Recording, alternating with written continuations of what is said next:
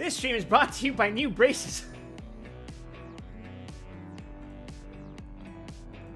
This stream is brought to you by Invisalign. Does that even work? Is that a thing that, like, Probably. actually does its I mean, they've been job? around for a long time. I wonder if I might just opt for that instead. I think it's more expensive.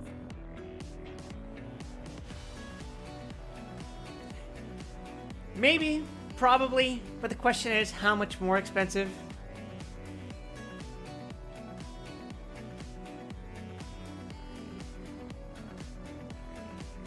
I don't know. I just had the regular ones. I didn't mind having braces. It's just that, you know, sometimes you need to get checked up on or else bad things start happening. They sure do.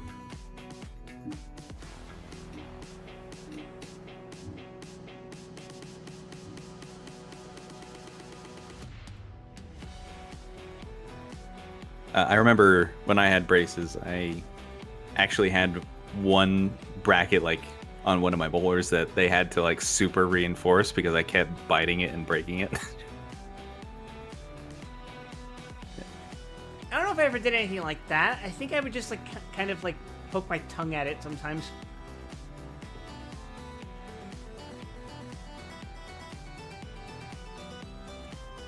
Incidentally, the good majority of what was left of my braces didn't start coming off until this year, which is why it kind of prompted me to like, all right, fine, let's go to the dentist.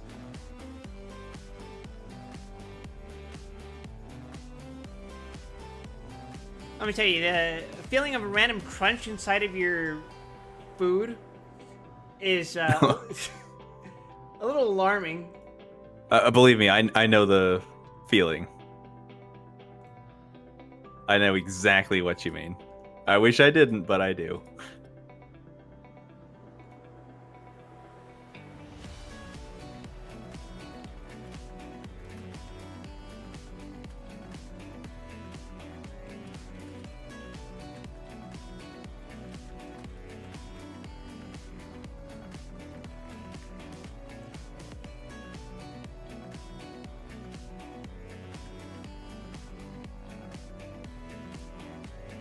And you know what the worst part is? Like, I feel like I wouldn't really care if I lived with these for even like the rest of my life, but if you have the opportunity to get rid of them or get them replaced, you should take advantage of it, right? It just I would definitely say there are advantages to getting rid of them. It's more that I just gotten so used to them that I guess I don't really mind all that much. But I mind enough to be like, alright, let's go.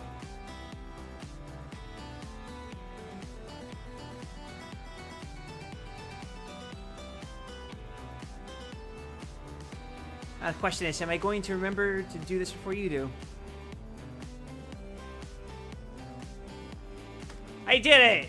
I posted the stream link in Discord.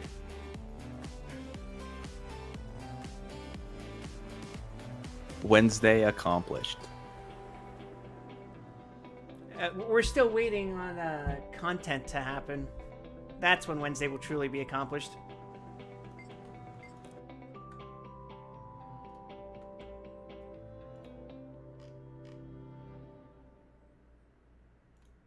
That mean I'm gonna run into another bullshit jumping puzzle, of course. Not likely, actually. Really? Well, Don't give it a few weeks. Okay. I was gonna say, maybe you shouldn't speak so soon. Alright, oh crap.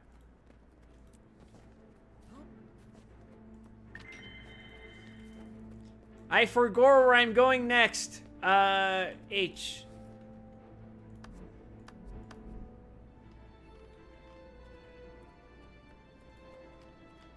Living World Season 2, Gates of Maguma. I think you did that one. Oh, Yeah, wait, you did the first Entanglement. episode. I'm doing Entanglement.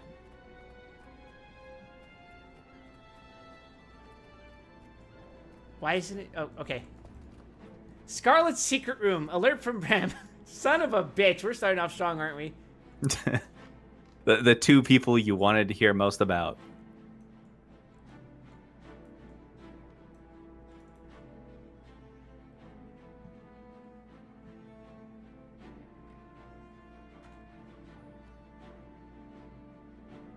So yeah, I've been trying to occasionally work on fractals.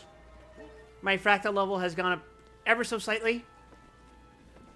Not by a significant margin, but hey, we're getting there, I think. Oh, shit.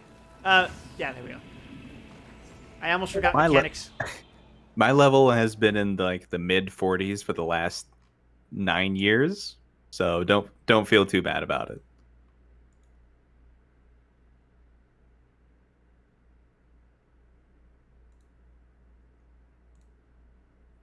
Sorry about that. For some reason, Discord just doesn't recognize when I open up OBS anymore. So I have to manually turn on streamer mode so I don't get pings and shit. I noticed something weird too. Like, I keep OBS open because I sometimes record gameplay. But now Discord thinks OBS is a game, and it keeps prompting me. It constantly prompts me to stream OBS. It's probably an OBS problem, but I'd rather blame Discord. I think it's a Discord problem because I haven't actually updated my OBS in a few months. Oh, in that case, I'm very happy to blame Discord. Crazy, where the hell's the marker? Oh. You have to check it read out. the letter. Word reached me of some trouble in Drytop. Prosperity was just attacked. I'm heading there to check on Timey. Let's meet up and see if the kid's okay. Wolf guide you. Yeah, whatever. So yeah, that's when all this shit went down around you. Oh! So this happened between the quest I finished last week and this one. Yep, it was originally a completely intact little Pueblo town, and then 2 weeks later it got wiped out. Splendid. Now the question is, why did this happen? And is it Timey's fault? Timey is blameless, I will have you know. Timey? Timey, are you here? Good enough for me. Timey? They're here. I'm okay. Scruffy protected me. Are you all okay? Oh. Whew. Yeah, we're okay too. Everything started to shake. I barely had time to get into Scruffy. Yeah, she's okay. She hid in her golem. I didn't hide. I was collecting important data. This additional context makes the banter that Bram has given off feel a little tone deaf, considering the state of the rest of the city. Alright, Marjorie, what's up? I feel like the whole world is falling out from under us. I think we all feel that way. We've got a new dragon to contend with. Nothing will ever be the same. No, it won't. Morgemoth did this, and it's only just starting. Morgemoth? Raises the stakes to a whole new level of awful, doesn't it? Gods, we need a plan. What are we gonna do? Oh yeah, one of the new fractals I did was just another nightmare sequence. So I fought a horde of Casmirs and Marjories. You really think all these vines are related to Morgemoth? All these deaths? Nah, I think the local flora just decided to get a little spicy spontaneously. What are we going to do? We start by following Scarlet's trail. Woo! Woo! Scarlet believed she had seen the bigger picture. It was part of her delusion. I don't think bringing down the Zephyrites was part of Scarlet's plan, but both she and the Saboteur talked about the destruction of Tyria. I know.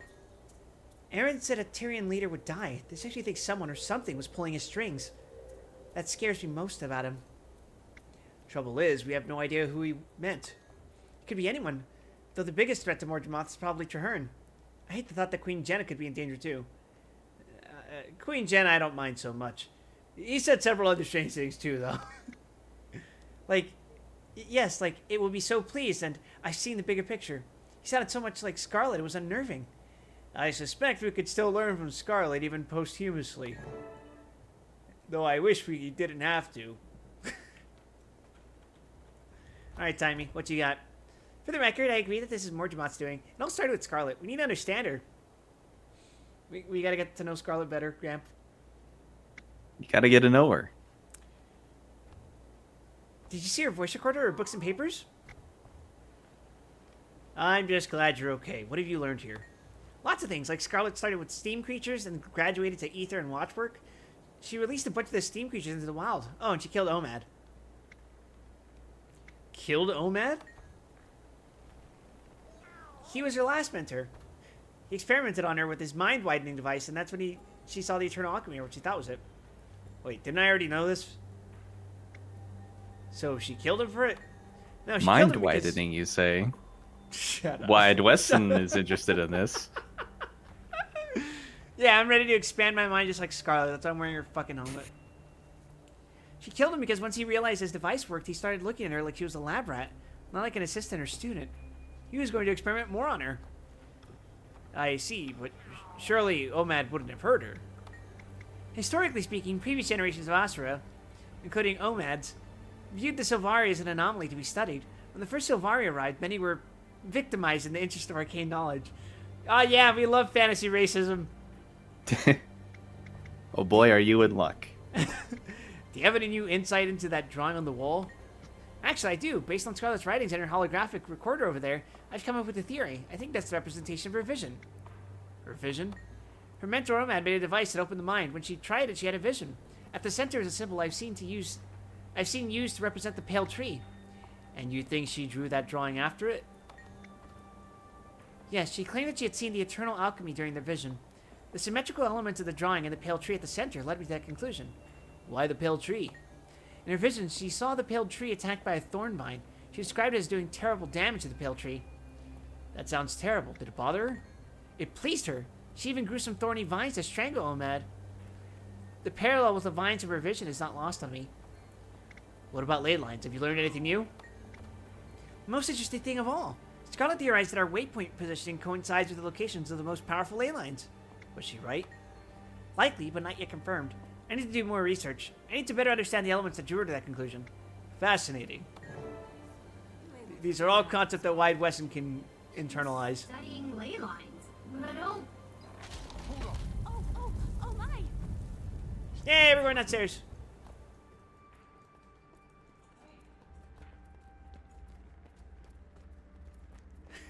In the time it took for Rox to realize there's a passage behind the bookshelf, I'm already down here.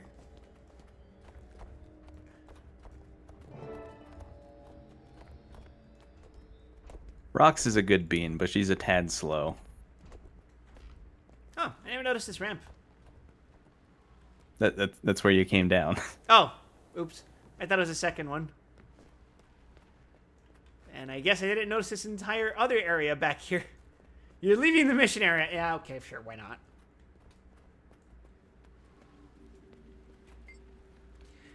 This notebook, titled Research Notes, has a complex set of equations, drawings, and engineering blueprints.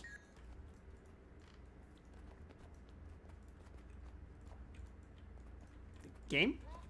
Okay. This piece of paper was torn from a book. Letters sent home from soldiers in the Kornan army have given us great insight into their lives. In the 11th century AE, their leader, Varesh Osa, inspired great loyalty. In one particular speech, Osa praised her military and encouraged them to use their persuasive abilities to build the power of Korna from the inside. She said, if properly convinced, you can get whole groups of lesser creatures to work towards your goals without them realizing they're not working for themselves.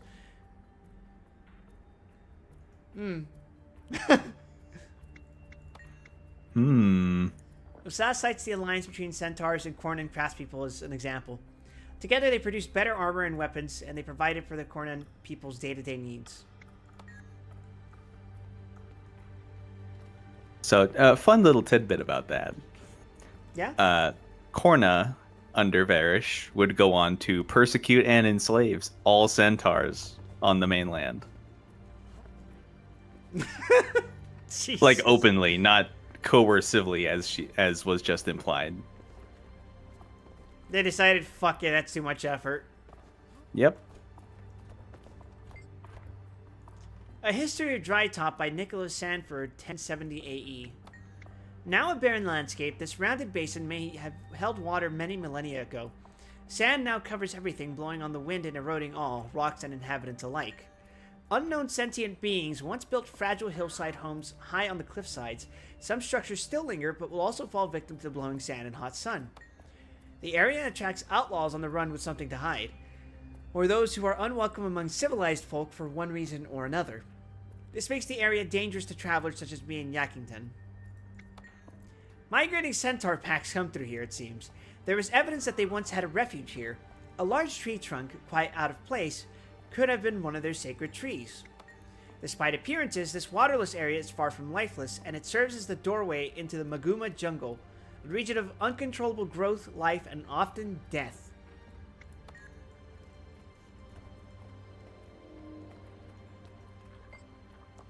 On the open page of this book, Scarlet drew a route leading up and out of her tunnel to a higher region of Drytop. The points on Scarlet's map trace a path winding across this higher region of Drytop to some unknown destination where she drew crisscrossing lightning bolts.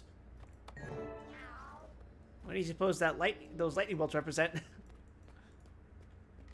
So this was actually part of a new way for ArenaNet to like expand the story area.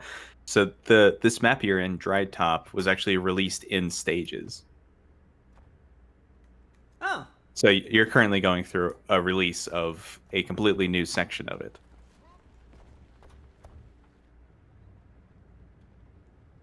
Yeah, that kind of reminds me of Genshin Impact. They don't actually release the full region when the expansion drops. Instead they release it piecemeal. So as the story progresses, they release more of the map. All I'll say about that is that this is not an expansion. This was just regular patch content. Expansions do release completely finished, for the record. I think that makes more sense for a game like this.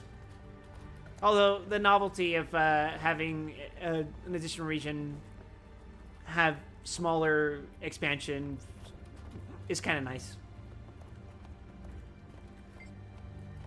Later on, they did pivot to releasing areas wholesale, but in the time since I've left, they have actually gone back to releasing them piecemeal. You know. So there's a lot for both of us to discover in the future. Now that I think about it,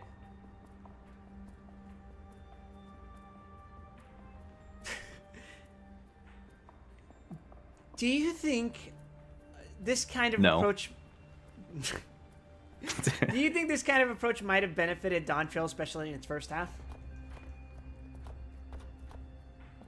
I mean, Final Fantasy always kind of did that. Not with like patch releases, but there were always areas where you would visit one half first and then the other half later.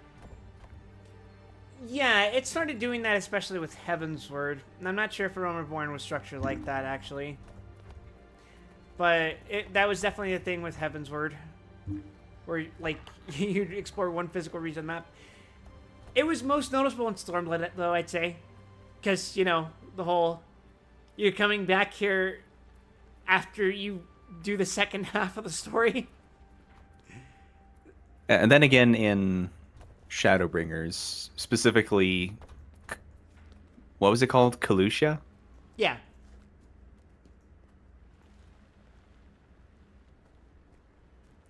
That one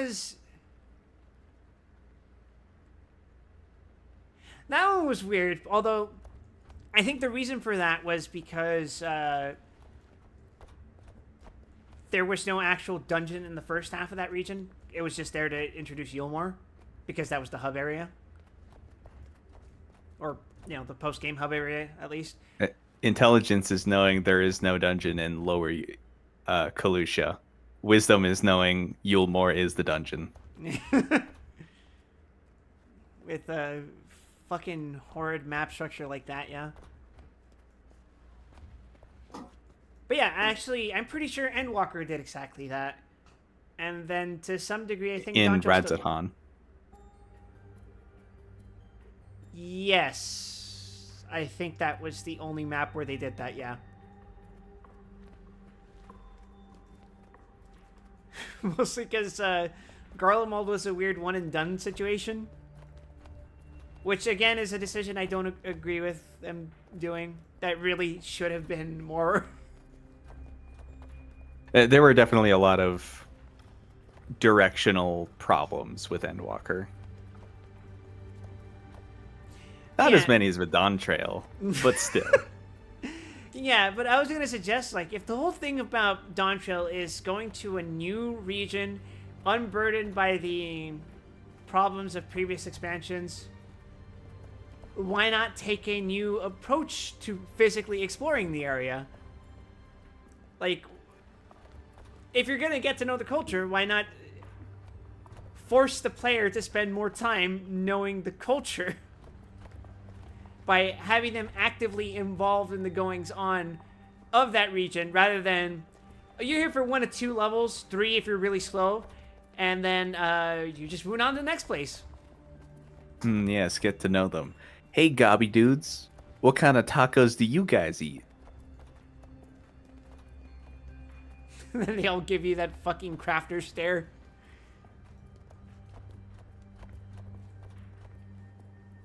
I don't know. Maybe some people wouldn't have liked that. In fact, a good chunk of people probably wouldn't have liked it. But I mean, I think it would have been an interesting attempt. Rather than just like, oh, you've boiled down these cultures to simple stereotypes, essentially. I didn't think they were bad for like a first impression, but then they just never went back to them. It's not a bad first impression. It's just that there's like no substance underneath that. There's no meat. It's just skin. They really just had to get Alexandria in there.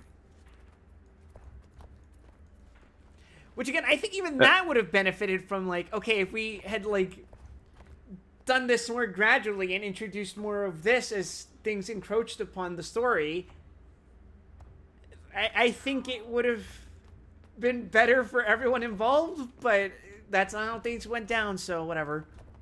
Yeah, whatever. Scarlet left a map showing that she headed someplace in the southwest. I bet it leads to the ley line she discovered. You stay here with the others for now. I'm going to see where this takes me. Yeah, alright. Solo adventure. Yeah!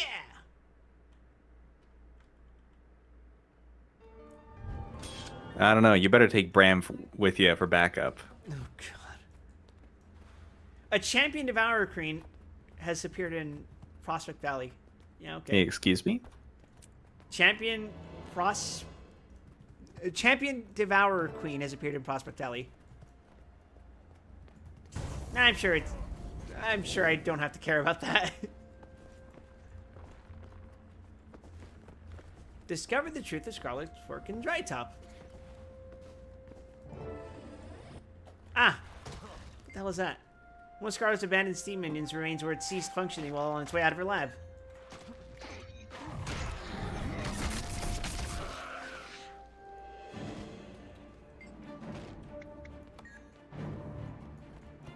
Treadrock Uplands discovered.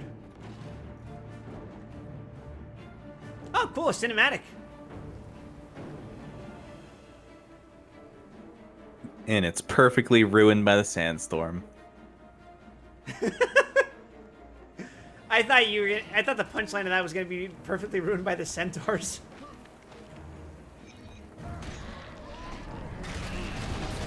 No, we are centaur positive on this stream. Neither of us started as a human, so we don't have to be anti-centaur. They're a different kind of centaur, I think. Can I get out of your friend's basement, Gramp? In here to begin again. Your silence says no. Also, these are friendly centaurs, not the kind that want to fucking kill me. That's nice.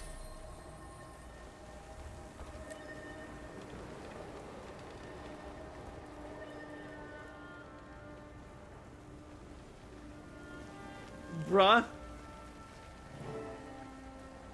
You will stay down there for the next 1,000 years, and then we will decide if your performance results meet my requirements.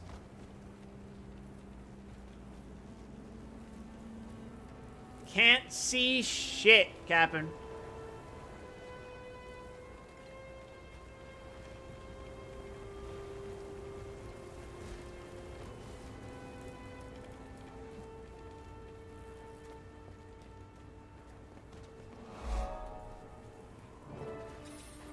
Cross the Uplands Oasis to the next point on Scarlet's map. Yo, a boulder? Fuck yeah, I picked up a boulder.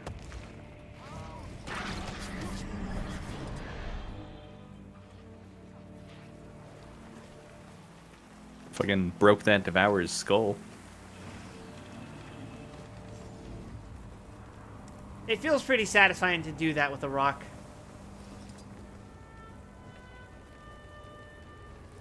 It satisfies the caveman in me.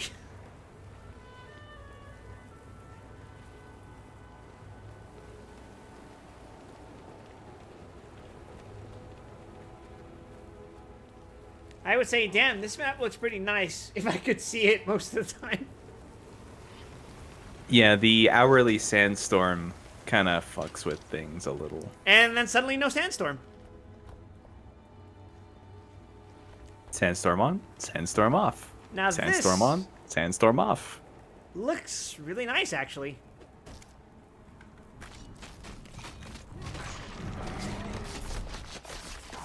Actually, I'm pretty sure this exact thing happens in a region in Genshin Impact. Because there is also a massive jungle region next to a massive sand region. Fucking Minecraft ass weather. Yeah.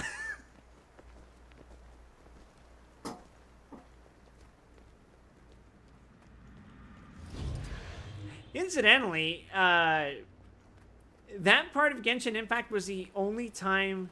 Well, actually, it was the first and one of 2 times that the plot seemed interesting to me. Or at the very least, that I thought there was something going on. It felt like the game had a pulse. Speaking of going on, you may not remember, but earlier in that instance was actually the first time we had a verbal acknowledgement of the dragon. Oh, The yeah. new dragon. Which is weird, because it feels like I went from... excuse me? A chickenado was blown into the uplands? You were Oh yeah, saying? you can go fight the chickenado. It's just to the east of you, back down the canyon you came through. I gotta check this out. What you were saying? Yeah, like last week we didn't know anything about it, and now it's treating it like it's for granted. Yeah. Like taken as granted, basically. I was going to say, like, why are we talking like we just know about this shit now? Especially the name Mordramoth. Like Yeah. previously, the only place it was ever mentioned was scribbled into a note by Scarlet. And I might have read that. Oh. I think you did. I think you had to for that instance. But at any rate, now we're just acting like it's common knowledge. Which, to be fair, I guess you could make the inference that, yeah. I'm sure this is information that would be shared.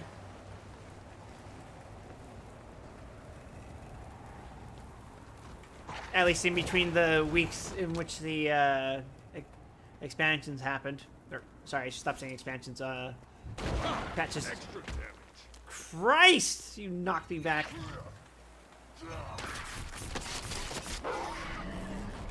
Am I going in the right way for the chickenado, by the way? Might. If you're going east and watching your event, watching your map for events, then you should be good. It might be north of you, actually. So if I just turn the corner, the chickenado should be there. I don't expect anyone to have finished it while you were walking towards it. Oh, that's where the mentor is, probably. Or are they fighting the queen? It seems like they're fighting the queen. Yeah.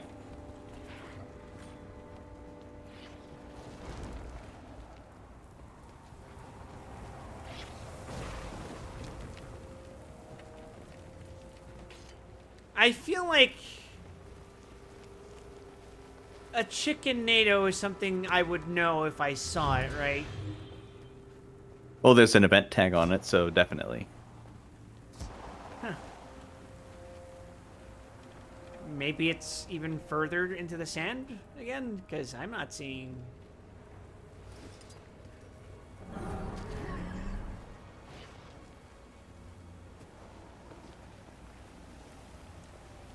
It's somewhere in there. Probably. My god, a scrit hole.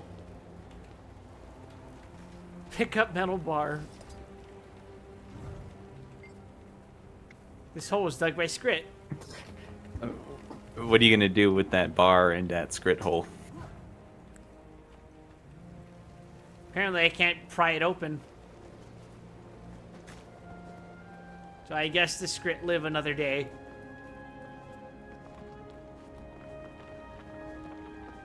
I'm not even sure why I'm so bloodthirsty right now.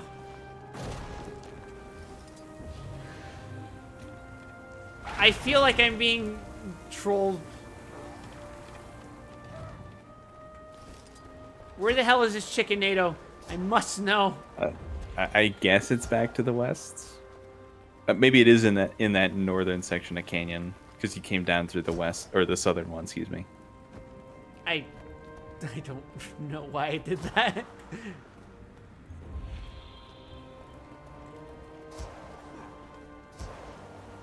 Force jump is funny. It especially looks very goofy on a Norn. No Wesson was ever meant to climb this high.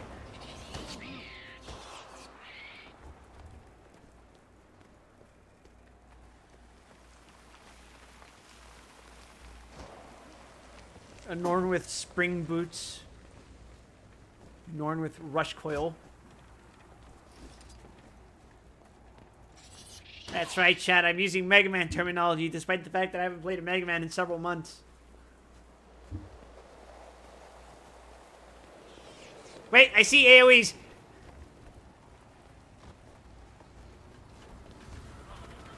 Wait, that's not a chicken NATO. That's a fucking dust mite twister. Wait, yes it is. What the fuck?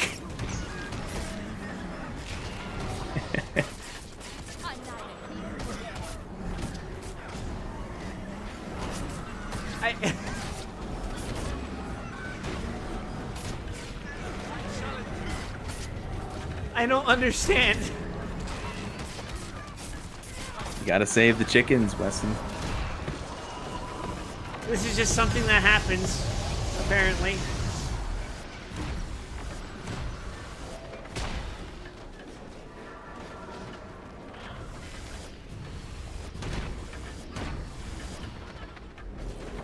Oh man, it actually doesn't stop moving.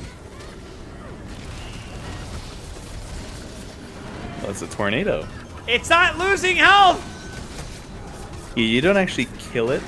You just filled the bar of chickens rescued on the event listing over there. Okay. I don't actually remember how you prompt chickens to fly out.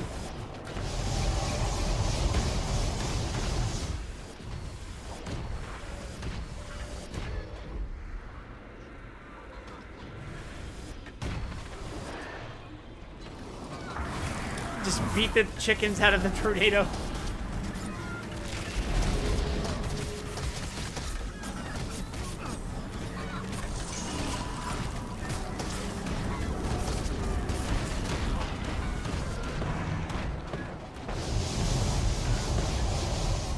I guess it has something to do with when it gets stunned, right? Could be. It's as good an idea as any.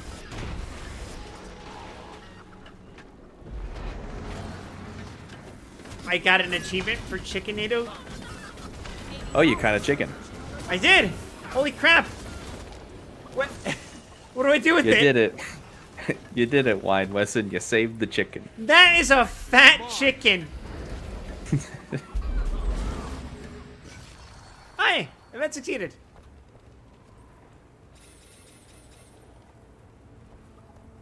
We should probably put him back, right? Put him back. I'm back in his barn or whatever. Who knows where that even is, though? You want to put him back in the chickenado? What's wrong with you? He seemed like he enjoyed it.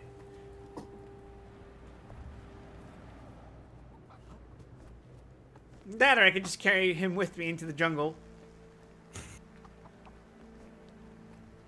What are you gonna name him?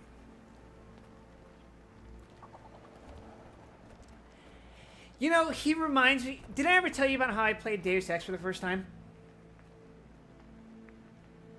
I remember it. Do you recall the particular detail of my companion? I do not. In Deus Ex, around the time your brother Paul goes AWOL, it's revealed he's working with the NSF after you take the opportunity to talk to the leader of the NSF named Juan Lebedev. Juan Lebedev is later reportedly killed unless you intervene to kill the assassin who was your partner. I killed my partner by detonating a bomb behind me, which exploded both her and my legs. But I ended up carrying Juan Lebedev's corpse out of there, and I decided that I would just simply carry his body with me, which was unconscious, by the way. He wasn't dead. He was unconscious, and I decided to carry him with me all the way till the end of the game. At which point, he and I both got into the Helios chamber and became one. Although the news insisted that he had died, despite the fact that I was very clearly carrying his body. So all this to say, I'm naming this chicken Juan. I think, for all intents and purposes, he did die. But also, He sent it that to is godhood. the most pointlessly fucked up thing I've heard you do. But it also completely tracks. I think my first Deus Ex playthrough was probably one of the most depraved things I ever did.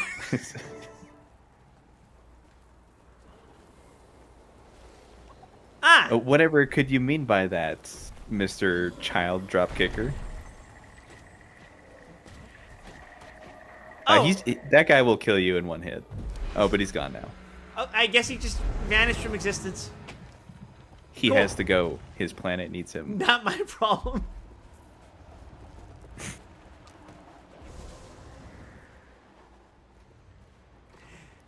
Deus Ex really brings out the worst in a player because you can just do whatever the fuck you want.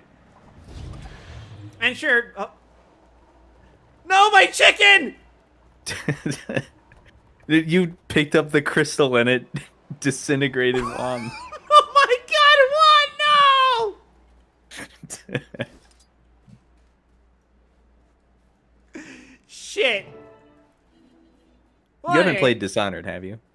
No. Dishonored is also kind of like that. I hear Dishonored was made by Looking Glass. Or am I thinking of the wrong game? I don't remember. But you know, I always tried to be stealthy. So whenever like something fucked up my stealth, I would always go full schizo and just eviscerate the entire world and then reload. Oh, my bad. They were made by... It was made by Arcane, which... I have played a game by them before, which was Prey. And that game, as... In case you didn't know, does let you pretty much do anything you want. I shall explore all. I actually don't know a lot about Prey 2017. That's when it came out, right? Yeah. Yeah, I don't know much about it except it has mimics. I would say I it's... have been meaning to play it, but I you know would how it gets highly away from recommend me. it. It was one of my first games I ever streamed. Actually, here's a perfectly good opportunity for me to tell you something I did in the first 10 minutes of playing the game. I learned that you could physically interact with things and pick them up and, like, actually, you could use them as materials or they can physically exist in the game space. I promptly took advantage of this information to repeatedly drop several tons of furniture on top of my housemaid. So as I opened the door to go to my penthouse, she was covered in a mountain of just lamps, cushions, I think a television, some painting, stuff like that. Just random offerings that I gave her.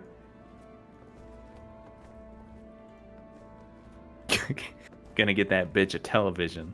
Bitches Bitches love televisions. I do stupid shit when I'm allowed to in immersive sims. Which is why I drop-kicked a cat in France in Deus Ex. Oh, okay, that's too far. For the record, I did not know the cat was there. My intention... I thought you were gonna say something else for a second.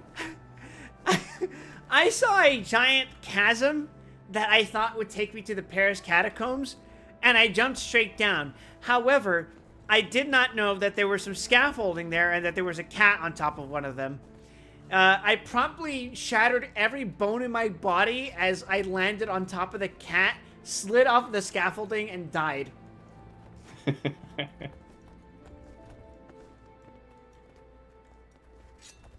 It's I'm telling you, games that give you the freedom to approach any problem how you want or explore however you want, I will do stupid things. As a cat owner, that is an authentic experience of trying to go down the stairs at night. That's a thing that happened with my brother's dog this morning. I was like, oh, I think I have a delivery waiting for me right now.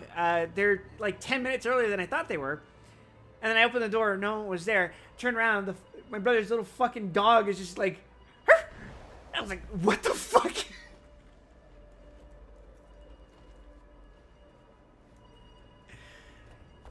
And a couple of times, my brother's other dog, the bigger one, has almost pushed me down the stairs. Oh yeah, you gotta be careful about that. He's very enthusiastic, and he likes, like, getting on his hind legs so he can, like, lean against you so you can pet him on his head. But when you're on the stairs, that's a... I would not be surprised if I broke my legs at some point in the future. Would you like to continue your story? I would say to worry more about your head and your spine. Oh, yeah, that's true. Although, frankly, I've cracked open my skull so many times at this point that it's a little concerning. But at the same time, I'm used to it. Somehow. I have 1, 2, 3 scars? Yeah, 3 scars on my head from various injuries I've sustained throughout my entire life. One was really bad because I just straight up fell on my fucking forehead. I wasn't old enough to remember this happening to me. I do remember the one that caused the scar on my chin, though. That was for me trying to use a pogo stick on top of my cousin's bed because I thought that would give me extra bounce. So I tripped and landed squarely on the wooden bed frame. That, well, there's a scar there for a reason. Mm-hmm. Yep, that'll get you. And then there's one on the right side of my forehead, So glad you're here. which is the most scar-like, quote-unquote, I guess. It looks weird. It's the weirdest looking one. But, Yep, new genre just dropped. but that one was from... This place According is to my amazing mom, and brimming with bad guys. she had The me, like, Inquest are here. on the side of a bed while she was, like, ironing or something. Wait, Rox. Let's be And then smart. Scarlet I would have rolled left over security and devices in cut place. my They're currently head offline, on but if I can one of those reactivate them, we drawers can that use them has to our like sharp advantage. corners. Because like the top of it was like Can't we marble just or get something. rid of 'em the good old-fashioned way? Well, you could, but they'd be back before you know it. Scarlet's security can protect this area from future attacks. Clear the way to the first console for me. And so I was like, when my mom told me that story for the first time, I was like, Jesus Christ, Mom. Oh, well, I turned out okay despite all of that, right? There's nothing wrong with you at all. Nothing wrong with me. Oh, good, more Inquest.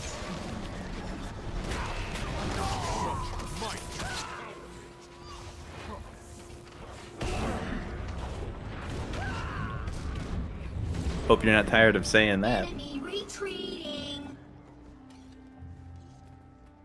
Overriding access. Enabling manual controls on the... I'll never get tired Ooh, of killing smart Inquest. weapons. Nice. Okay, it's all yours.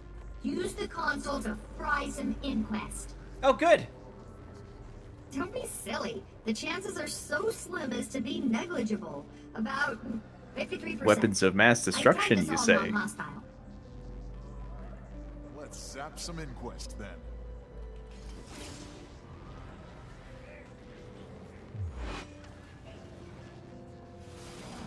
Oh. Right, it's an activate. It's an orbital laser. Well, not orbital, but, you know. As good as it gets here.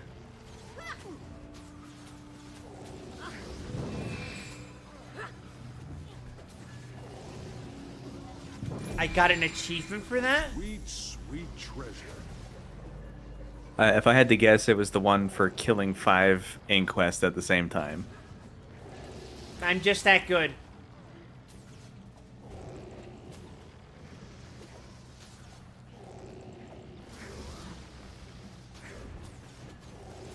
Reminds me, in Twisted Metal 3, one of the stages you could go to was the North Pole. And you could blow up Santa Claus's house. And if you did, you got access to a fucking laser that functioned pretty much just like this.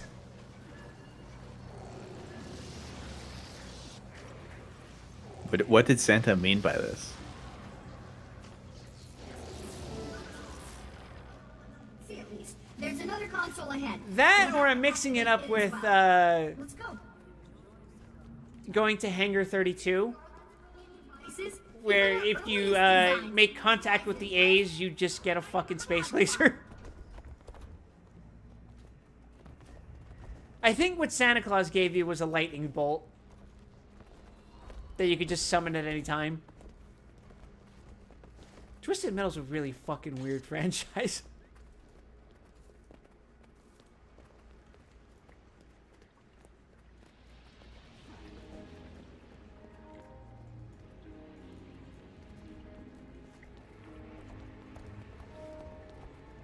And you kill 4 Inquest assassins?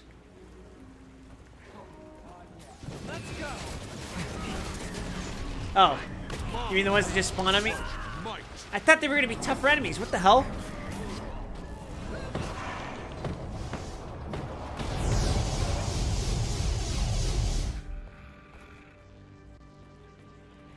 Wide Weston looking at his to-do list, peering out at the horizon to search for the assassins while they're behind him cutting up his friends. Complicated.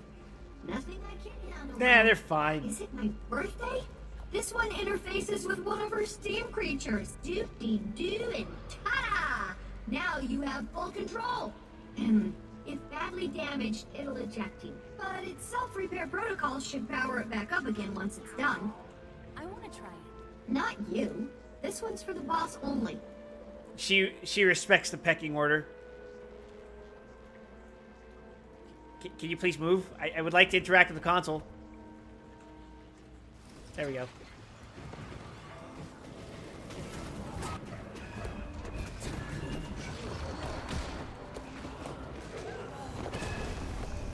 Oh yeah, this fucking thing. Jesus Christ. It's so weird.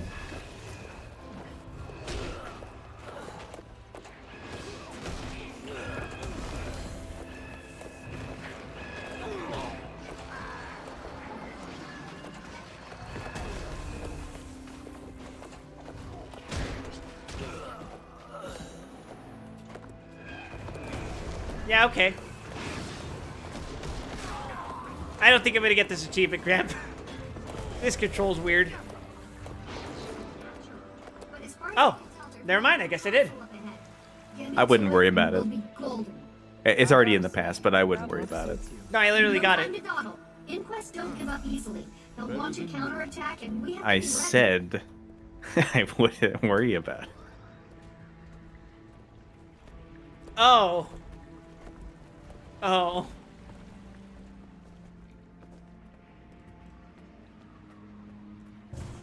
I think last week you actually got an achievement that took me like 4 attempts to get.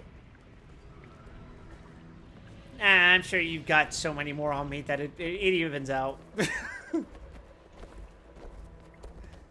I mean, just because I go back to get them all, but it was one specifically to not get hit by the one Sylvari dude's explosives, Oh. and that took me multiple tries. And you just fucking like killed him and got it over with.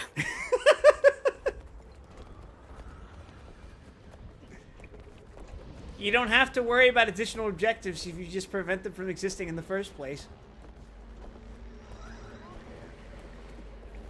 That or just give up before that happens. That's something the Lobotomy Corporation taught me.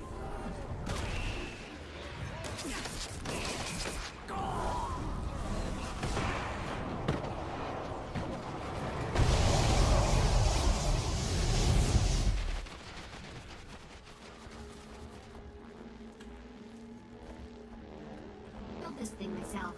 Check it out. Classic. Last one and done. Stop punching me! Activate Scarlet's holographic defenses. Once they're fired up, they'll kill everything in here. You do realize we fall in the category of everything, right? Don't worry. I'm confident I can configure the system to identify our silhouettes as allies. It might take a bit, though. We don't have a bit. Inquest incoming. Lots of inquest. Tiny, work as fast as you can. We'll buy you some time.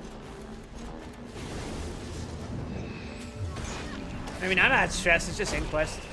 Such fight. Although, on the subject of making things harder on yourself, being taught by a Lobotomy Corporation, did I mention to you that a couple of weeks ago I unlocked one of the super bosses? At this point, I just assume every boss is a super boss. There are 2 super bosses, defined solely by the fact that you do not have to fight them.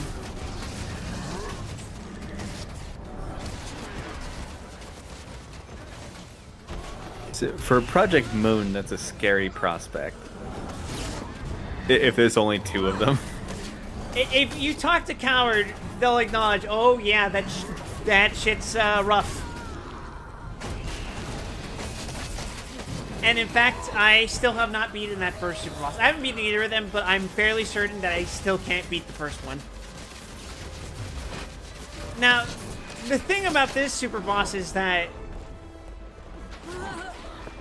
you have to make a series of unfortunate decisions to lead to this super boss coming into existence.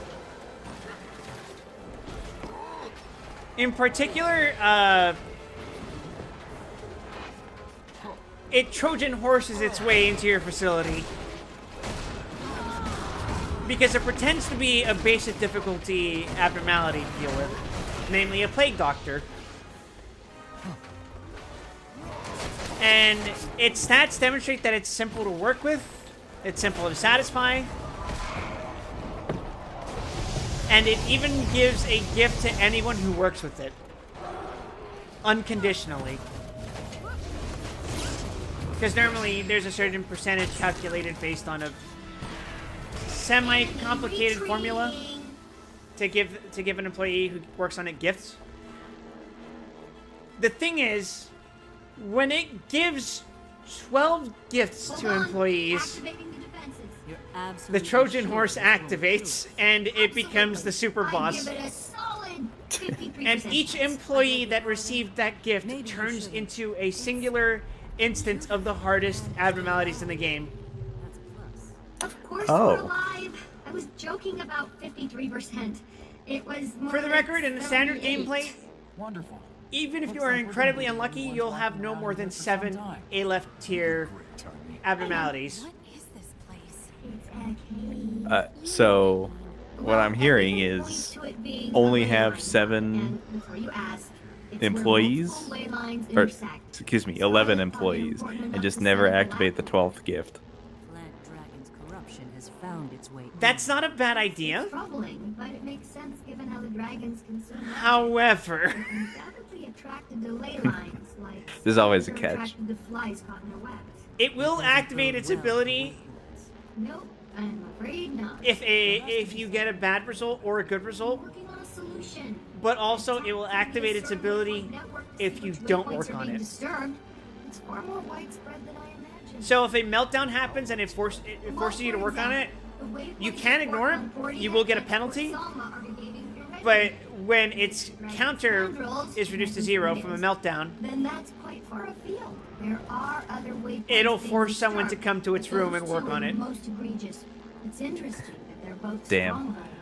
strongholds. So it really is a damned if you do, damned if you don't I want situation. To see what this is all about with my own 2 eyes. Why don't we split up? Rox and I'll I elaborate can on take that, but I've got to your catch up on the dialogue first. You two head out to Fort Salma and say hello to your sister for us. That's a great idea. I'd love to spend more time with Belinda. Get to know her better.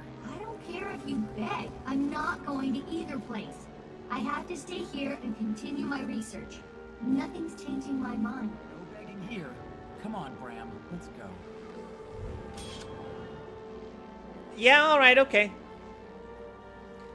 I'm perfectly happy with this gang splitting up. I don't particularly care if we're all together in one place. Did I level up?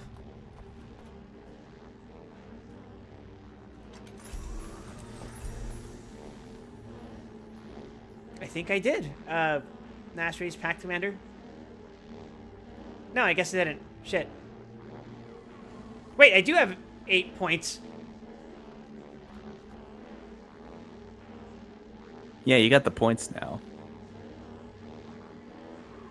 Wait, but this bar was... Huh?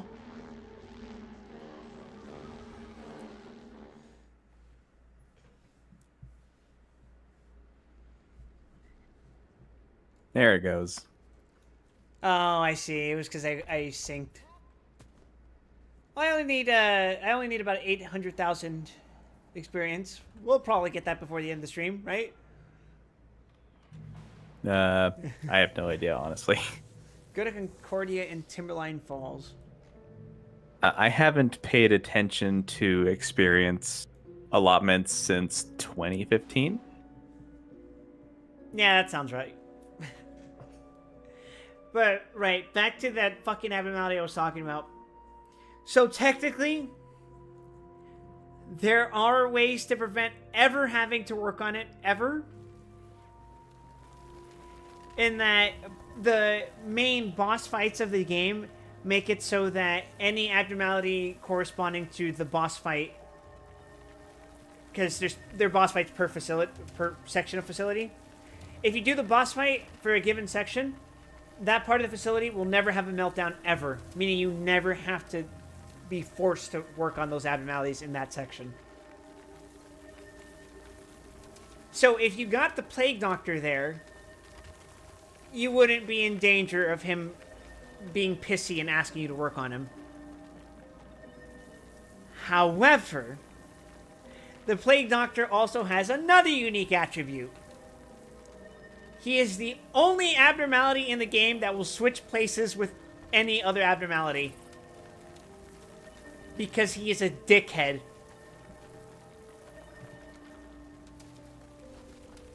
Which led to some very funny outcomes, such as my basic baby bitch beginner section of the game having one of the most dangerous abnormalities inside of it.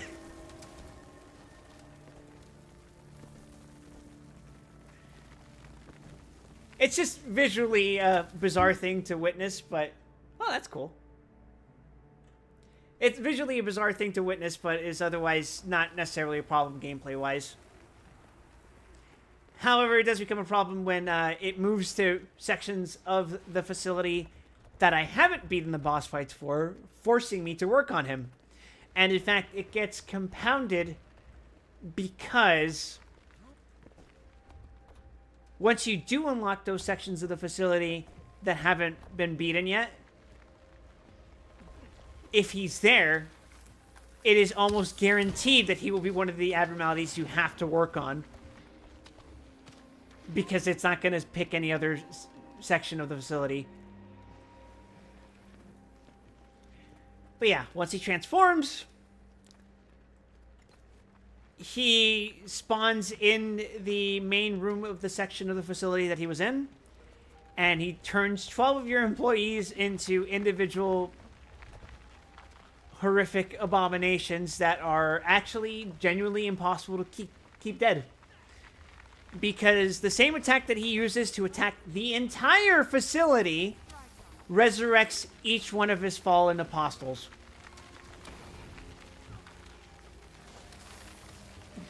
So then do you have to kill him somehow? You have to kill him. And he has 13,000 health or some shit like that.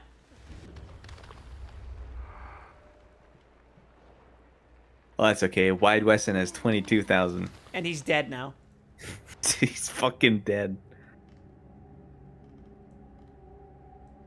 Oh, Jesus. I died before I even got to... Wait. Why am I here? I could just teleport over here. Fuck.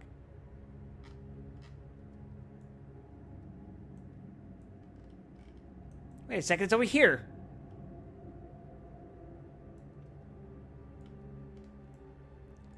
I'm just in the wrong part of the fucking map. I'm dumb. But yeah, that is the first super boss, and I have to admit, I am not sure I could kill it legitimately, and I think I would have to cheese it. Unfortunately, the one known cheese strategy, well, one of the two known cheese strategies doesn't seem to work. And the other one is a far more painful process. Although I'd argue it's still less of a painful prospect than actually fighting the fucker.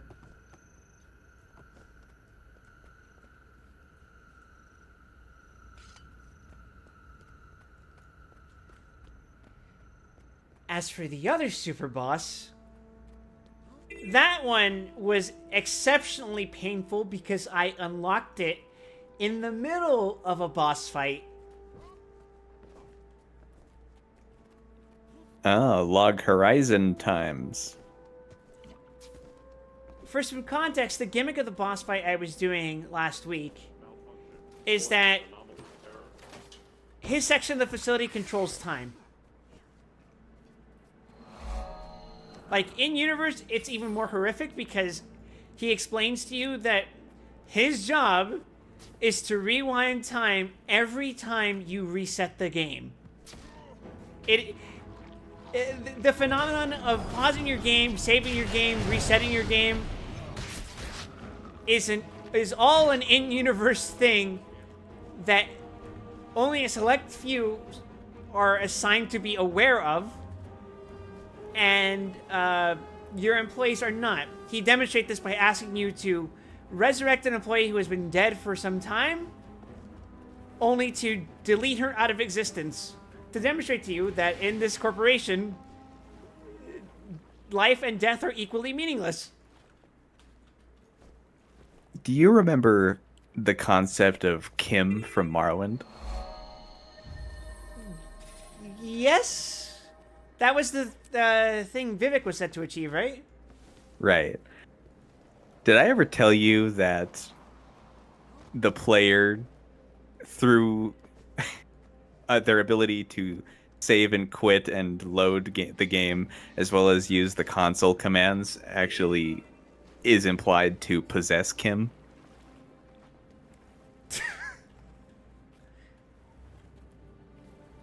Does that have to do with what, like, that whole thing about the gods and the nature of their existence relative to the universe is? I don't remember if it was you or Fake who told me about this, but like the whole thing about the universe being a dream or something. Right. Well, so this is just This isn't hard canon. This is an interpretation of canon, essentially. But the universe of the Elder Scrolls exists within a dream of a godhead, a sleeping godhead. Okay. And Kim essentially is awareness of one's own unreality, but a willfulness to remain existing as you were, and yet now having essentially become a lucid part of the dream, possesses incredible power. Yeah, I was gonna say it's like if your dream started lucid dreaming. Right. And I guess that makes sense within metatextual point of view, in that you, the player, know for a fact that the events of the Elder Scrolls is a video game called The Elder Scrolls. Mm-hmm. Thus, consequently, the character that exists within that universe that you are playing as holds that metatextual knowledge and has achieved a state of godhood as a result.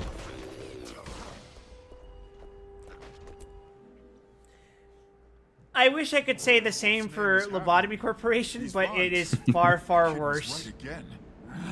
She's wrong sometimes, too. What'd you say? I said we should get moving, now that we're all here. From the look of it, they could use Yeah, hands. so you may not remember Oh, no, this you place. don't. Not Oh like yeah, that, this is but where you're still I went with Traherne to rescue the He's got a mean tail. people who were doing an expedition here, I'm right? fine. Yeah, you do remember. Let's Okay. get this over. Uh, So Yeah. it was fucked up when you originally came here, but now, But now you know it's why. extra. Yeah, okay, yeah. So it wasn't fucked up when I was there the first time. Now it is fucked Well, up. As no, it's it meant to it be. was. It was when you came here, but then you were playing in instances where it like put you back in time to where it wasn't. Oh yeah. But in the overworld, it was always like this since you got here. Ah, okay.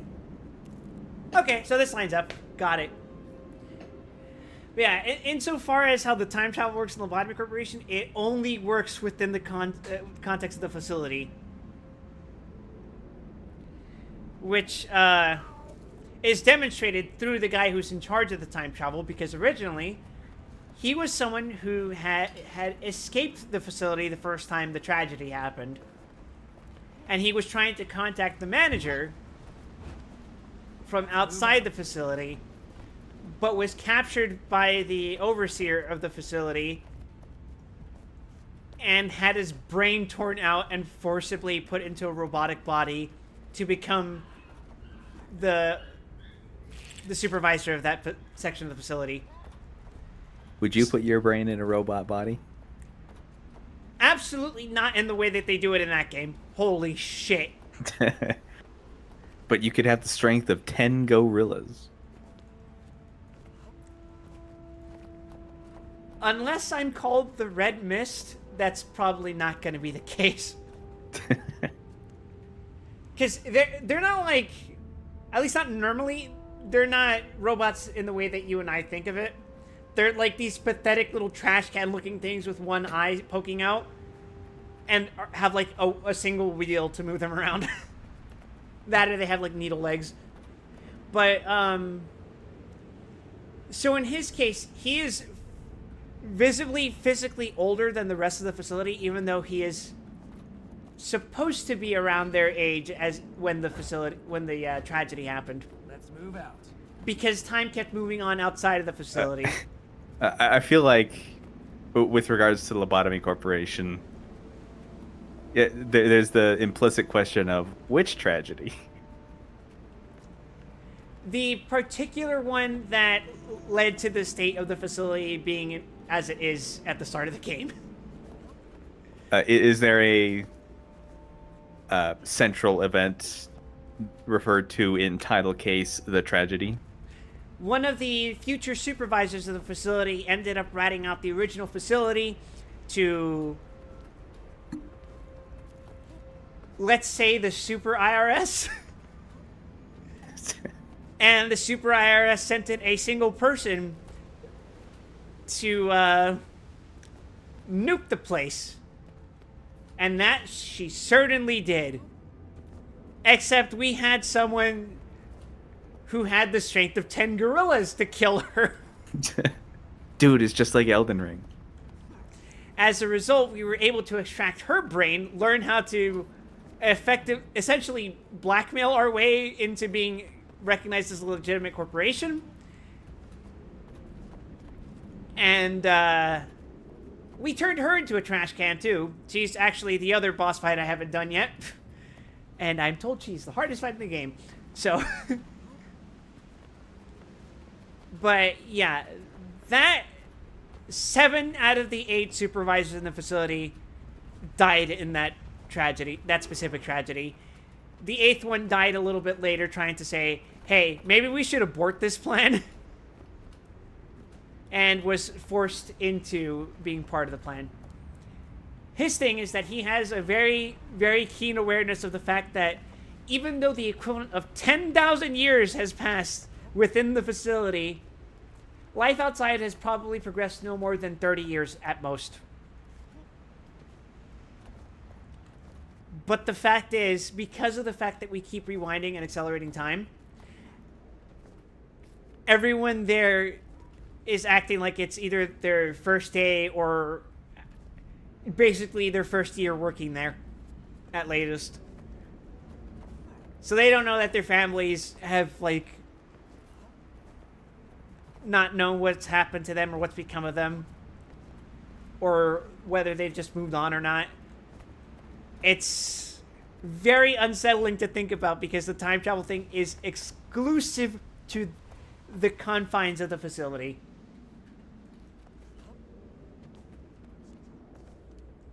It's very torturous.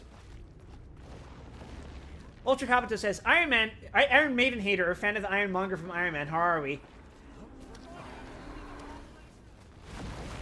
I don't hate Iron Maiden. Well, actually, I might. I hear they've said horrible things lately. Oh shit! Combat. I could make you hate Iron Maiden by forcing you to listen to Teenage Dirtbag on loop for several weeks.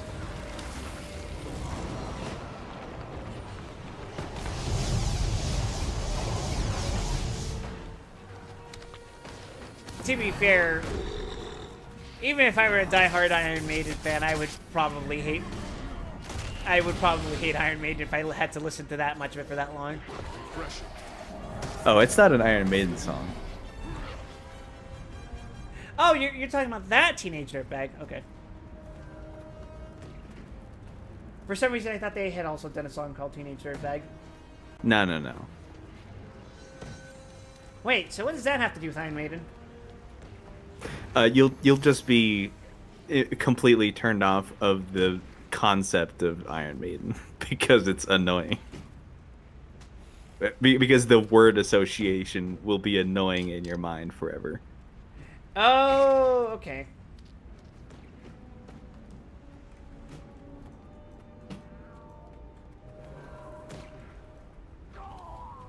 Revive fallen allies.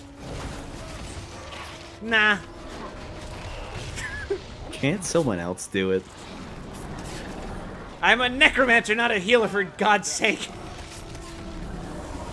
Well, if they phrased it, raise fallen allies, maybe you could do something.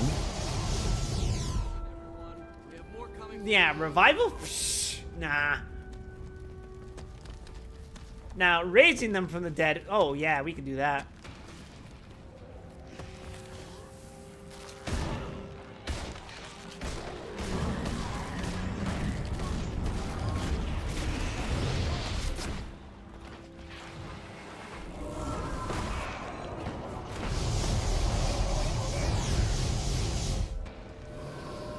Oh, it just keeps going.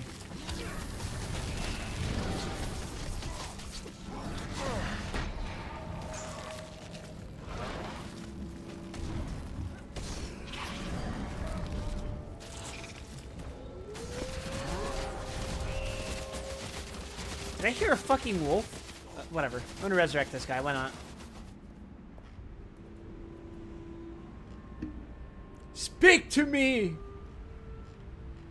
You're gonna make it! I say as I hear someone else screaming in the distance.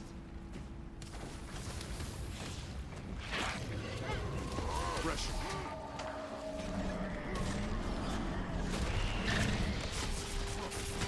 Oh, I'm dead. I'm alive again.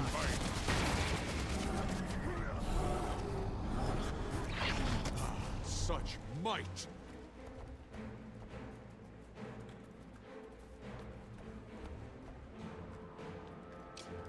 Achievement time Back inside. waits for no one. What?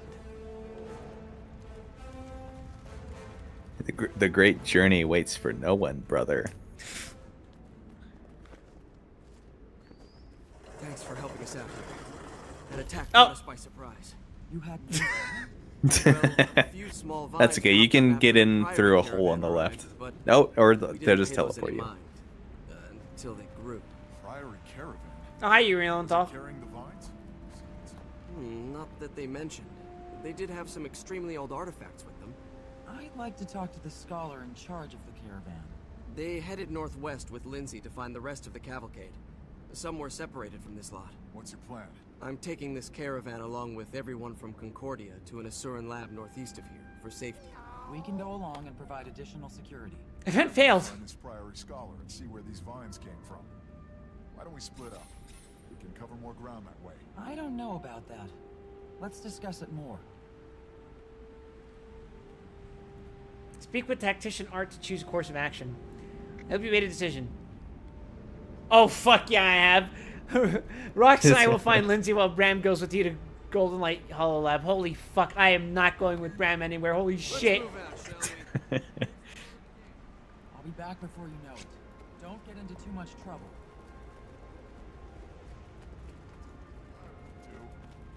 All right, form up. Caravan in the middle. Why are you We can following? handle Whatever. clearing the main path. Go. Find as many attack survivors. I'm your shadow. Go.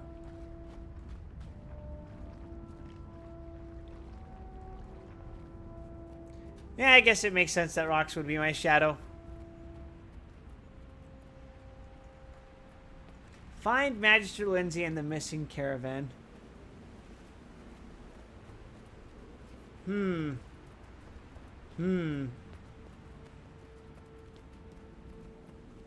Into the cave we go. You're leaving the mission area. Fuck!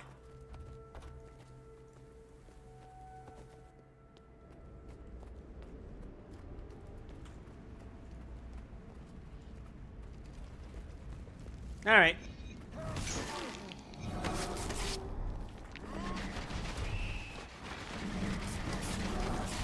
On the subject of the other super boss, so I was fighting that boss, the one that's in charge of time, and his gimmick is that because he controls time, you can't change the game speed.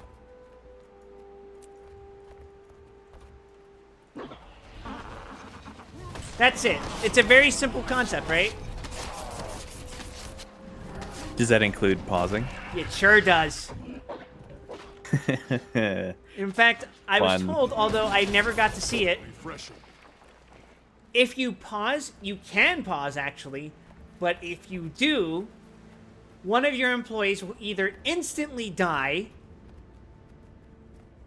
or go insane, which is, depending on the employee that goes insane, arguably worse than dying.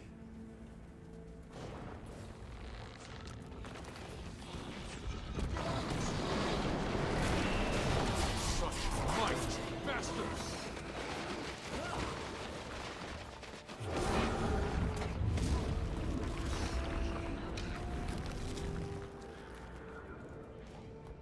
Because depending on their stat proficiencies, when an employee goes insane, they will either start murdering other employees, kill themselves, start making other employees go insane, or start breaking the abnormalities out.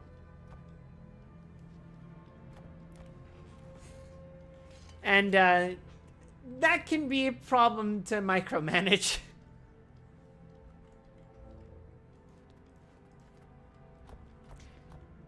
But I'll tell you why the super boss happening during this boss fight compounded things significantly after I talked to Master Lindsay.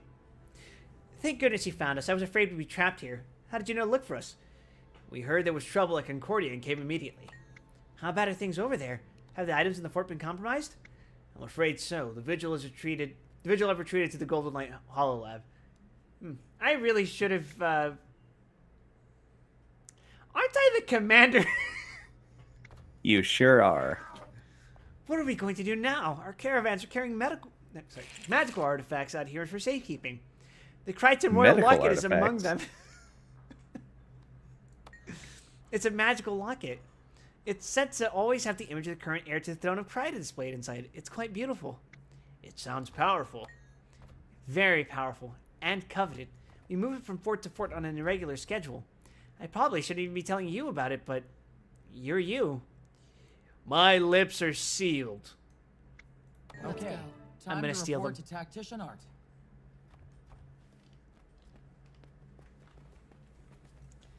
So the way the second super boss works is that, unlike the first one, which activates the second your 12th employee decides to work on him. Oh, I didn't even tell you. Once you activate that first super boss the first time, he stays like that.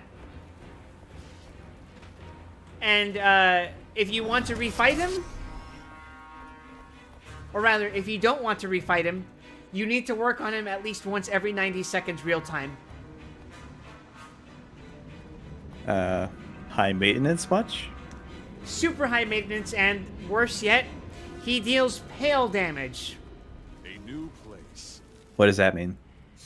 In the game, there are 4 types of damage. Red damage is direct damage to HP. White damage is damage to sanity.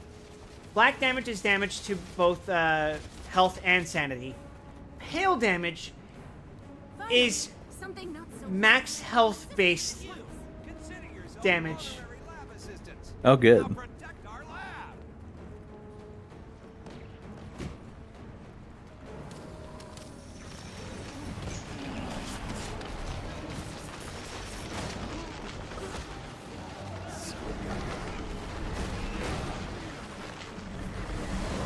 And there are very few things that are resistant to pale damage in that game.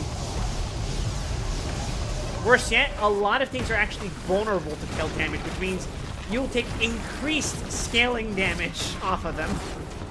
Oh shit. That's a lot of fucking AoE.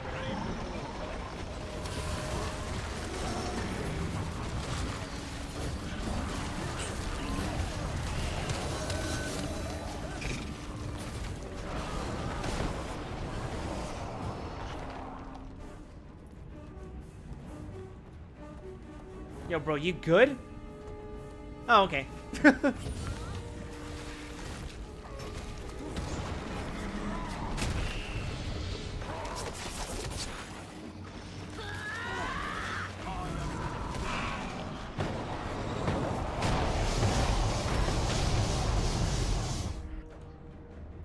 Problem solved.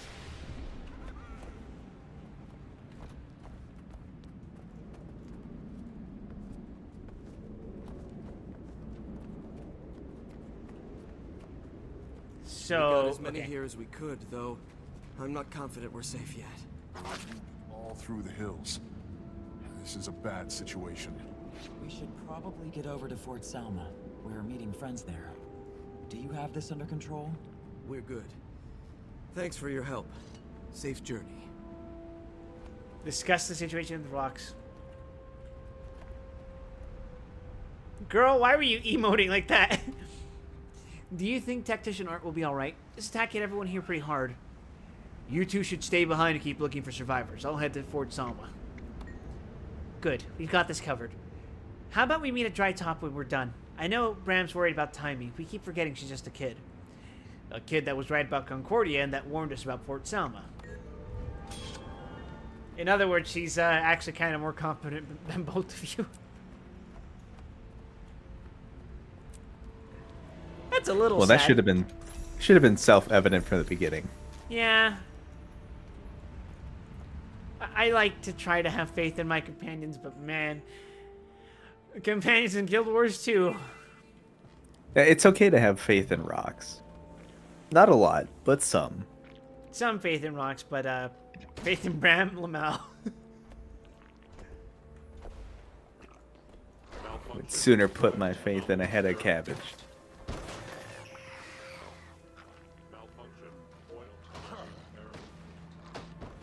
Oh. Shit, I canceled my fucking animation. Well, it didn't matter. The German Priory notes your assistance. I contributed! Wide's doing his part. Eventually, if I kill random oozes, they'll celebrate me as a hero for some reason.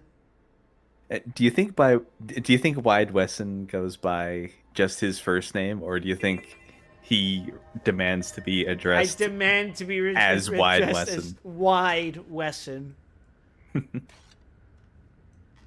It's a pimp named Slickback situation.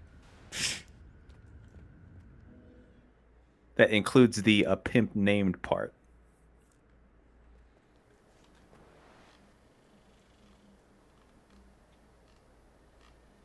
Okay, where the fuck is my actual objective? Okay, there it is.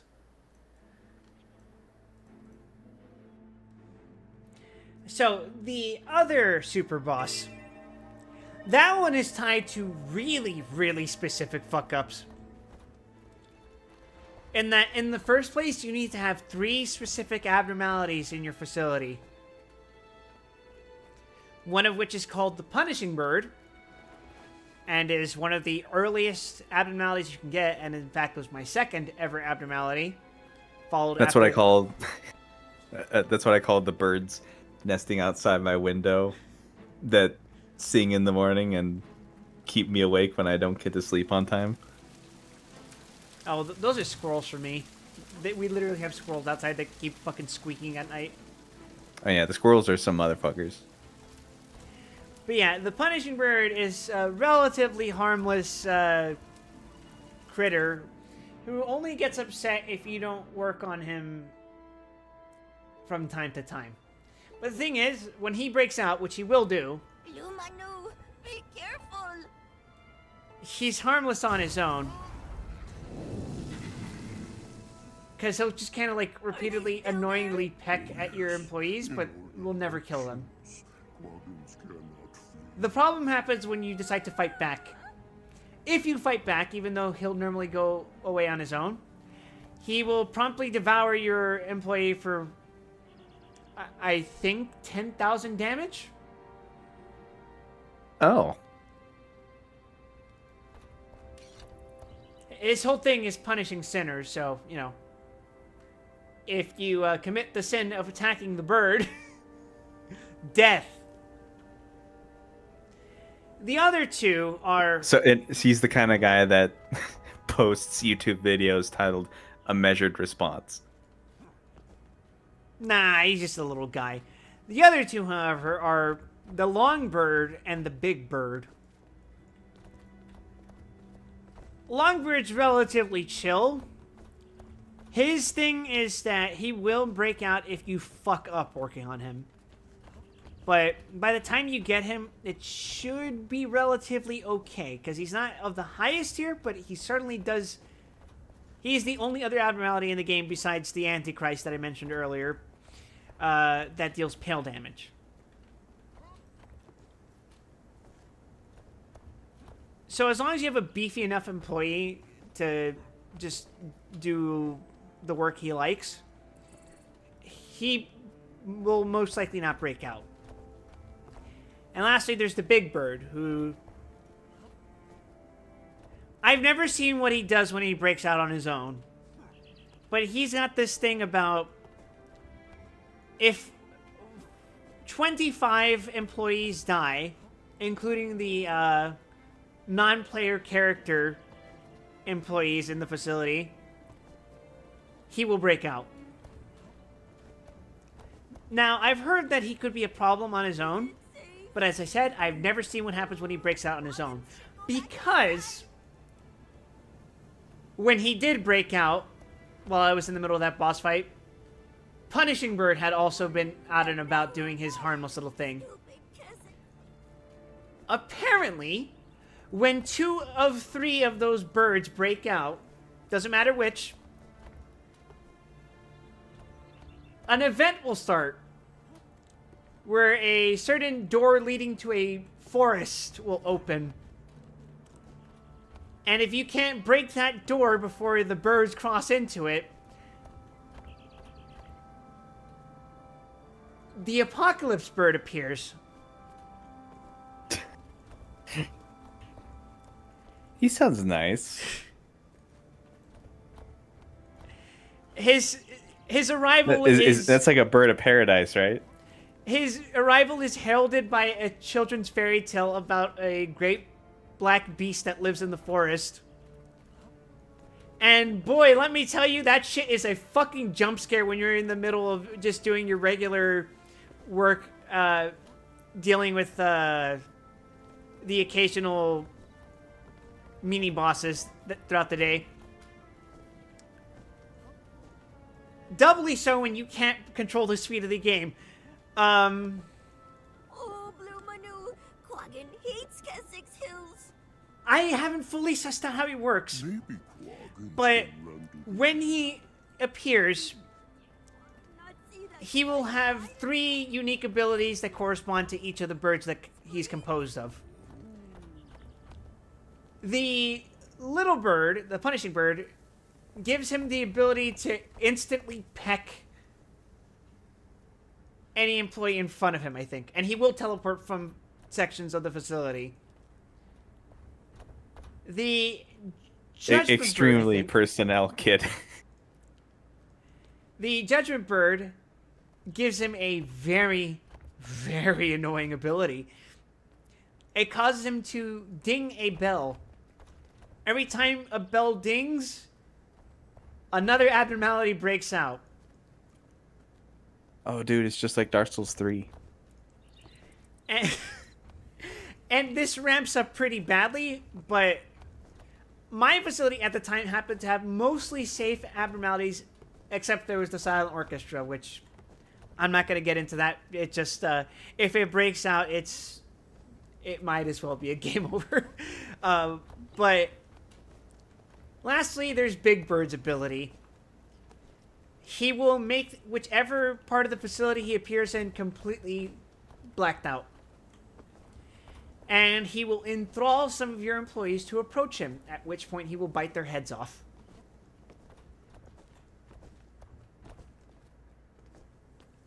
You can't undo that, by the way. You have to get rid of its ability to do that before he does that. Yeah, no, head biting tends to be permanent. No, it's specifically the ability to enthrall them and lure them to him. Oh, you can't, like, fix them. You cannot fix them. They get Pied Pipered. So even if, like, you intercept the bird and deal with him before they get to him, like, they're just done. Well, given that the bird has 16,000 HP, there's no chance in hell. But if Possibly. But the way you're meant to deal with this is that when he shows up, he spawns 3 eggs, corresponding to the birds that he's made out of. Glad to have a helping hand. Part of my squad. Just constant arrow rain over here. Bottom of the hill. If you can go get them, I'll open the gate and let you all in at once. We can give you cover from the walls. Hurry! They won't hold out much longer. Also, hey, it's this place. yeah, it's this place. But yeah, personally, I think I would prioritize the long bird, then the big bird, then the small bird eggs. The thing is, I think these eggs are random in where they spawn. And they are only vulnerable to one type of damage and will absorb one other kind of damage. Which is a bastard. Also, this wasn't relevant at the time, but I do believe the Longbird also prevents you from pausing the game. So, yeah. Whenever he's broken out, or what? No, that's one of the Apocalypse Bird's abilities. So, whereas the big bird will lure employees, the long bird will break other abnormalities out and make it so that you can't pause. Oh, okay. It's not fun. But it definitely seems like a much more manageable challenge than the Antichrist. Just a little bit. Just a smidge.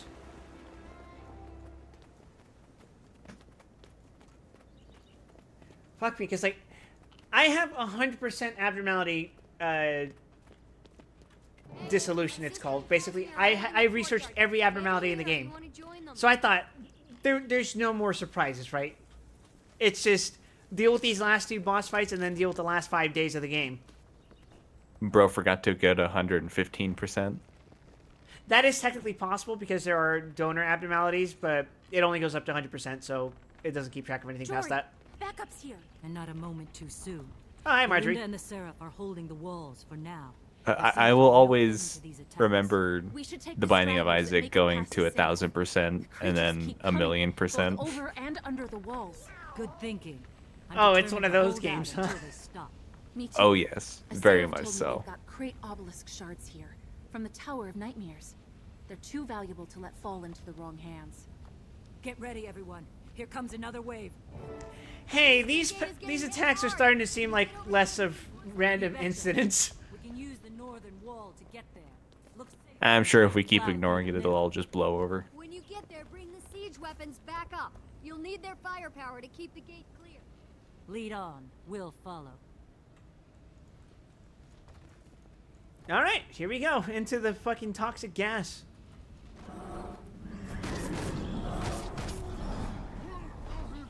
I can tank it. Hit them with everything. Are you sure? You won't let me roll! No! Just remember, scars make great conversation starters. And down he goes. Dang.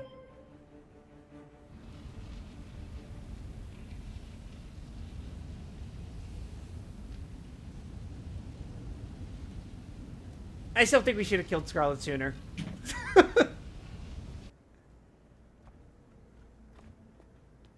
Seems like it's your responsibility, Commander.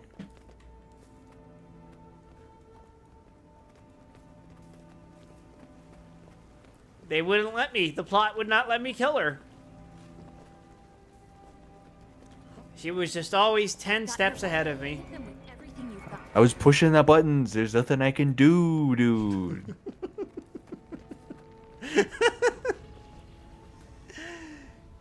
Oh, now I'm trying to think of DSP plays Guild Wars 2. I don't think he would have the patience.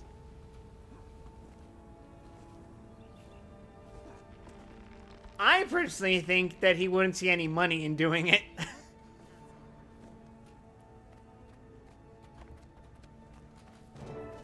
Who said mesmer magic was just pretty tricks?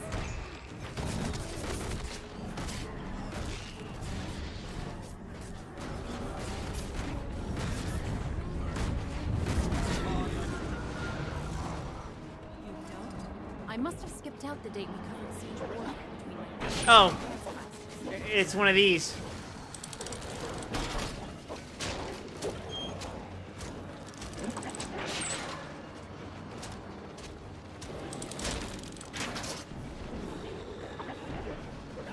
That did it. The courtyard is secure for now. Seems our luck is holding. Hold on. Too bad about the toxic gas, huh? This. Of course, they couldn't just let us rest. That sounds big. Oh dear. It's massive. What's our strategy? The bigger they are, the harder they fall. I'm guessing if we take out King Monstrosity, the grunts will give up. Ah, he's just out of reach. Bastard. Alright. But yeah, my Friday plans as far as Lobotomy Corporation go are to try to fight the Apocalypse Bird because I'm told it gives something really, really nice for killing it.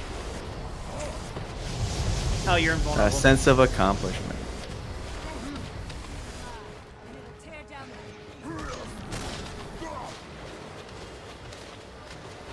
And then after I kill the Apocalypse Bird, I'm gonna do the run back on the other two bosses. The normal ones, anyway. Deadly when flanking. I'm inside!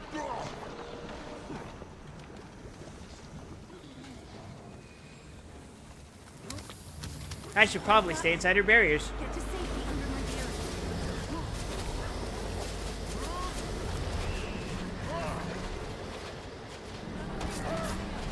Oh, shield down. Get his ass.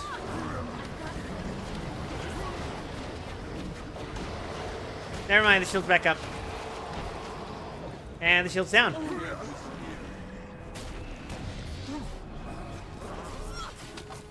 Oh, it actually doesn't have that much health once the shield is down. Shit.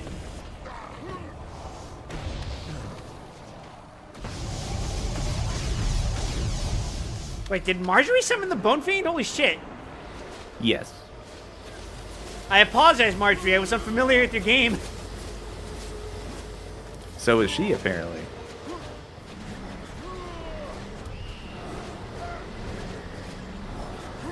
She didn't know she could just do that.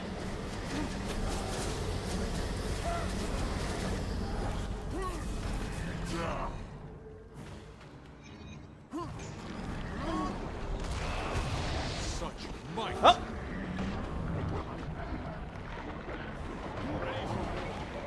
Whew. Thought I walked into its AoE for a second.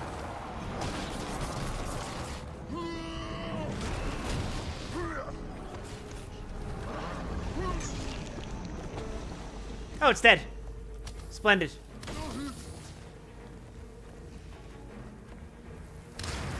You did it, Wyatt Wesson. You saved the fort. I don't know. That gas is going to clear itself, I think.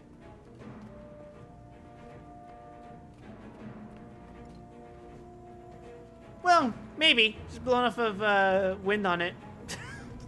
Just disperse the gas elsewhere. What if we took the toxic gas and pushed it somewhere else? I could think of a few mines in the mountains that could work. So yeah, this actually used to be an explorable place on the open world map, but now you can't even come in here through the gates. They're just closed off. To just like pretend that nothing has happened here for new players. Which Oh. is really weird because they left Concordia messed up in the overworld. Oh, Jesus. This ain't your first time you're mastering Rank 11. This is my first playthrough of Guild Wars 2. Sorry for the confusion, but I figured it'd be a nice shorthand title. Yeah, Mastery Rank 11 is basically endgame. Yeah, you know. It's fully decked out, by the way. I'm okay. I just needed a minute. I'm sorry. I Anyway, understand. goodbye, extremely important character. I can't lose control here. If you're too sweet to me, I'll fall apart. Okay. Okay, we have a lot of work to do. Right. I have to get her ready. Take her home. I have to tell Mama. We'll do it all together. Oh my god. I don't know if that's the best way. I think we need to talk. Kaz.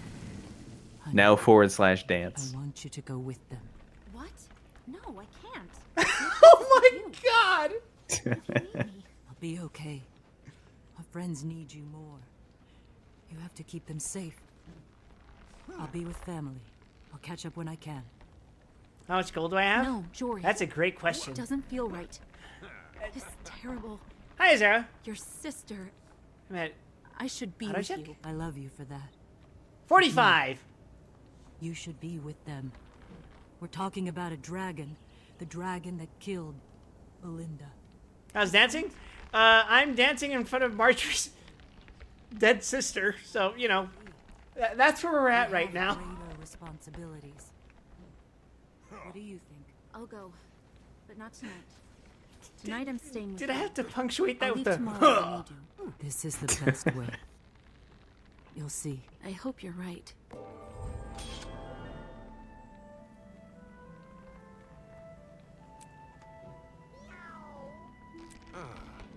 Better than moon. This is just 3 mystic coins. I still don't know how to do the mystic forge.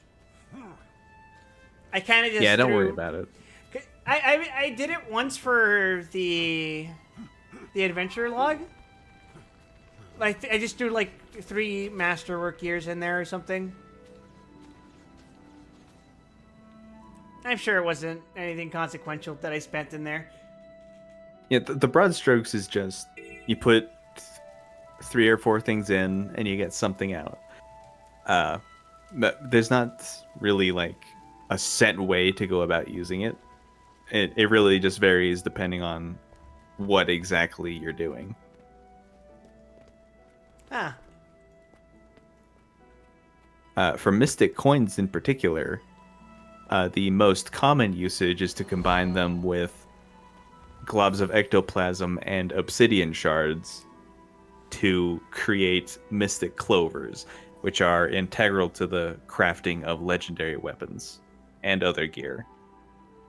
so are you saying if I happen upon mystic coins as well as obsidian ore, I should do that eventually long term since I got nothing better to do with them? You could just save it up, honestly. Or even just sell, if you really wanted to, you could just sell the coins and get a cash flow going, and then maybe return to it later down the line. That would mean buying coins back, but it would also like get you funded before you actually had like a better capability to earn it back. Yeah. All things considered, I could be worse off as far as money in game, but Yeah. I need to remember that at least 50 of those coins were just given to me. Why the hell did I teleport over here? How the hell do I get back there? Ah, yes, Favor of the Zephyrites, Tier 2 unlocked. I helped!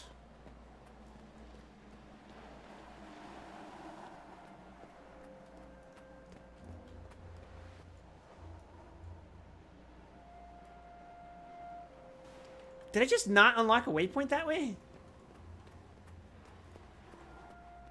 No. There are no more waypoints. Oh, so I just have to physically walk over there. Got it.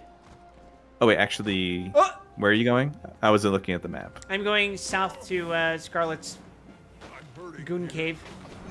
No, there's nothing down there. Oh, No waypoints, I mean. so I really do just have to walk all the way back there. Yep. I probably should have summoned my minion.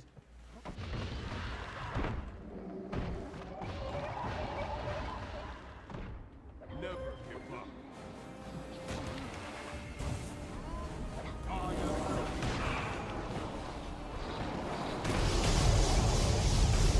As far as Marjorie's sister, I mean, she's not important, I'd say, but No, man, she's super important. That's why we had to keep meeting her. I feel more bad about her death than, say, the Sylph from The Realm Reborn. But that's not exactly a high bar, is it? I felt worse for the self. You did? I guess I can see why. I usually go into things being pretty accepting of what's going on. Like, yeah, this Sylph is going to be one of the Scions of the Seventh Dawn, I guess.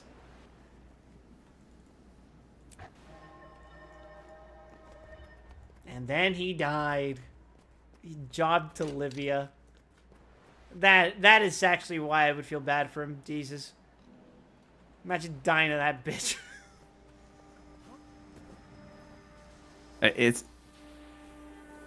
It's actually hard to die to her boss fight.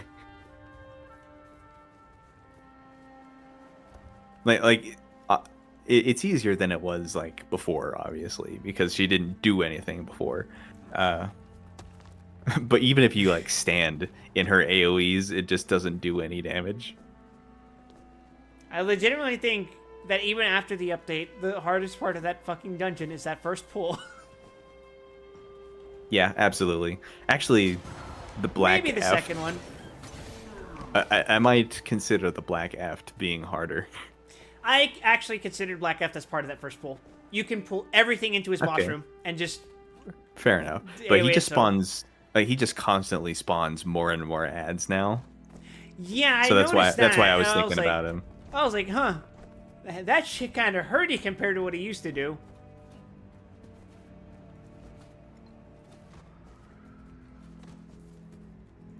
It is really funny to think about one of Livia's grunts being more of a threat than her.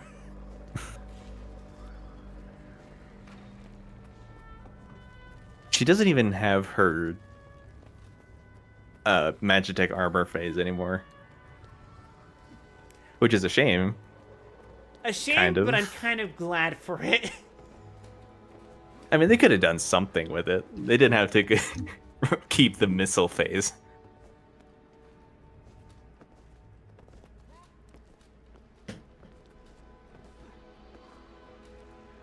I'm trying to think of what they could have done instead. Like, I guess we could have just fucking fought it, considering in Praetorium we just fight the ultimate weapon. Yeah. But also, we just fought the Black Death, so would that be repetitive? Let me turn that back on you.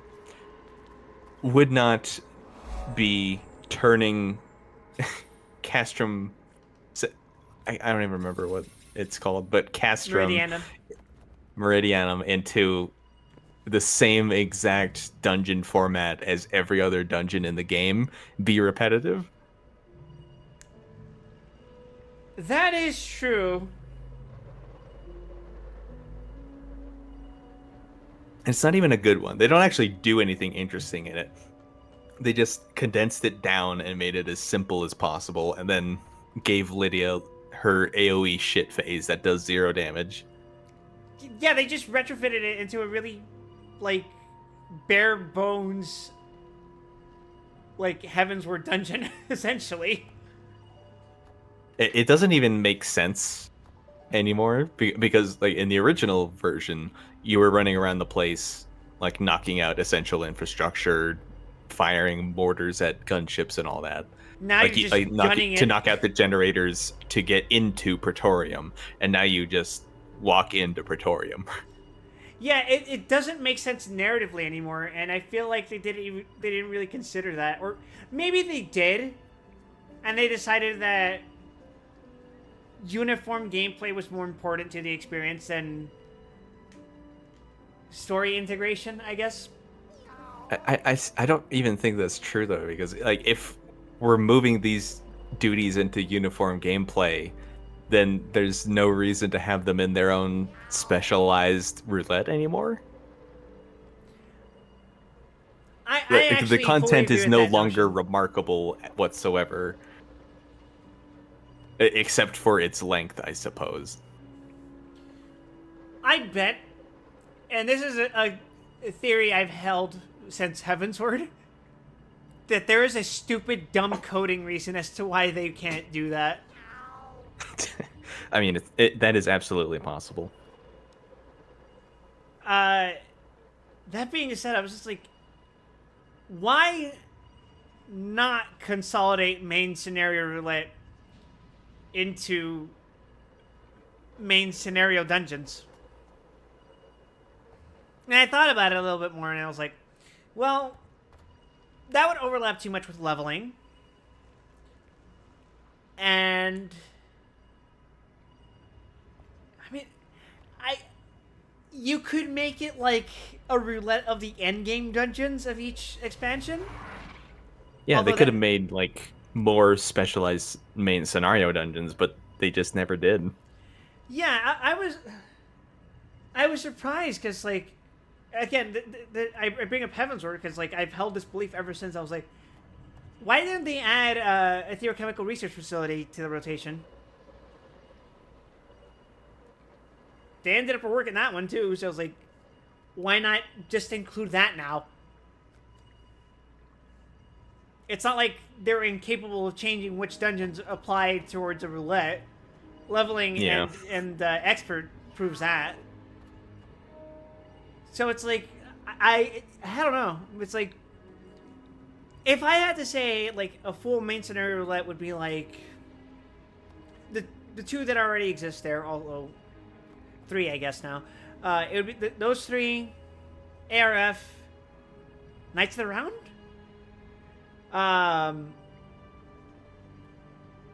Alamigo, Shinryu, Amarat, Hades. You know, just the basic endgame stuff. Just put that into one roulette. It's fine. I think it would have been pretty cool if they reworked it into a sort of like a normal raid kind of experience, like early Alexander kind of normal raids, but like more structured and not the total fucking chaos of the original Castrum. Yeah. I'm glad you pointed out that Alexander instead of fucking Bahamut. Well, I didn't actually do coils until after I finished Heavensward. So Alexander is like the prototypical raid experience for me. And I will say that it's still distinct from what Bahamut is, which is why Bahamut isn't included in the normal raids. Yeah. Which makes it incredibly awkward, because it's like,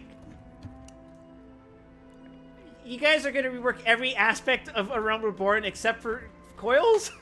Except for coils. Man. That's just going to stay there as completely optional, even though we have proven thus far how relevant that shit is to the overarching story. It's so relevant that I actually had to rehash Alizé's entire like motivation arc in the middle of Garlemald and Endwalker. Like, just for people who didn't do coils. That is so fucking... They reworked Crystal Tower into being an essential dungeon. Like what? I will be right back. All right. In the meantime, I'll investigate the machine. Join your friends to check in on Timey and try... Okay. The cube.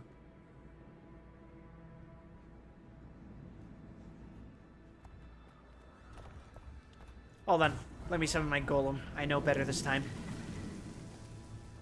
There you are. You were starting to worry. Where's Marjorie? You two are normally attached at the hip. Oh! Shut up, Bram. Casimir, is Marjorie all right? Did something happen? Her sister, Belinda, was killed. Can I do it again? At Fort Selma. Marjorie went home to be with I can't. Oh no, that's terrible. But wait, why are you here? Shouldn't you be with her? I wanted to go with her, but she asked me to see this mission through. She's safe, at least, with family. How's she holding up? Oh, you know. She puts on a strong face, but I see right through it. I can see that she's hurt. I don't think this is supposed to happen. She promised she'd join us as soon as she can. Poor Marjorie. I'm so sorry, Casimir. Sorry, my friend. I'll catch you up on what I've learned so far.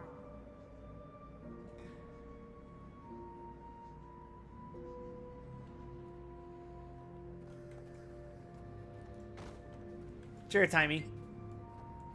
This is Scarlet's first ley line. It's a hub where multiple lines converge, but it's still tiny compared to the one line's arch. I heard some of what happened. Miners dug here and hit this pocket. I imagine the ley line messed with all of their machines, so they abandoned the mine. But some must have talked, and Scarlet heard about it. So this is where it all began? This is definitely where Scarlet began to intensely research ley lines, yes. These machines let us see the magic that is usually invisible. What does all of her research add up to? You realize that if Scarlet hadn't lost her mind, she'd have been heralded as one of the greatest arcane... Oh! Oh, hello everyone! Thanks for the double raid! How was the collab, guys? You guys are playing 7 Days to Die, right?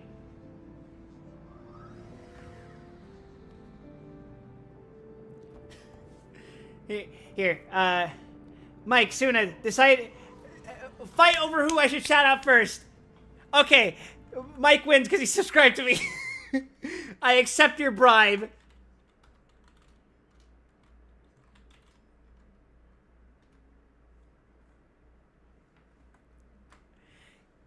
So yeah, what was I gonna say? I would have offered to join you guys, but you guys scheduled it for Wednesday, and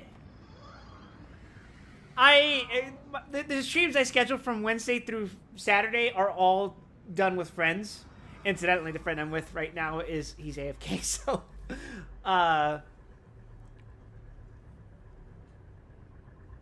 I feel bad about telling them, hey, can I do a collab with them instead? It just, ooh. I hope you guys understand. But yeah, here we are in Guild Wars 2. We're currently investigating the ley lines because very, very bad plant lady decided to cause an apocalypse. Well, try. Also, an ad break's about to play. So instead, now I will shout out Suna.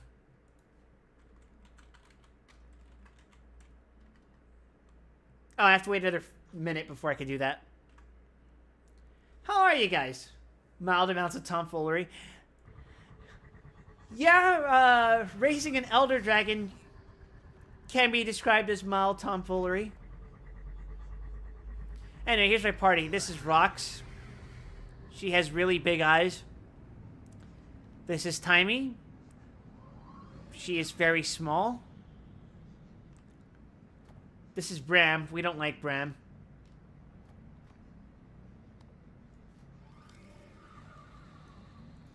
And this is Casimir.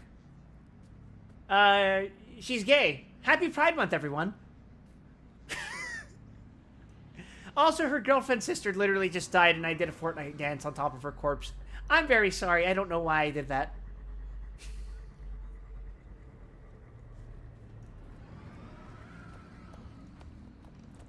But anyway, Timey says, you realize that if Scarlet hadn't lost her mind, she'd have been heralded as one of the greatest arcane researchers of the century? This is an unprecedented discovery, what all Asura dream of.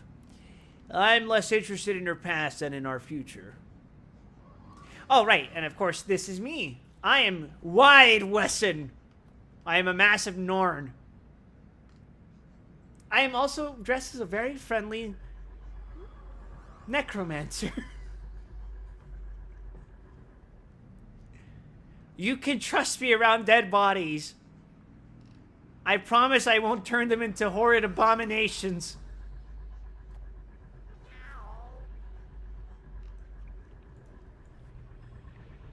Oh, and this is my little golem buddy. His name's Professor Mew.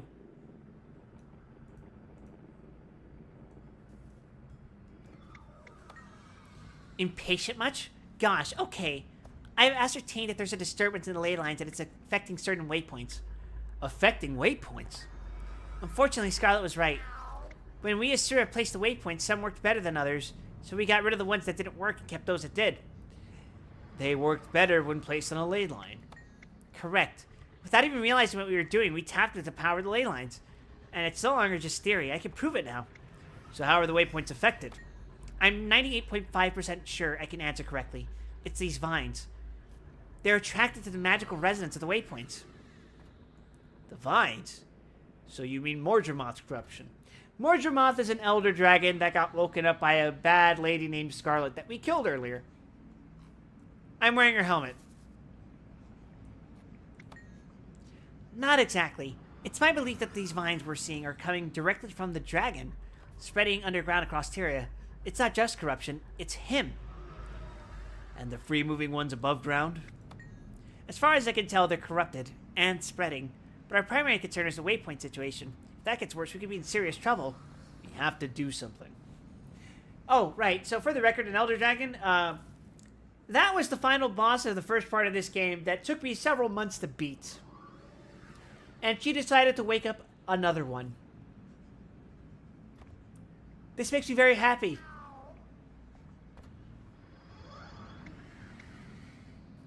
I was just getting to that. I can build a device that will make the waypoints more efficient. They'll be less attractive, more dramatic. What do you need us to do? At the moment, Also, I'm pretty sure this is a bug. I have the matter well in hand. Every time I go back to this part of the map, it triggers this cutscene. So amazing. Wanna see? Follow me. Like so.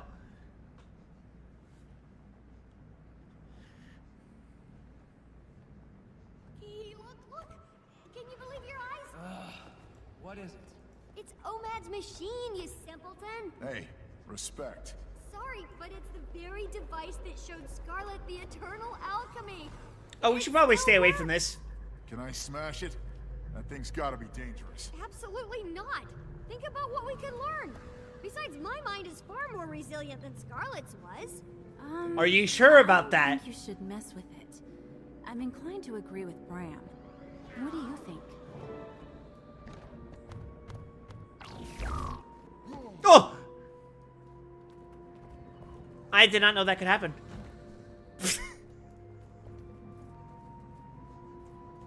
So anyway, welcome Raiders. I'm Wes. I'm a friend of the channel, or the channels that raided, obviously.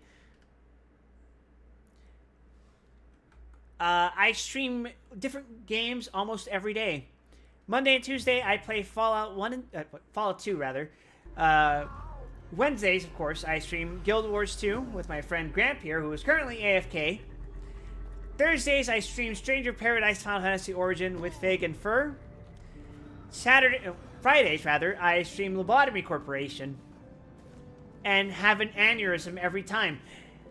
And Saturdays, I stream MiHoYo games. Currently, we're trying to get to the story of Honkai Star Rail because we've caught up on the story of Zenless Zone Zero, even though that's about to get an update. Ah!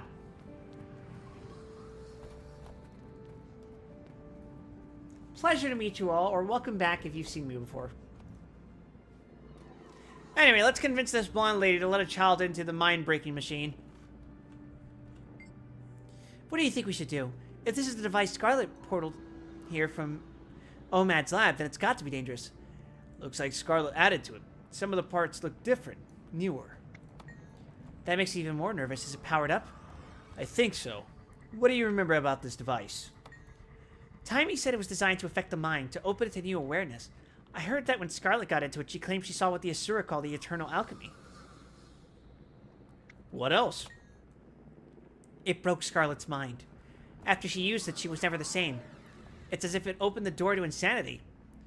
She never was the same again. She committed her first murder after using it. It escalated quickly after that.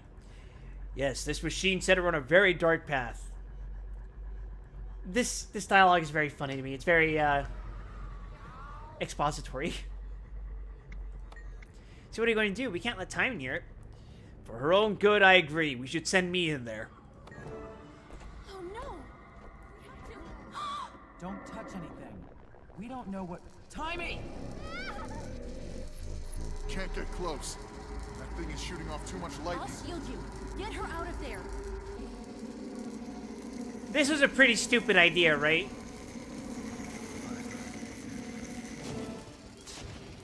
Uh-oh! Ah! The worms are back! Oh, God. My helmetless head!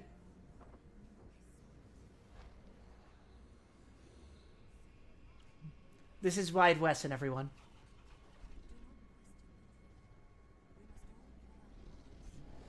What's happening?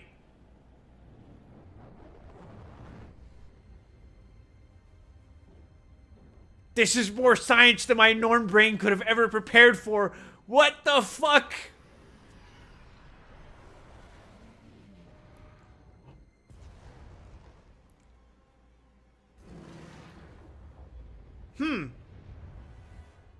That doesn't seem good. Hey, okay? I think he's dead. What? Nah, I'm fine. He's alive. Tell us everything. What did you see? Are you alright? Once it had you, we were afraid to just yank you out. Well, then you started screaming and we had no choice. How do you feel? When you're ready to talk, we're ready to listen. I feel fantastic. Let's go in again. Oh, it actually just let me in here again.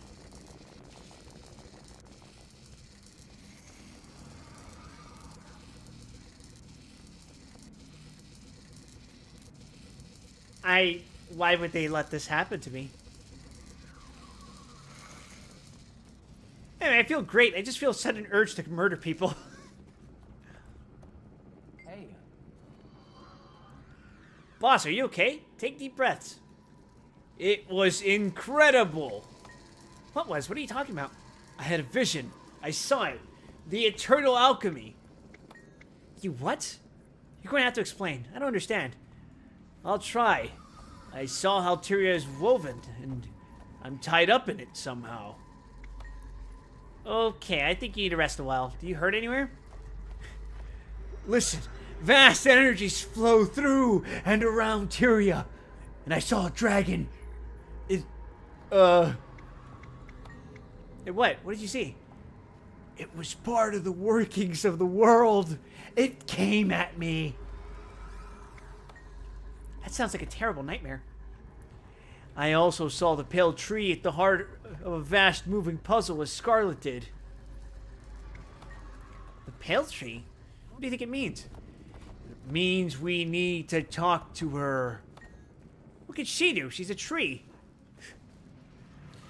She has political clout. She's important, perhaps more than we know. Yeah, the tree is sentient, and it gave birth to other trees. I wish I'd seen it. I'm glad you're okay. But you have magic flowing out of your ears. All right, I'm back. You're back just in time for me to have witnessed the horrors. Straight up.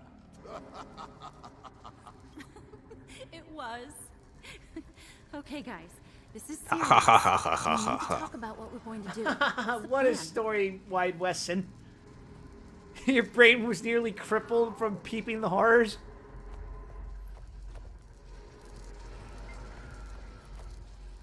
No, see, your mind just got widened. Am I going to look like Yakub? Oh, also, I think there's a bug in this area. There are many bugs. That initial waypoint where you get the view of the area, particularly with the cube. If you keep walking back to it, it will keep playing it. Can you explain more about what you saw? What do you think it means? It's hard to describe. The pale tree was in my vision, represented by the symbol we saw in the drawing in Scarlet's room. You have to go talk to her. In the Grove? You think she can help you make sense of your vision? She may be our greatest ally. It's time to make the world aware of Mordremoth. Oh, right, we've been covering this up, haven't we?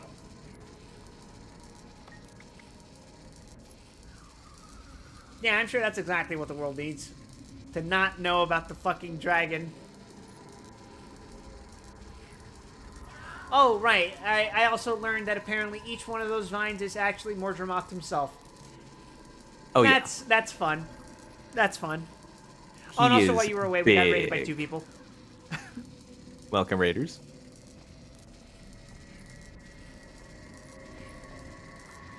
Now, the question is that him in the same sense that the first dragon had extensions of himself, or is that literally physically him? It's literally physically him. Oh, God.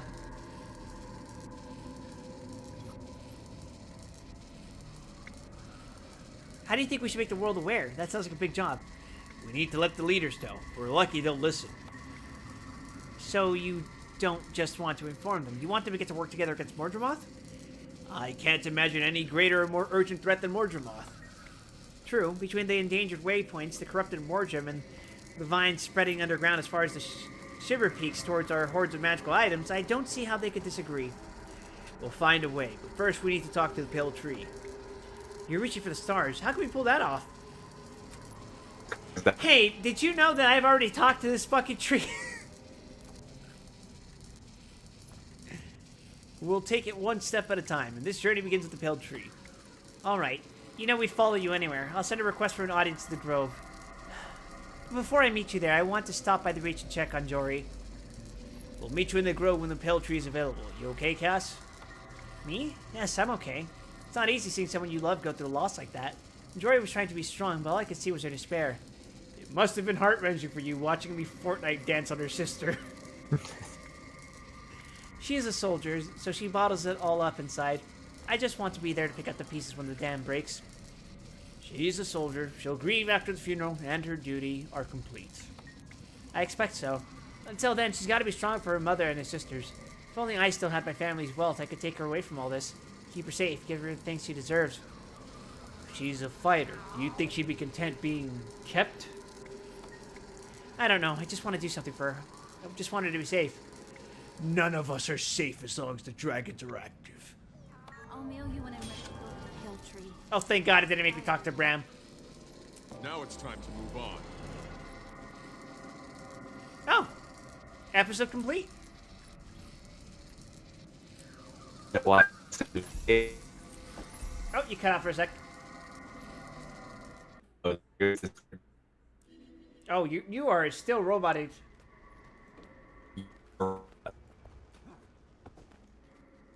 Beep boop. That came out kind of clear. When you said beep boop, it was like down pitched. Oh, I think your connection is fucked. Oh, there you go. Oh wait, that might have been mine. Huh, weird. Why is my connection fucking up? All kinds of fuck. 1 sec.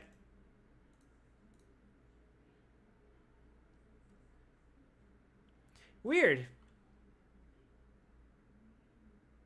Are we live?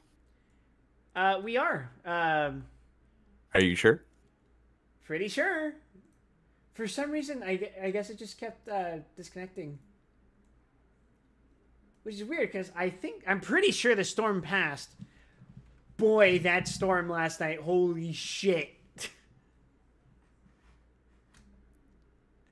It isn't the first time there's been a blackout because of, well, not a blackout, but a power surge because of the storm, but oh, god damn. The thunder was loud enough for chat to hear. And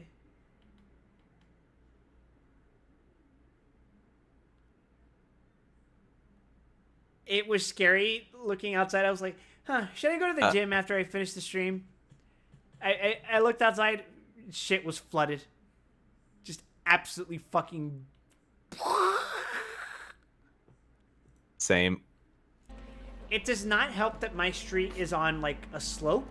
Not a hill, but just sloped enough so that water will build up on the street. Mastery point earned.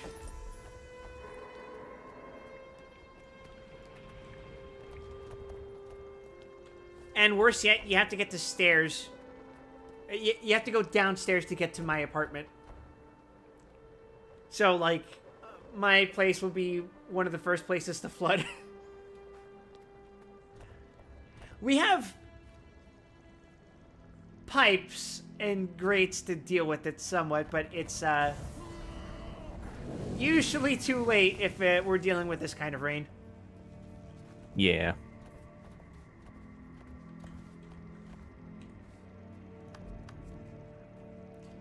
The Dragon's Reach, Part 1.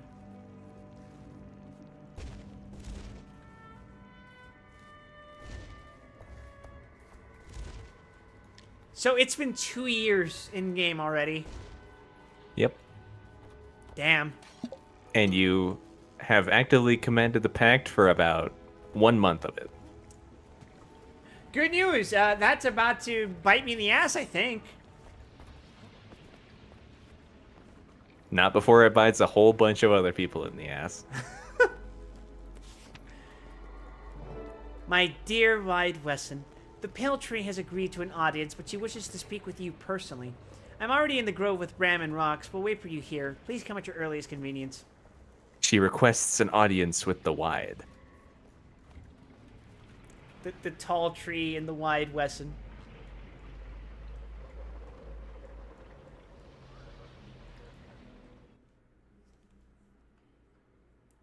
Back to the forest.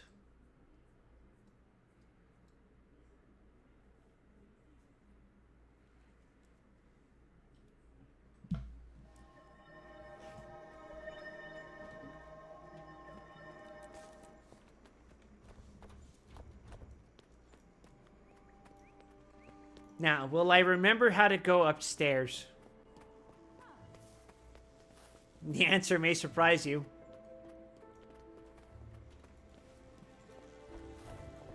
By which I mean it's a no. Oh, never mind. We're good. I just have to teleport to the instance. When in doubt, just walk back and forth 3 times.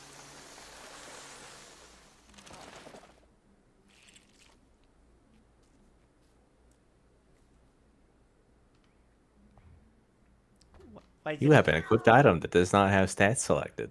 What? Which item? You fuck. What is it?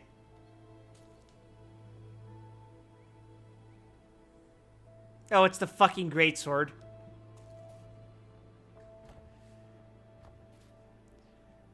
That for some reason I still have in my offhand. There! Go away!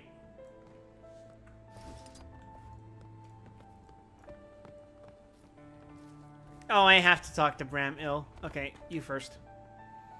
Hey, I heard from Timely. She's gone back to Radasum. Apparently, she has schooling to catch up on, the little vagabond. Oh no, this is going to be a part of the story where not even Timely can help me. I'm glad. She'll be safer there.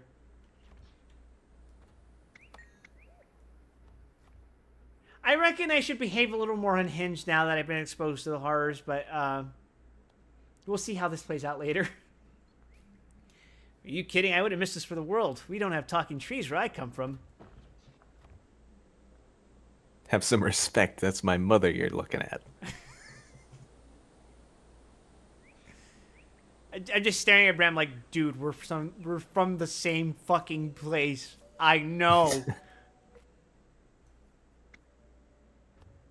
Barely have trees. Now I'll let you know what she says. Rock says, hi, how are you feeling? Any residual gunk left after OMAD's device got sparks into you? Yeah, Nothing. you feel like going on any killing sprees yet? Not any more than usual, I think. It's too bad there aren't any dredge in the forest. Nothing physical, just worried about the Mordredmont situation. Me too. Here's hoping this being can help us. If she's as powerful and wise as you say, then then your discussion with her will be interesting. Very true. Wide Weston, that machine totally scrambled your brains. Really? I don't feel scrambled. In fact, I feel pretty good. I feel hard-boiled. We'll wait here so you can talk to the Pale Tree in private. Oh, and Marjorie sends her regards, by the way. So you saw her? That's what I said I was going to do, Wide. Yes, she's okay. I missed the funeral, but I get to spend a little time with her. She'll be back with us soon. I'm glad to hear that.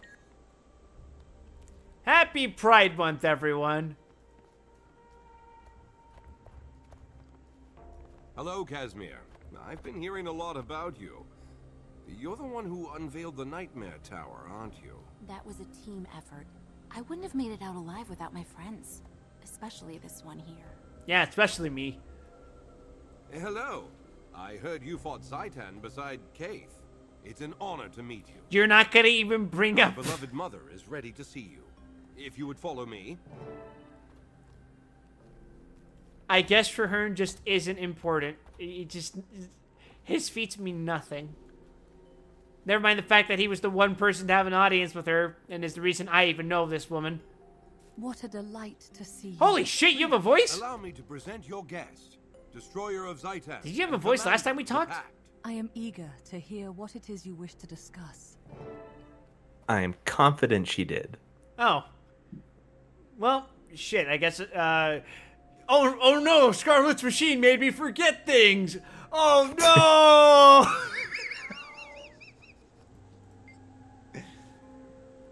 I know you. You were here with Traherne, and you accompanied him on his vision of the Pact's future.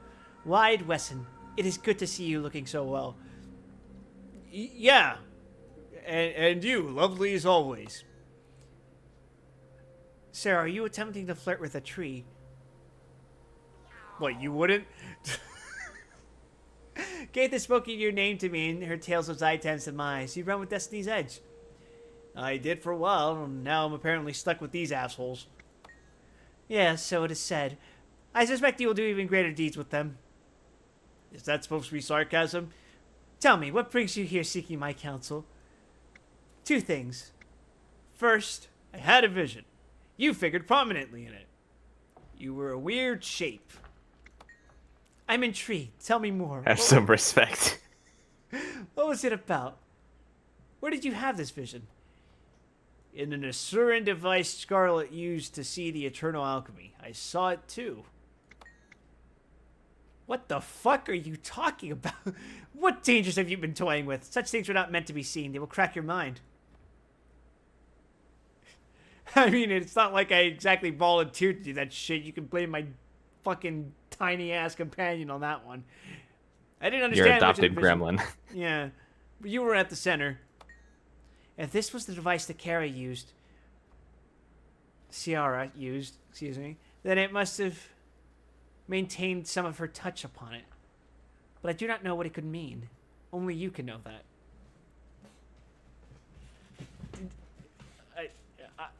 Shit, you got me there, I guess. Maybe in time. What about Mordremoth? Do you know it's been active? It is true.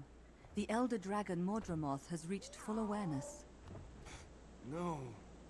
I've known since the moment we heard the roar. That fucking Look, unenthusiastic. kindly No. find her and ask her to come to speak with me. Of course.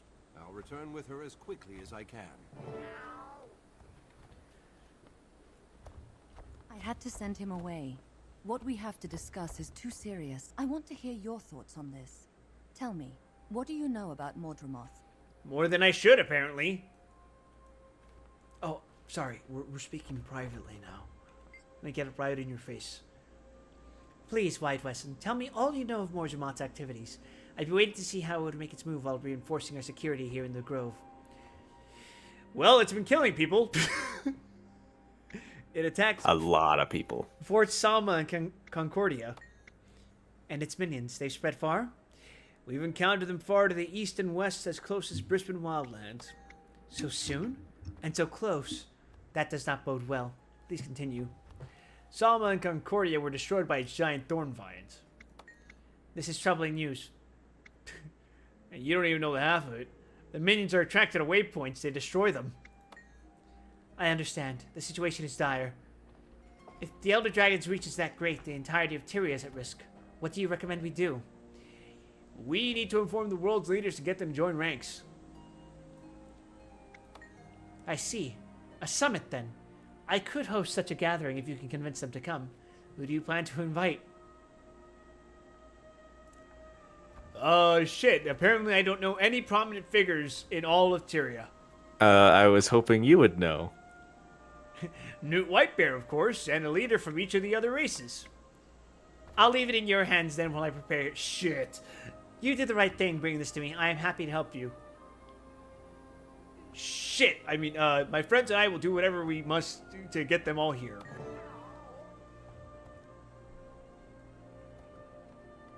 That seemed to go well. She agreed to play hostess. What do we do now? A shit ton of busy work, Kaz. A shit ton of busy work.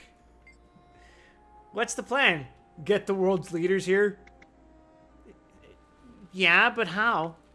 Forehead. With her name on the summit, they might just come. But who and how? We split up. Get to whomever you can, the highest ranking in your home city.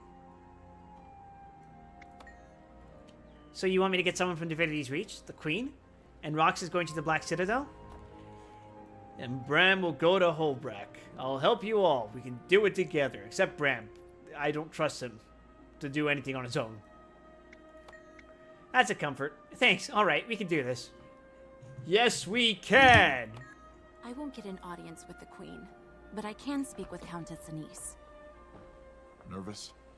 I know you've had issues with your people. No, I'm fine.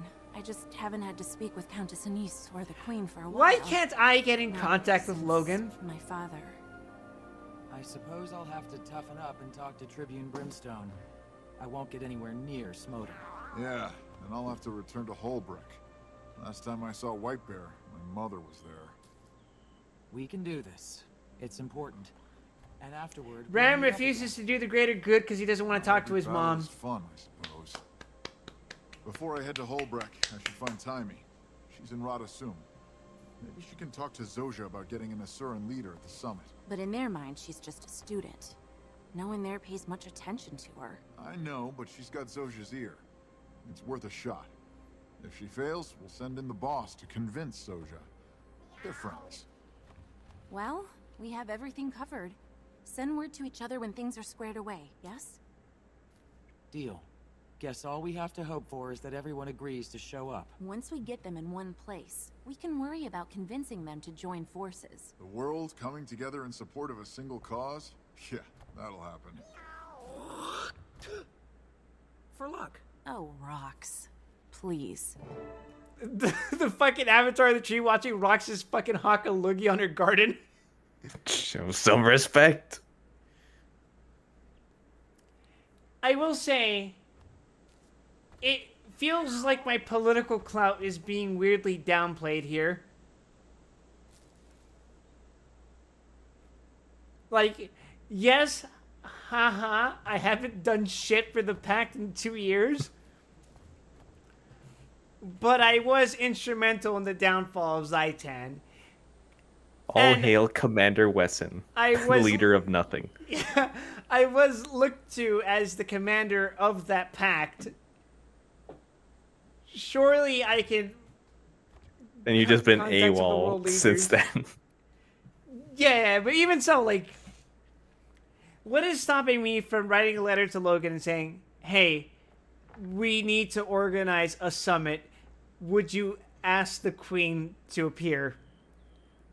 And then, It might be the fact that Logan is a little bitch boy, yeah, that's and true. he can't do anything. That's true. Regardless, it would have to reach out to the Countess, right? Even then, I'm pretty sure I have cause to contact the Queen in some way. Considering this directly relates to the Scarlet affair, but whatever. Sure. What? As far as reaching out to leaders of Holbrack, I mean, aside from the fact that I'm from there, let's assume that I was human. I still got involved in the affairs of air, right? So I wouldn't even need her bitch-ass son to reach out to her, at least. And then, to say nothing of my relationship with Rox's direct commanding officer. To some extent, I think there is something to say for just being in multiple places at once, which you can't do. I literally just volunteered to accompany them. Yeah, but forget about that for a second. But forget that you're the canonical babysitter. If I had to decide which one I could leverage the most connections to, it would probably be to accompany Rox.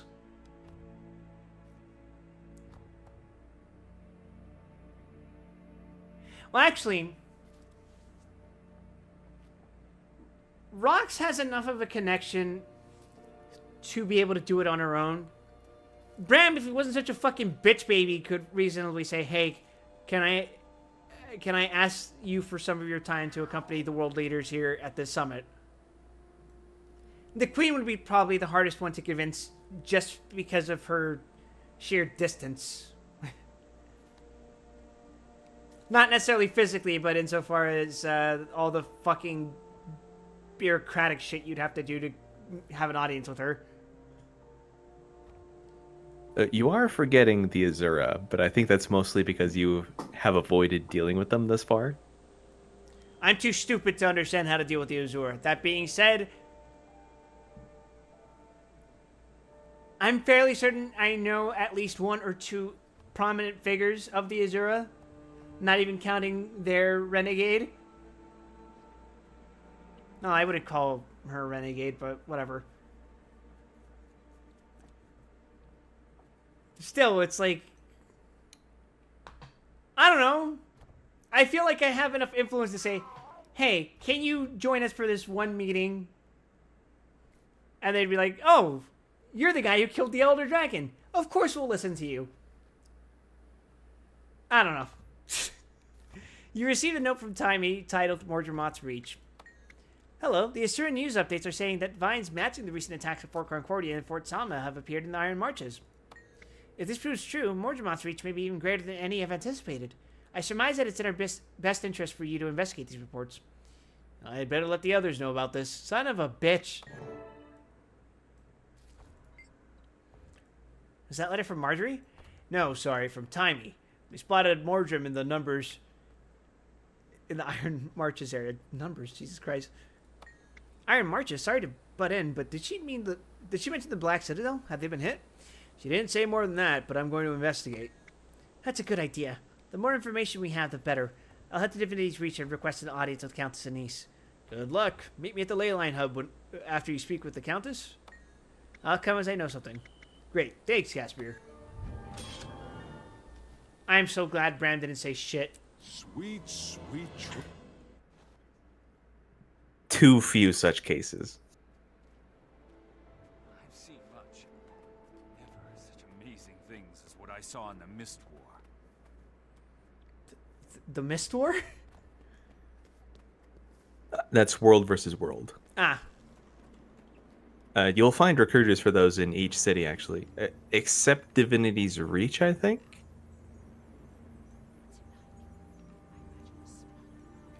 Where the fuck am I going? Oh.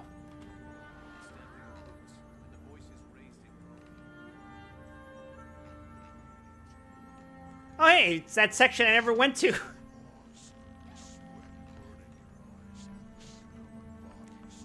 Do I get there from the bottom side? Yes. Okay.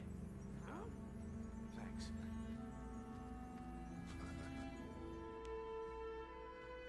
That doesn't look like the bottom.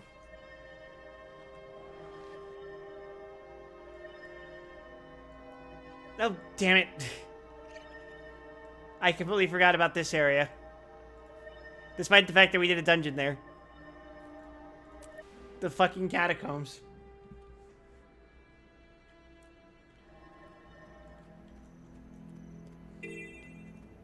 That reminds me. Yep. You were gonna say? Oh, you were gonna fucking harass me with that fucking message game, weren't you? Of course. It doesn't go away. Is it your underwater gear?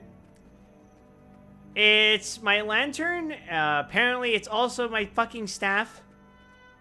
And it's my underwater gear. Oh, okay. You should definitely set your lantern.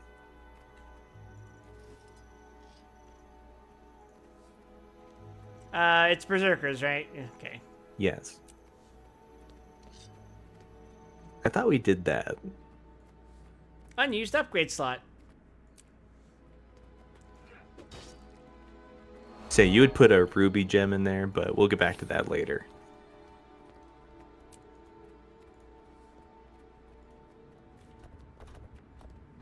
Seal a foe's health upon landing a critical hit. Oh, okay.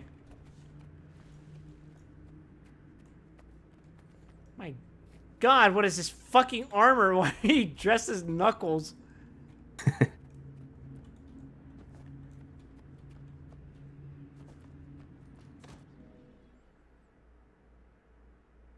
That's a pretty looking splash art. That is probably one of the best loading screens in the game.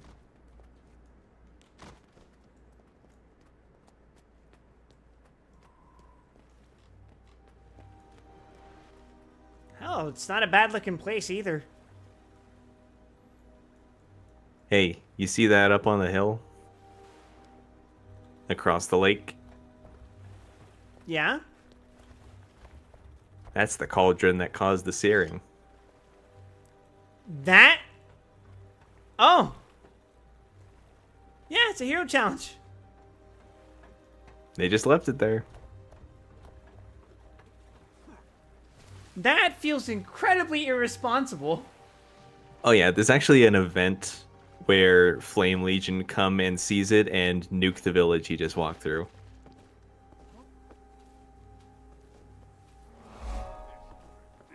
You're a human. Aren't you supposed to hate this thing? By proxy, I'm supposed to hate you as well. No, this is history. It has to be protected, studied, understood. I thought the searing was all the understanding you needed. What? I guess you mice have a learning problem.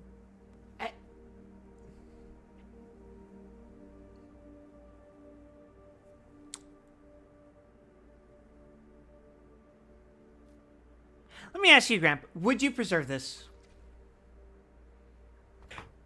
Not in such an open position.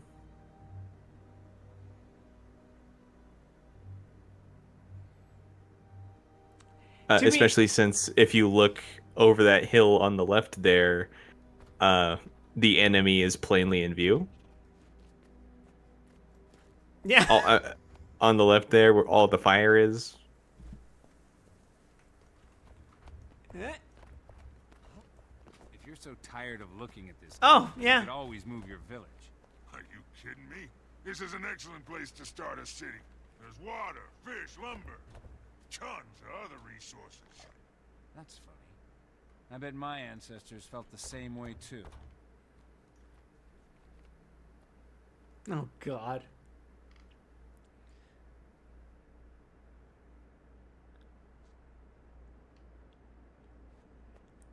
This feels like if, like, the Fat Man was somehow left intact and they just fucking left it in Japan or something with minimal security. Over 2 centuries ago, this massive iron cauldron was used by the Char to ignite the searing, a destructive wave that decimated their human foe. Though cold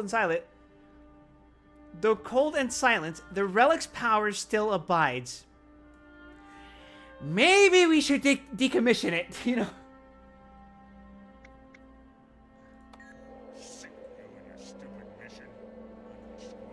Commune with it, accidentally activated? Fucking hell. Probably. And the Priory would just dig it up anyway, along with my corpse riddled with your claw marks. Yeah, right. Like anyone would ever figure it out. If there's one thing I've learned in the Priory, it's that the truth eventually gets unearthed, Questor.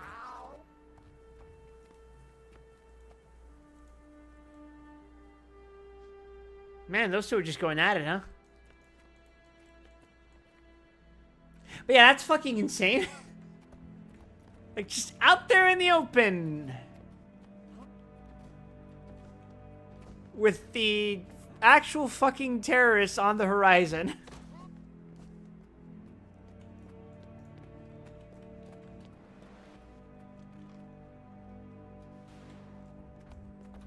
Who thought that was a good idea? I really want to know.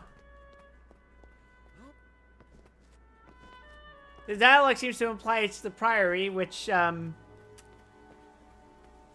would you not rather just, like, collect it? Or maybe they know it's a bad idea to have that thing near them because someone could just fucking activate it and just cook them all.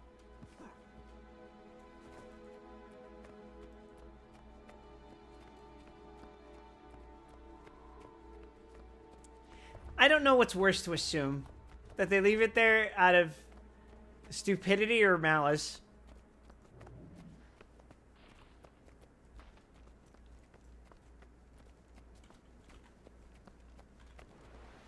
My take would be that while there is a tremendous amount to be learned from it, the scale of the threat it poses demands action. Yeah, it's not like a fucking decommissioned Civil War gun.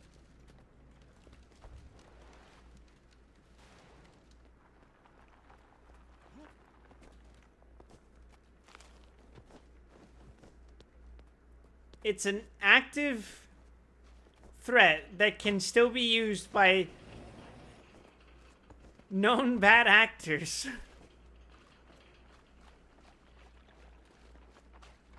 It's just... It's fucking ponderous that they would leave it there.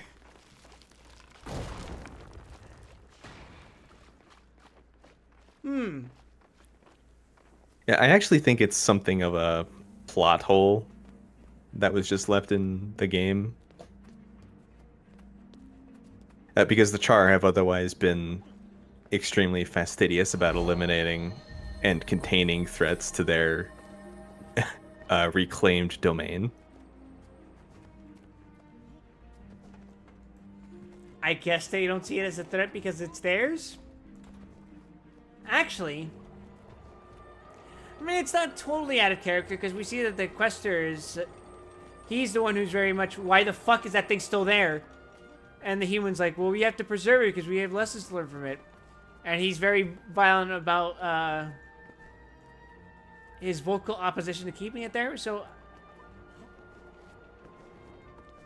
But what you're saying seems to suggest that maybe they should be a bit more zealous about doing that, right? Yeah, I think someone higher up on the food chain would be taking notice and action.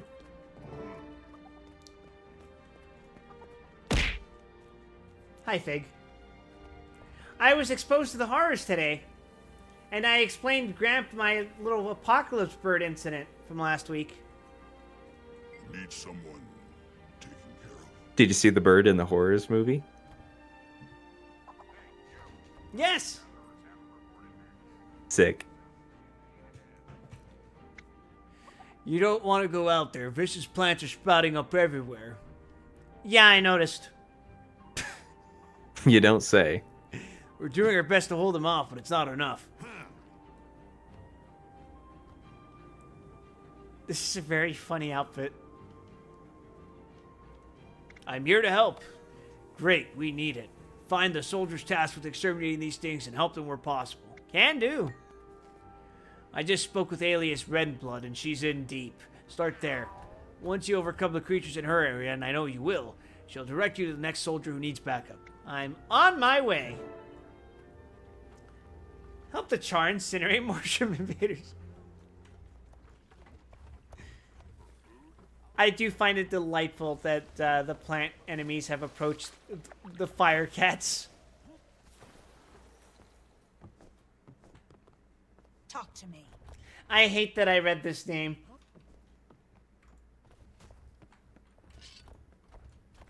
Where there's light, there's shadow.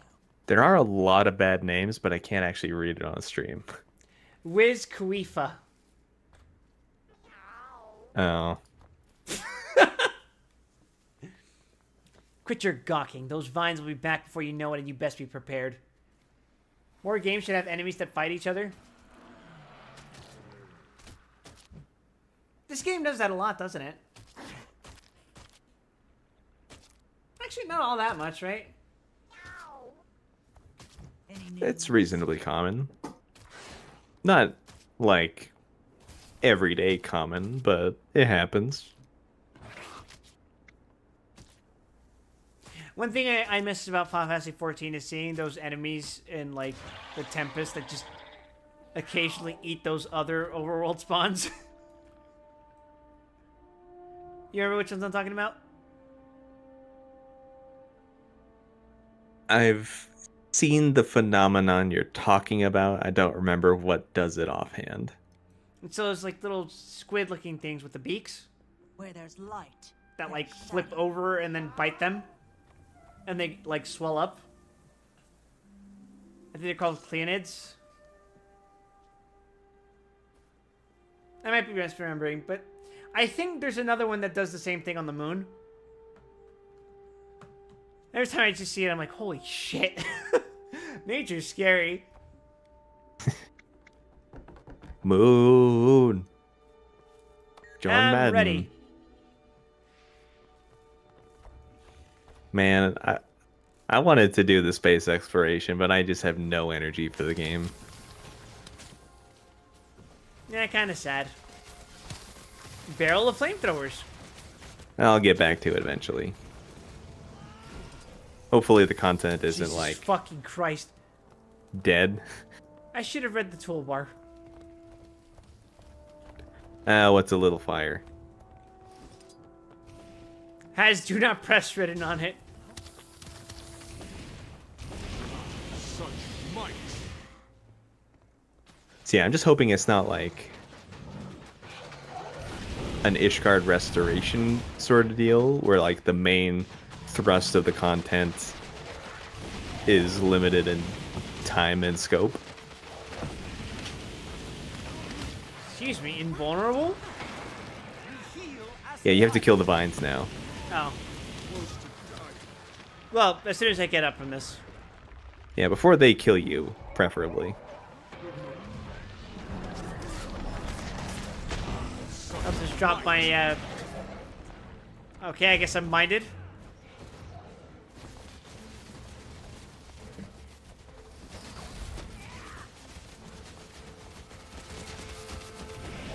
Where? Oh. I saw them. I saw their names disappear, and I thought they somehow died. Oh, God damn.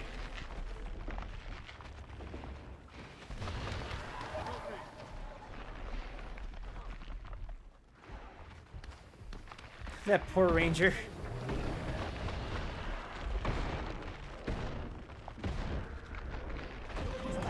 I'm back. The same could be said of all rangers. I should know.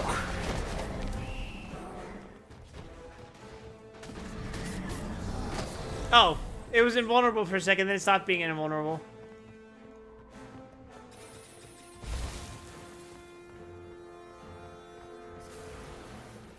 Was that a forced event? Huh. So I heard that thing was a Mordrum. Now I understand why everyone's scrambling for samples. Hey, Brutus Renflesh is collecting samples nearby. I'd get in on that if I were you. Maybe he'll let me keep a sample.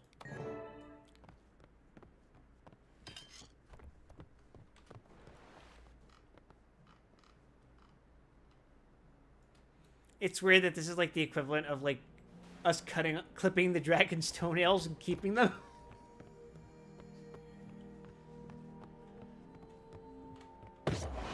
It's okay. It's all in the name of scientific progress. Hey, if you could make a knife out of keratin.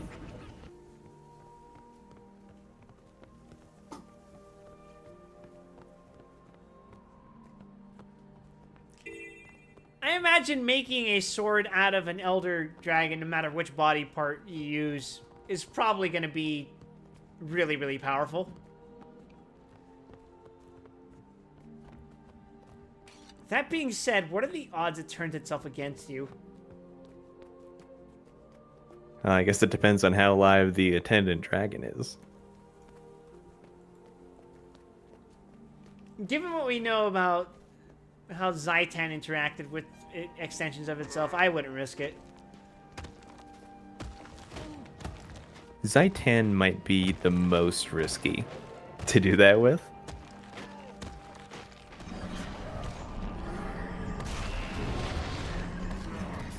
Is that because of his particular nature, or Yeah. is he exceptional among dragons in that way, or?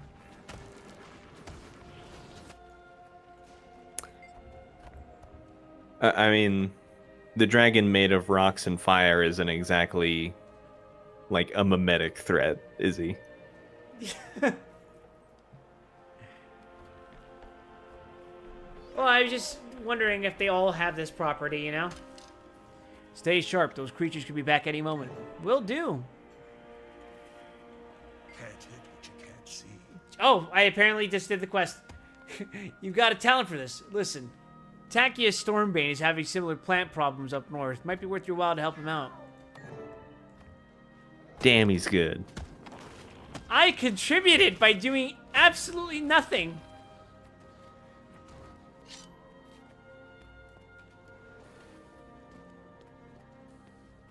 Oh, that's north, Jesus.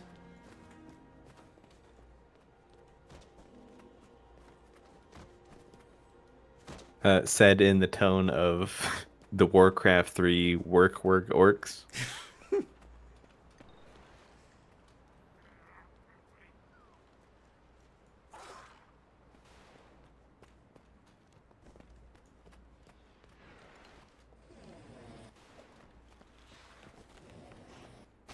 Sometimes I consider playing the Warcraft games.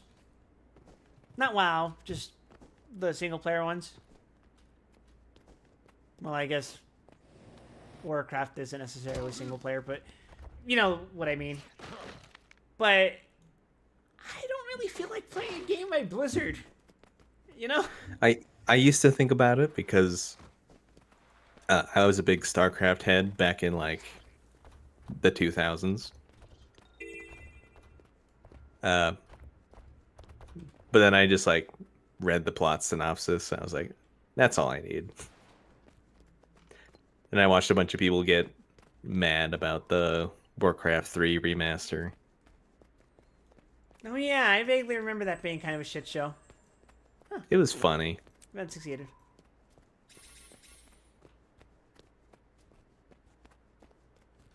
Your work here is done.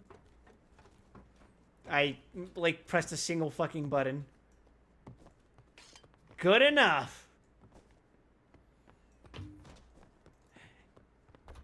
Yeah, but I was gonna say, it's like... Of all the games to botch a remaster on, and it's one of the most beloved of the franchise, it's like... Damn, you guys really don't give a shit.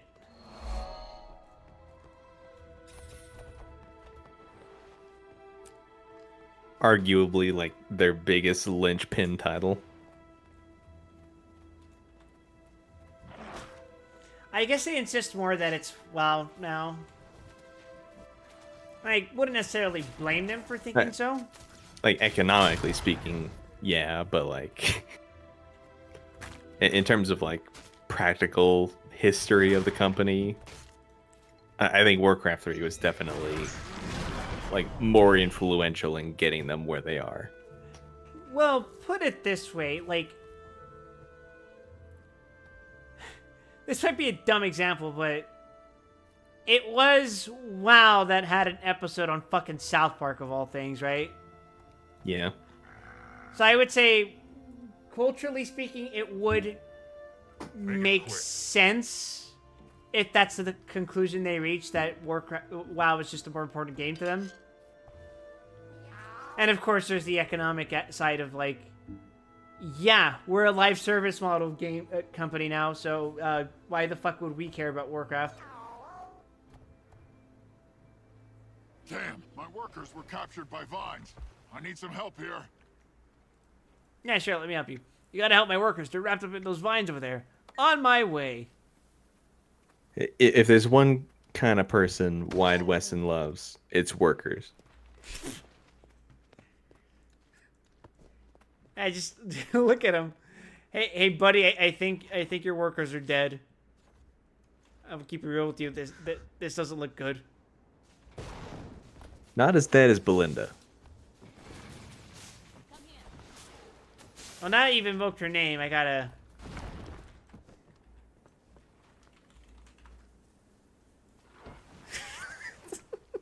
Jesus. You're being watched.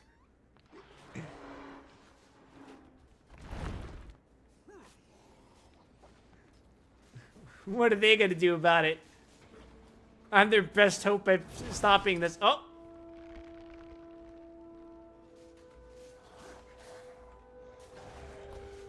I'm gonna punch through this fucking vine.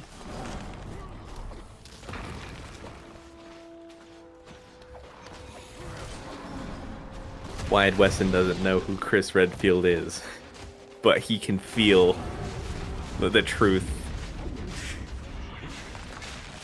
The girth of the boulder punching.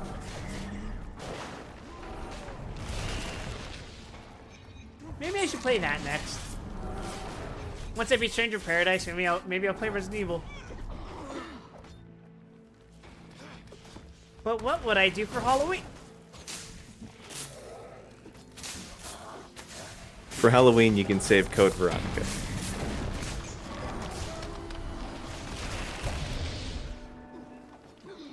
AO Resident Evil? Maybe. Maybe.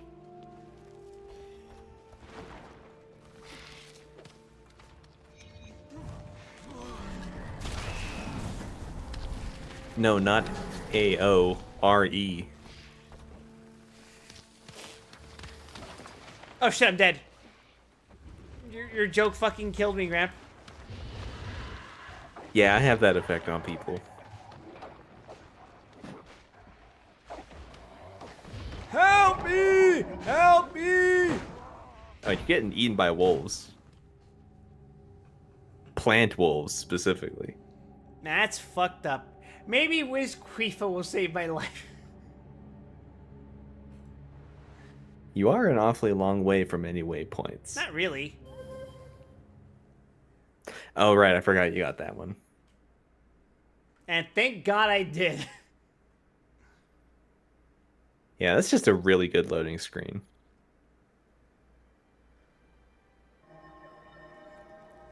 It's not just the color contrast, it's the general composition of the art. With that guy just there in the middle between what I assume is that behind me and the presumably nicer day over there in that village. Now, granted, given the present circumstances, neither side is very pleasant to be. Very pleasant to be in.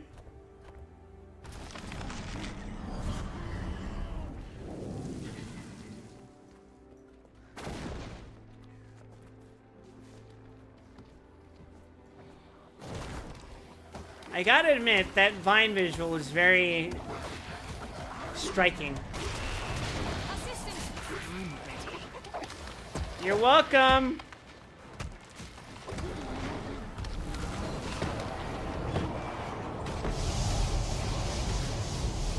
Event succeeded.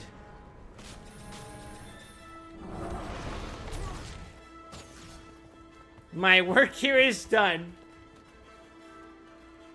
We did it, Wyatt Weston. We saved the county. Except for the ones that weren't saved, but, you know. Shit happens, I guess. If they wanted to be saved, they shouldn't have died. You really saved our tails, Wyatt Weston, but I just heard of another one of these creatures rampaging south of here. Scout Renfire can help you pinpoint the beast's location if you're up for it. Sounds fun.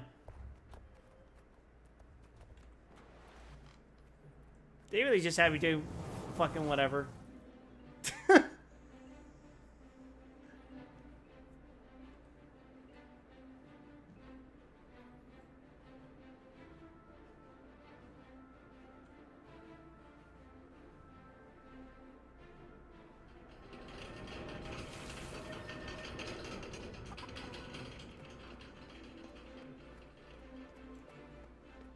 Ah, that's the email. Oh. Brutus Renflesh says, still looking for samples? Appreciate all your help collecting those wardrobe samples. Elias mentioned you were looking for one of your own. I just sent the Legion the batch we collected, but one sample didn't make it. It's yours. Looks like a seed of some sort. Maybe you can grow it and see what happens. Plant in a ley line infused clay pot to germinate. That sounds like a good idea. Is that a fucking hyena?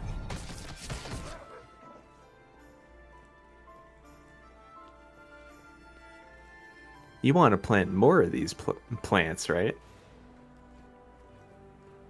Yeah, that's what the dream told me to do.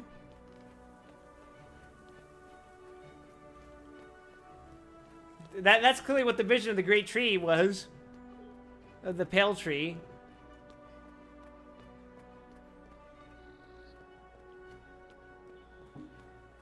We're gonna make the world a little bit more greener. Boy, I sure hope the people he sent the other samples to didn't get that bright idea. For Iron Legion. Thank my Harry Beck, you got here in time. We spotted a few, how do I put this? A walking wolf weed of sorts. Big nasty thing. Packs quite the bite for a shrub. Show me where it's at, and I'll shoot the doggy. It's saying his first rodeo. Something I just killed. That is not a fucking dog. What the fuck? Jesus Christ, that looks like something out of Darkwood. They were fucking menaces on release too.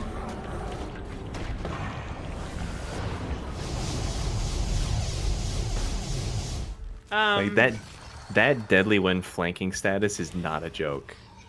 Of course, you can just kill him now, but it can split itself apparently.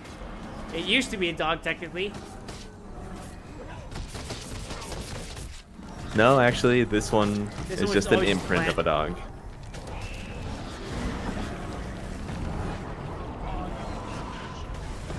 Yeah, this isn't quite like Zaitan. It isn't corrupting existing creatures.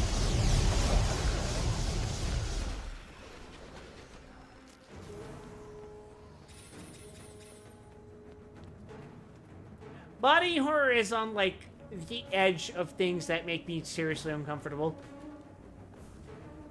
Like, it's the thing I could probably tolerate. At which point, anything past that makes me, like, seriously bothered. That being said, the only thing I can think of that's past that is cosmic horror. If I play a game that has cosmic horror in it, that shit gets me actually genuinely anxious after I'm done watching the movie or playing the game or whatever. I try not to think about it because it actually does fuck with me. I'm gonna clip this for later.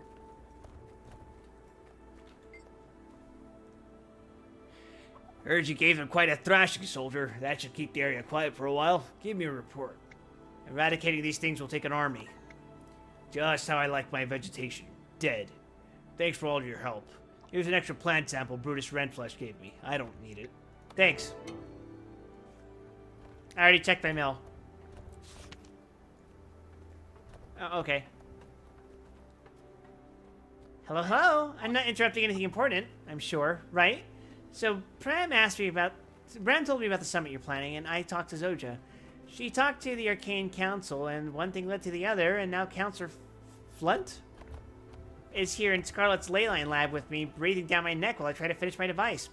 He's holding his attendants at the summit over my head until he sees my device in action. You need to come distract him before I fry his circuits. Splendid.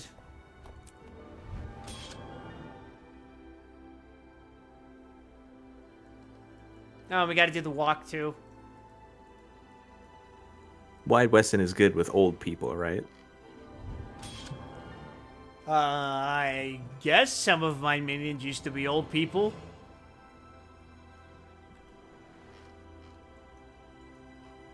God, that's awful. Come on, you're training devourers. Hurry, you gotta see this. Why the fuck is this the waypoint?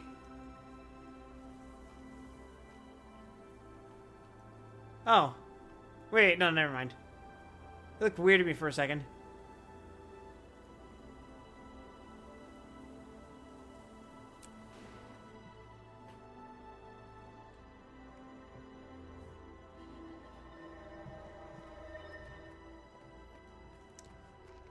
Was that always there? Better hack it up to be safe. You got it.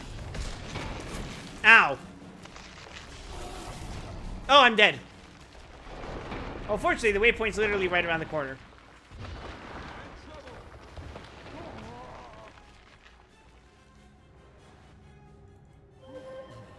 Yeah, they hurt. So I noticed.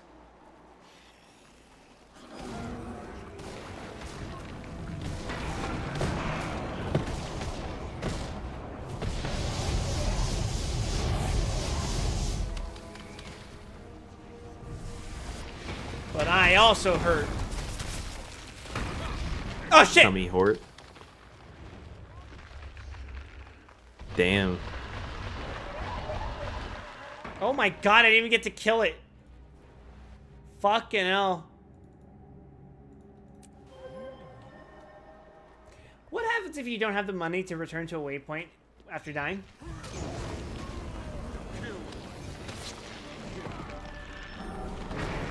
I don't know. I think it will just let you travel. The bank will expect a loan when it's all over. I'm sure the wiki will have a note about this. You have to pay interest or you're in debt to the bank.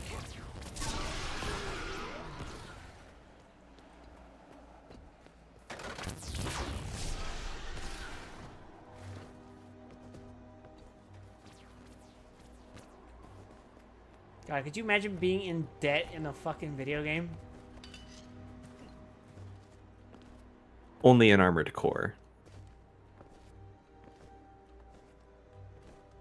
Actually, I think I vaguely remember there being a Super Robot Wars protagonist whose entire thing is that he's in debt.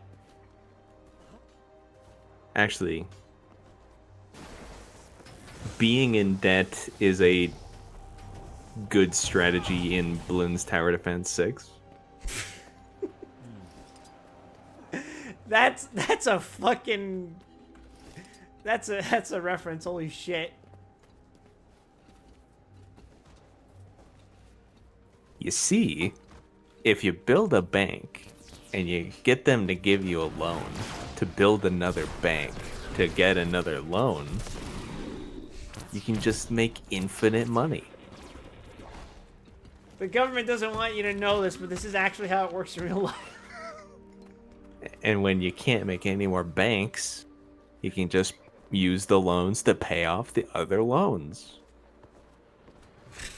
It's just economics. Money printer button.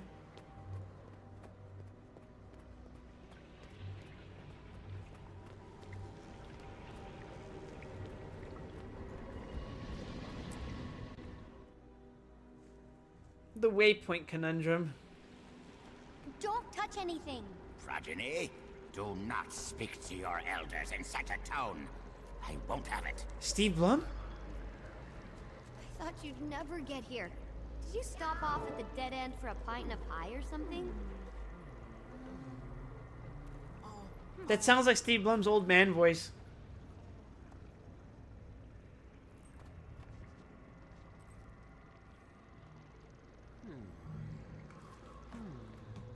Also, hi, Timey.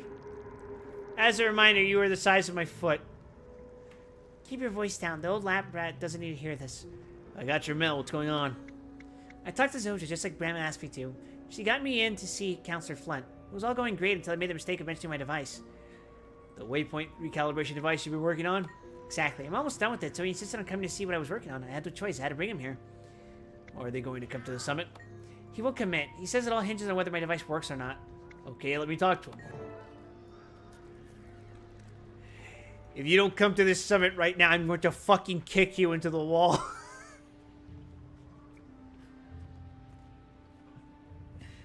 That's 100 charisma, by the way. What do you require?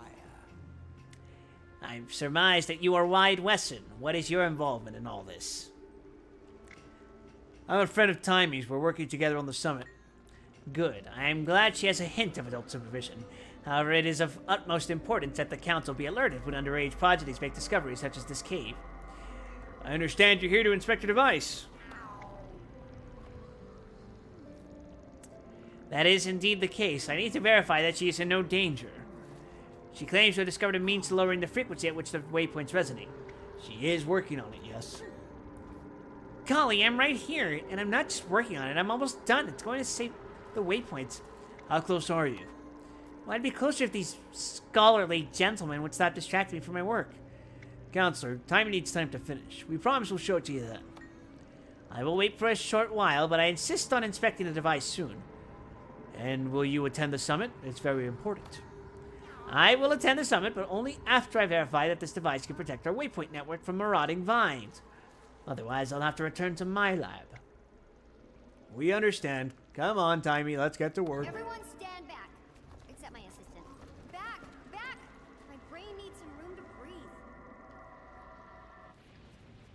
Is that old windbag out of earshot? Good. Okay, let's talk. I am gonna need your help. He's literally not. Oh, I got it right. Flint is voiced by Steve Blum. And I looked it up. If you don't have money for a waypoint, you can just waypoint. Oh, that's weird. At least to resurrect. I don't know if you can travel without the coin. Ah. Oh, but I guess if you just die, you get infinite free travel. If you're dead and broke, yes.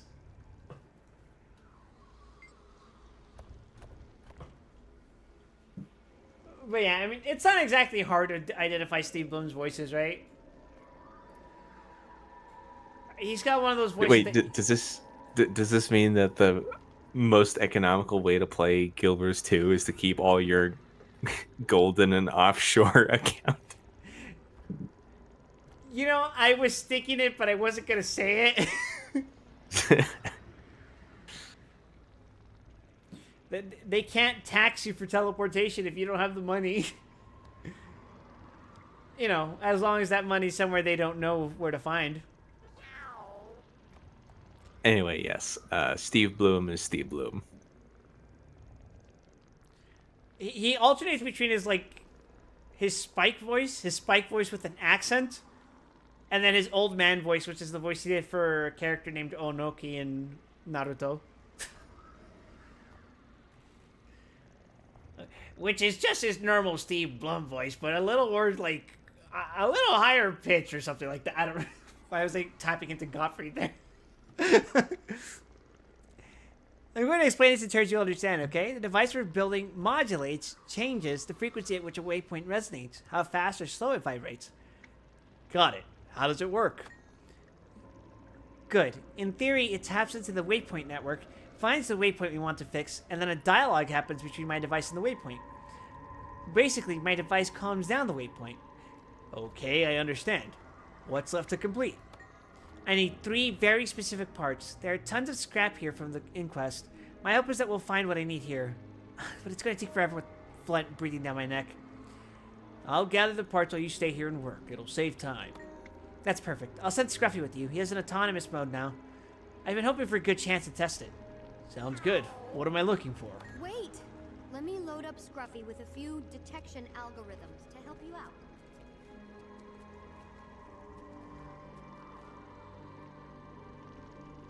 I wondered for a second if that was just how she normally walked, but there was a weird, wind up to her walking animation. Okay, part number 1. She started I need containment dragging even sterilization slower fluid. for a second, You know and then that she icky went back stuff to her usual inquest gait. stores specimens in? Don't worry, I'm not trapping innocent life forms. This stuff just so happens to be suitable for the liquid elements of the device. I think that's just a Number 2, quirk of the the animation etheric system, armature because from a standard power your generator. animations I'm also sure have you've got one wind-ups. around here Really? somewhere. It's not a lab unless there are power generators going And haywire. wind downs. Finally, I need a sample of leyline magic and Yeah, rock. I guess that makes sense. Find some, perhaps, but that'd take ages. I spotted samples earlier stored in wooden boxes toward the rear of the cavern. Much easier to just take those. Scruffy's ready to take commands. Simply interact with his input panel and select the behavior routine you want him to follow. He can detect items of interest, follow you, and defend from enemies. Scruffy can also repair damaged containment units if you happen to find any. Alright, Scruffy, follow. So yeah, I imagine it's just a weird interaction between the animation rig and her size, and I think the inherent crippled status she has. Yeah, I wasn't meaning to point out that it was her crippled walk. It was, it just looked like the game stuttered for a second trying to get her to move. Follow mode is just that, following. Don't count on Scruffy to do anything else. Defend mode disables following, but Scruffy will fight for you, protect you, and even draw enemies off you. I've also included a handy detection scan. If you're looking for something, it might help point the way, and if there's an ambush ahead, it'll warn you.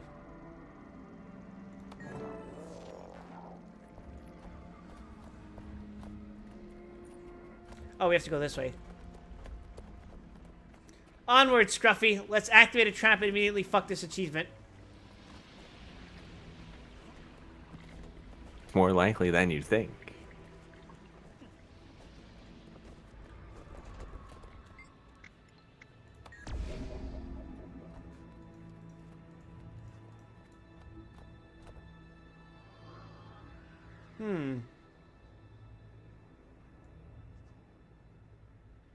Whoa.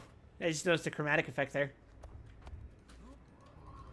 Yippee! Oh!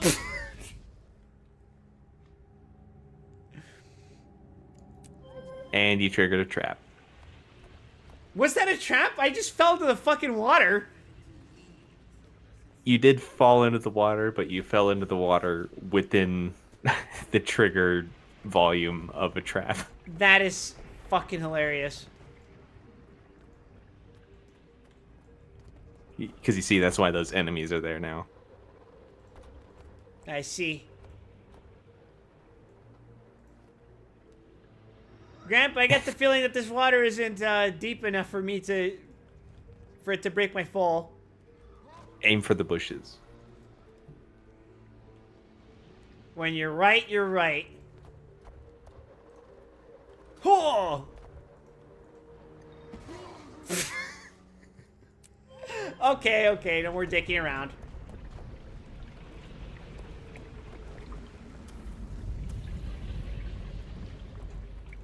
Commander, you're supposed to be setting a good example for timing.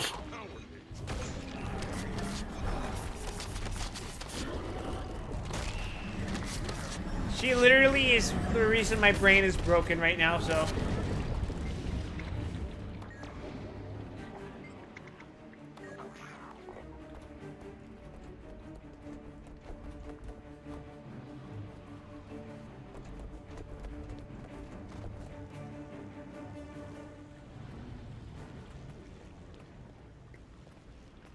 Oh, hey, look. Liquid containment chambers.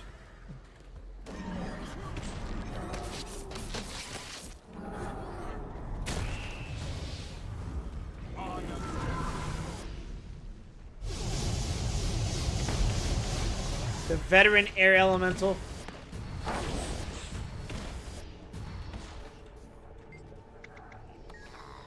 He's ventilated wars, you know.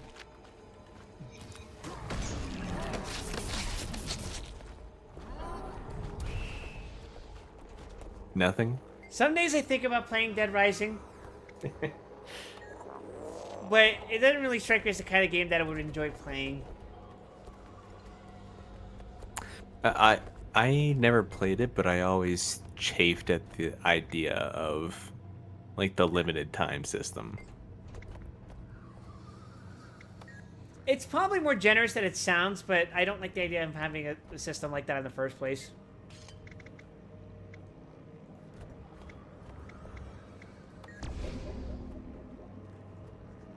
That vibration was so fucking violent.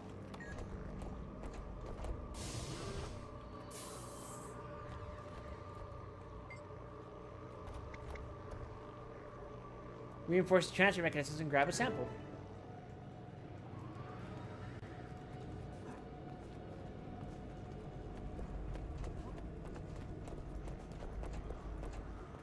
That's a suspiciously blue circle.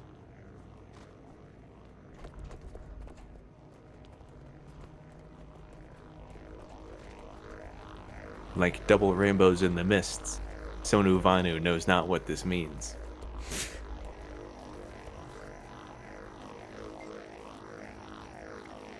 This device does not look like a power generator. It does, however, have an activation switch.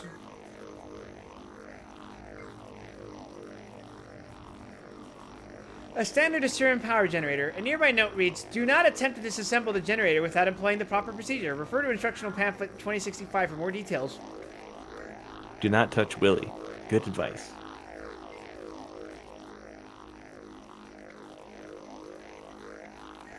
Please don't interact with it. I'm trying to read. Inquest reports covered the walls, but none describe how to assemble a power generator. Fuck. I asked the assurance stand.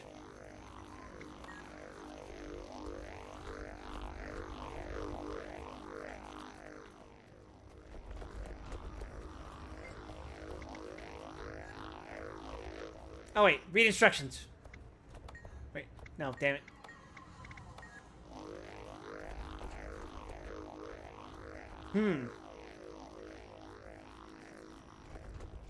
Well, I already triggered a trap once. What's the harm in saying fuck it and getting electrocuted?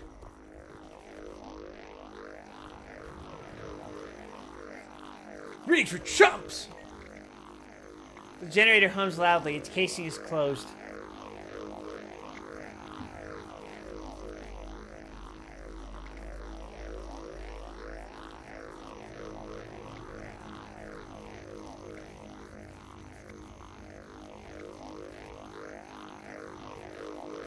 Deactivate the etheric field. Oh. Turn off the generator. Open the generator's casing. Deactivate the etheric field. Grab the armature from the generator. Duh, simple electrician stuff. Oh, Scruffy, don't fucking scare me like that, dude.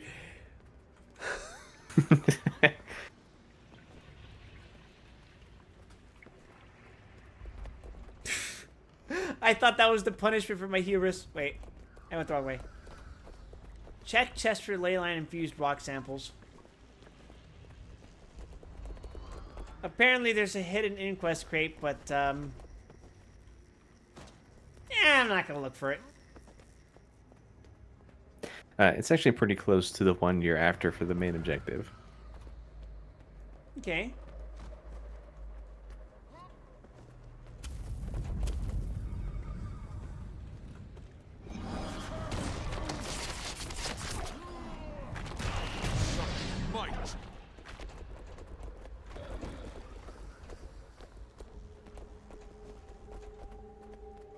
So you're saying it's somewhere around here?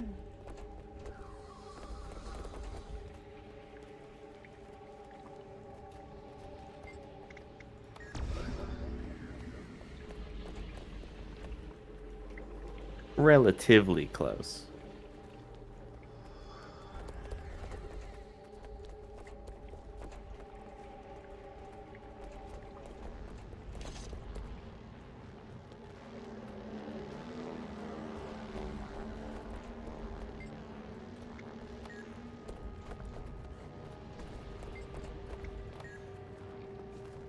Weird, this feels like something I'd be able to interact with.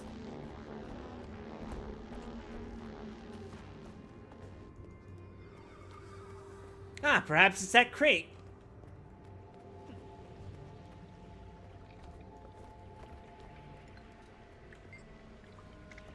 This would be an inconspicuous crate if not for the light shining through its cracks. Open it. Champion chromatic... Ozma?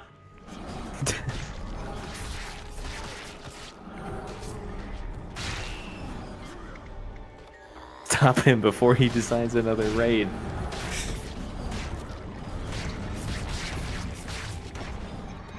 Oh no, I have been sent to the Ozma dimension. Well, that wasn't so bad. Sweet, sweet. Shout out to the fun pastime of jumping off the Ozma arena right as it's about to absorb everyone and mistiming it and dying.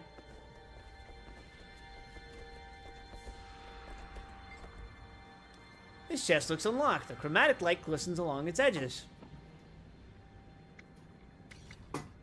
Sure, let's open the chest.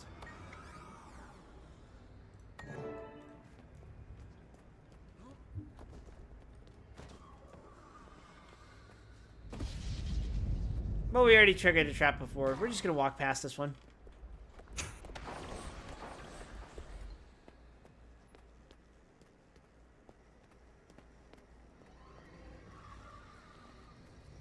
past a certain point, you just hit a stage of acceptance where you're just like, well, I already fucked up. Might as well just go.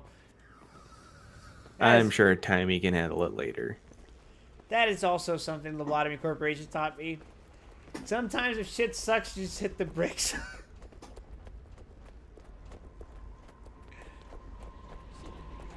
Are you done?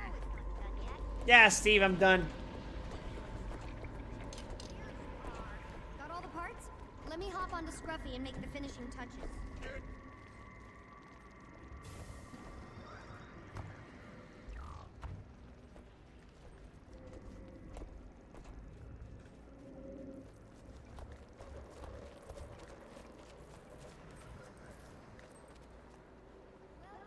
Flunt, I'm sorry to report that I've completely wasted your time, and the waypoints will now all be destroyed by Mordremoth.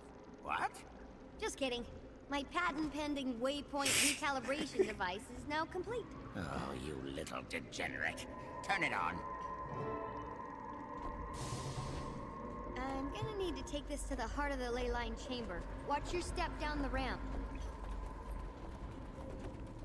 Watch what? From the center here, we can hop on whatever confluence of ley lines OMAD's Crazy Box ran on. And once the device is fully active, it'll adjust the waypoint's energy configuration. Oh, it won't let me in anymore.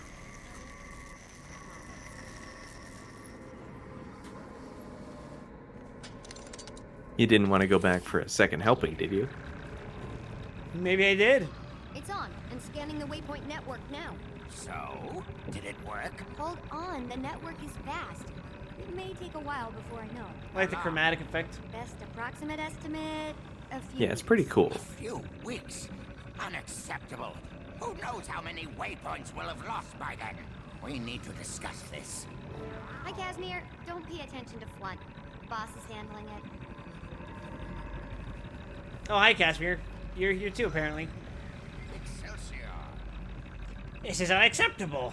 I should have known better than to trust some underage degenerate. Ah! Counselor Flynn, I'm sure Timey can speed up the process. She'd better. I'm not attending anything until we have a working solution to the endangered waypoints. If you want me at your summit, you'll get her moving. Ah, the boundless graciousness of the Asura. I understand. Wow, you work fast. And you just started today? It's not like I just imagined it. Once you've got the design, all it takes is time. And, well, I couldn't have done it without the help. Thanks. How pleasant to see you.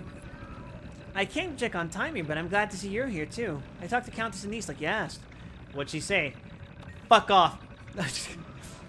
She relayed our invitation to the Queen and surprisingly replied quickly. Queen Jenna will attend the summit. That's great news, our first confirmation. I know. Apparently talking to Countess Anise was the right move. What are you gonna do now? I'm meeting Bram in Holbrook. He has to talk to Air about White Bear.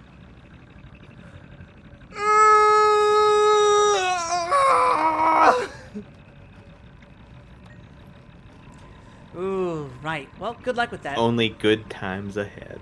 I know he doesn't get along so well with his mother. Your presence will help him a lot. Thanks. Can you stay with Timey and make sure... can I stay with Timey, please? Absolutely not. Send word if anything happens. I'm the master of... Yeah, okay.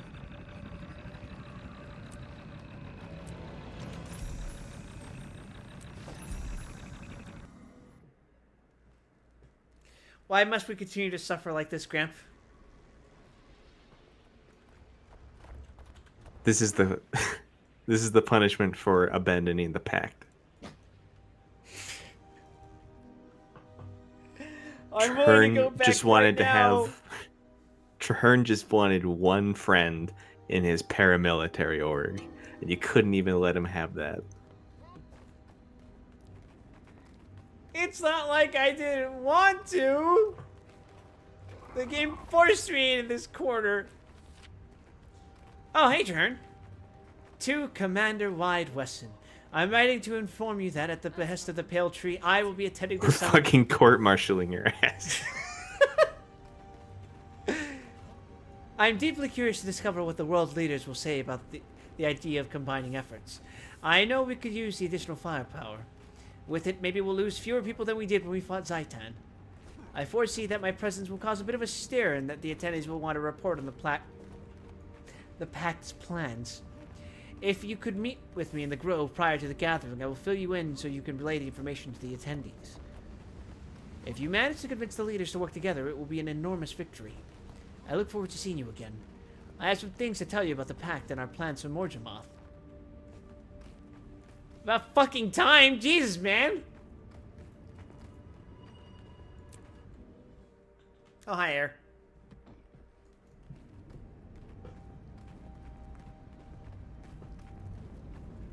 Hey, good to see you back in Hallbrack. Good to see you, too!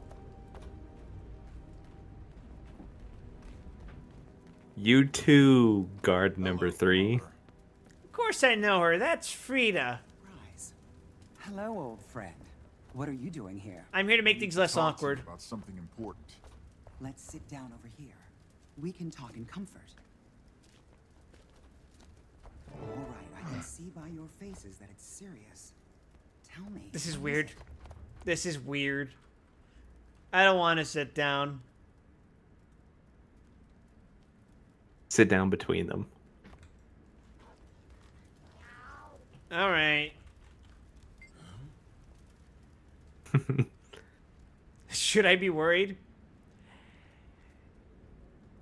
For your son, maybe. An elder dragon, Morjamoth, has awakened. Yeah, it's already attacked 2 major forts, Fort Salma and Concordia, and it's going after waypoints. We've come to invite Newt Whitebear to discuss a summit, to discuss the threat. No, Whitebear won't attend anything like that.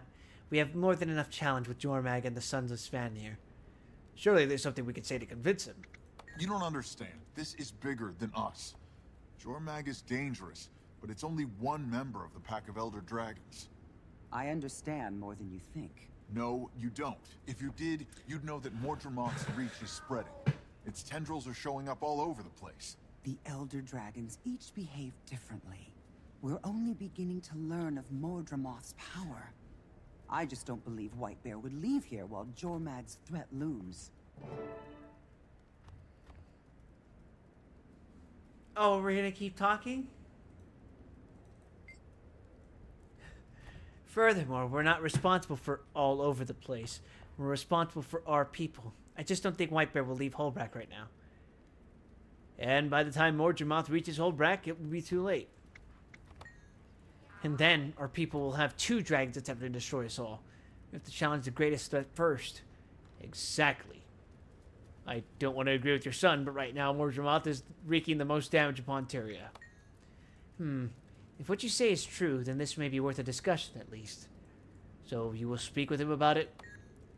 I know what would make Whitebear more likely to attend your summit. What's that? If he had fewer headaches, he'd be more inclined to leave Holbrack. The Sons of Svanir have been even more trouble. Kill more Sons of Svanir? Killing and corrupting. What happened to your fucking voice line?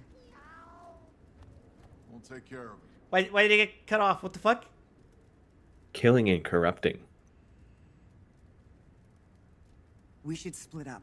You head straight to Frostgorge and find the totem. Bram and I will make our way there from the other side. You and me? We won't be far away. Whitebear will be all the more impressed if you deal with this alone. If you're successful, I'll speak to Whitebear myself. Oh. Well, at least I don't have to work with Bram on this, right? I have every confidence that you can handle the challenge alone. I've seen you in action. Bram and I won't be far. We'll keep as many reinforcements from coming at you as possible. Alright, where do I go? The Svanir have a base in the High Peaks where they're raising a totem to Jormag. Go to Arendon Vale and Frostgorge Sound and find a hunter named Khalid. She'll know how you can best help there. And if I do this, you'll put in a good word with Newt Whitebear.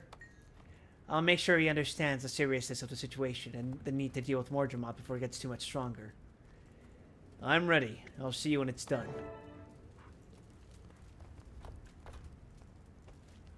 Alright, bitch boy. Maybe I should go with you. The Sons of Svanir can be cutting and extremely vicious. I think I should go with you. No. Oh, come on, boss. What if something happens to you out there? I'd rather be with you than... No.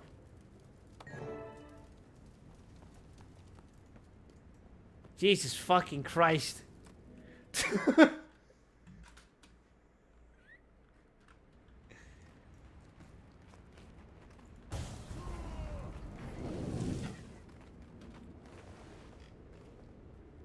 Another wonderful day spent with our good friend Bram.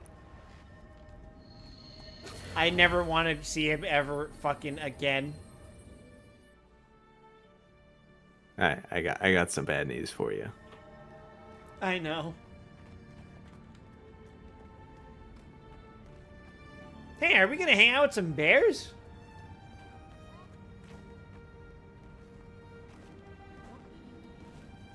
I'd rather hang out with a bear than Bram.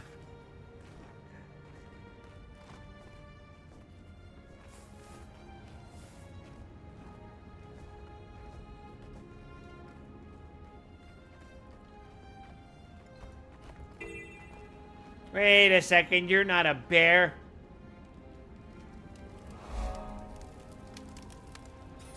I feel like I've been conned. Good enough. The assault on the Svanir is underway. Hurry and you can join Fenris and the others. Point the way and I'm there.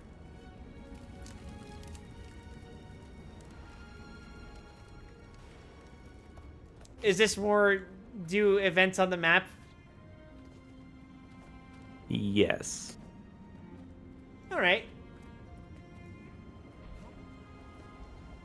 You got in a mixture of combat and exploration today.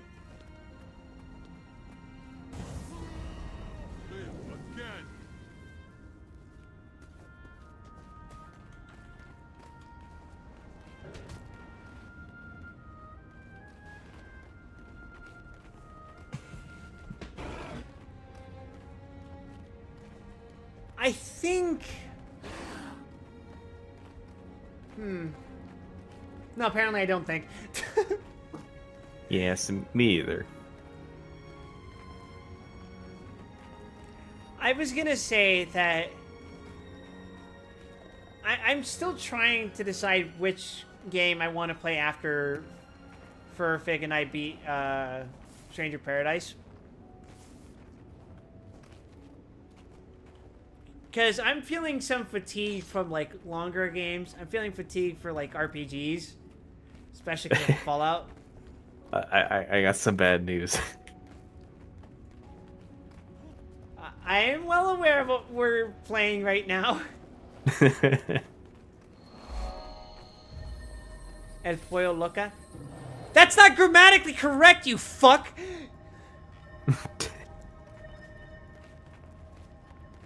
Yo, but it's a girl character, so they had to make it feminine. It's still not how it works. Mm.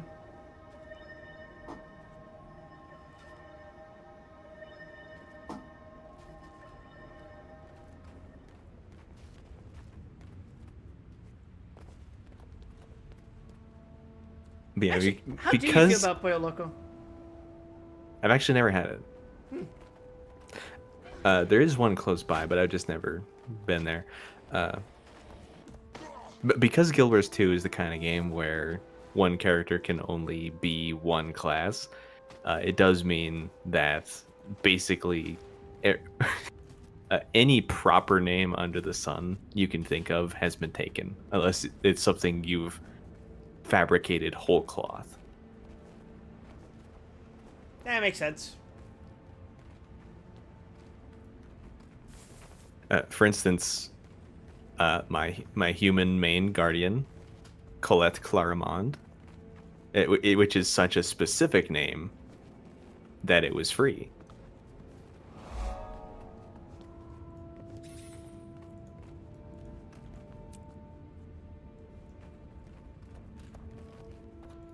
All right.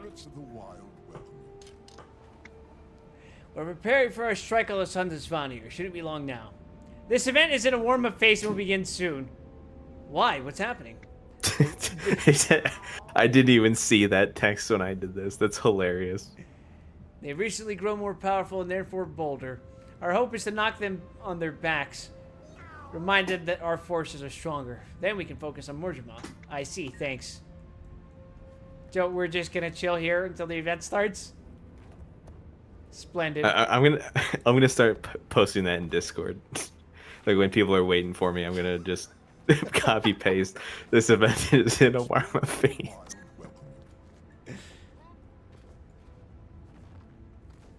Me when I ping Ruby where she is for my stream. This rub is in a warm-up phase.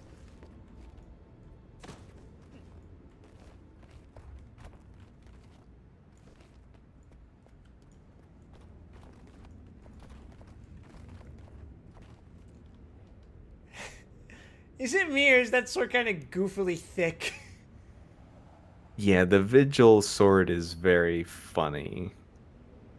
Like it kind of looks fine when a Char wields it, but anyone else and like it's just blatantly ridiculous. My Asuran Berserker equipping the fucking sword that's like 10 times their size. Like actual gut sword proportions, but also kind of lame. Well, here's the thing. The fucking Dragon Slayer sword works because Guts himself is this fucking massive mountain of a man.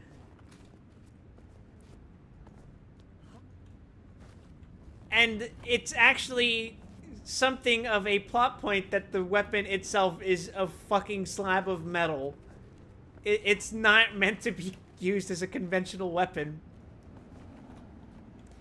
The story behind the sword is that the blacksmith who made it because some fucking nobleman was like, make me a sword that's strong enough to kill a dragon. And in the concept of Berserk, that's like, there's no such fucking thing as a dragon, dipshit. So the blacksmith was like, okay, fine, I'll make you a fucking sword that can kill a dragon. And he just made this gigantic fucking unwieldy thing. And he got chased down by the nobles because of it.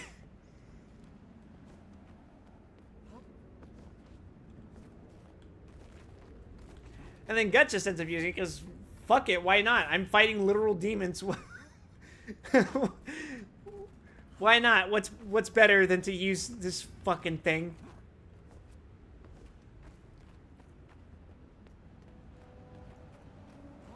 That and, Guts has been using swords bigger than him his entire life, essentially. Because he grew up as part of a band of mercenaries. And it was basically, if you don't know how to fight, then you're getting the fuck out of here. But because he was a small child when he joined, even the most conventional of weapons was essentially the size of a greatsword to him proportionally. So that's kind of just how he learned to fight, using fuck huge weapons. And then in 2009, From Software made the Dragon Bone Crusher. That's a funny weapon.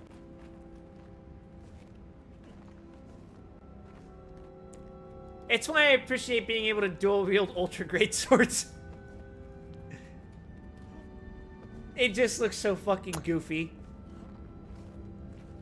As I recall, you resisted that notion in both Dark Souls 2 and 3. I did, but I think it's a funny idea. Well, good news. You can do it in Elden Ring.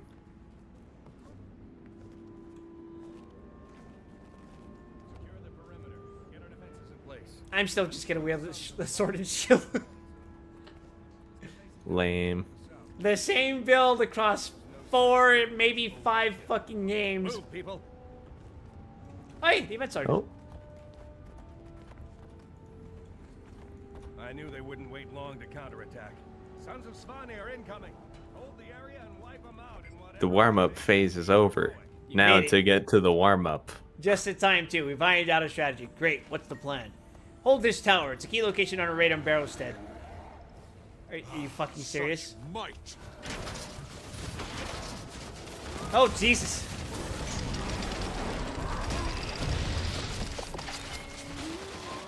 Okay, I guess AoE mode activated. Yeah, they can and will overwhelm your friendly NPCs.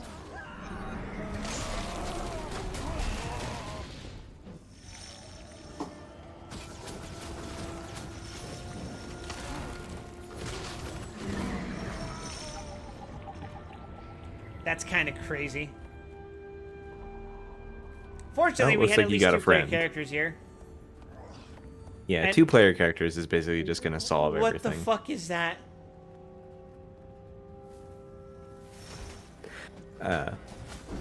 It's exactly what it looks like.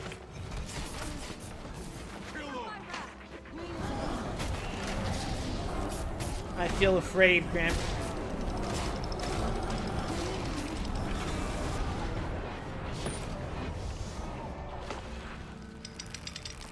Specifically, it's something called a Jade Bot.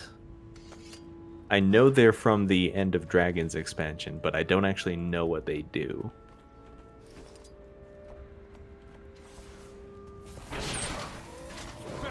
Because I haven't been there. I guess we'll be there soon, huh? For a given definition of soon. I mean, I'm playing ahead of you, so I could be there in like probably 2 months with like factoring in my achievement hunting, but also right now I'm super distracted with Night Rain. How is that, by the way? Is that like more Dark Souls, or what is that?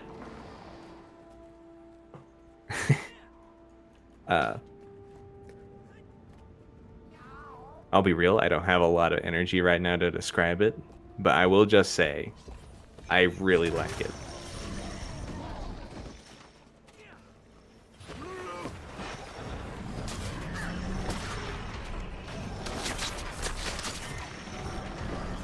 A ring endorsement from Gramp is enough for me.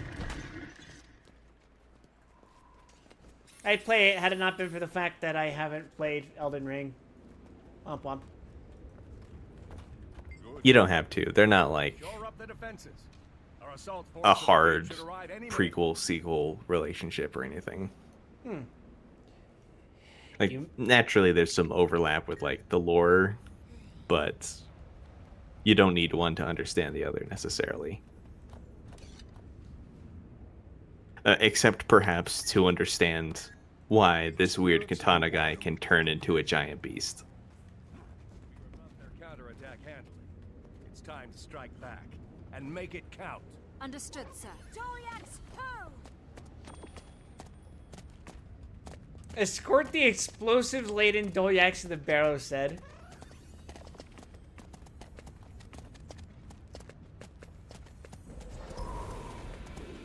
Oh, thank God they have a speed-up spell.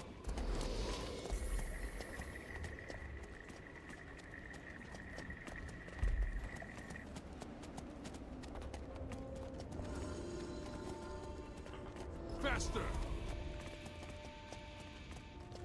Yeah, try not to get in their way because you will take priority for the swiftness away from the Dolyaks. Oops. Let's kill this Eagle Griffin. You don't have to go too far, just like not in the immediate radius.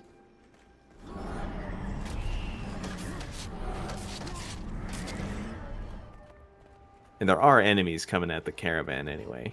No. You hear that stupid spin again? I hate seeing that animation. Oh God, that overlaid fucking voice line. I didn't hear it. The double oh! Refreshing.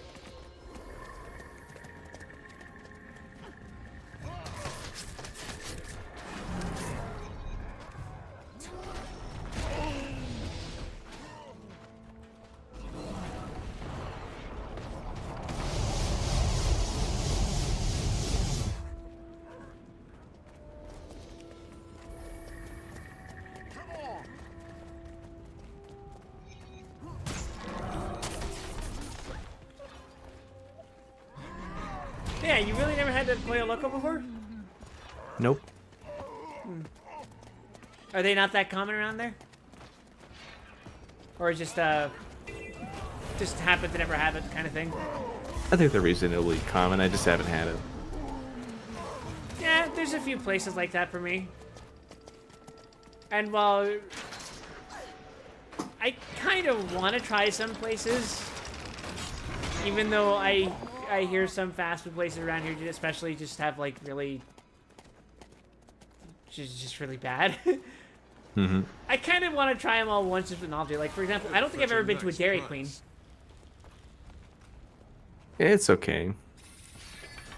Yeah, like, even if it's just okay, I'm just curious to try it once. I mean, if you're going for a milkshake, you're going to get a milkshake. And it will be a milkshake. Well, that's the funny thing. I wouldn't even be going for a milkshake. You getting the DQ burger? I guess. Did they have any chicken sandwich thing or something? I don't know. I don't actually know what their menu is. I've never fucking bothered looking at it. It wouldn't surprise me.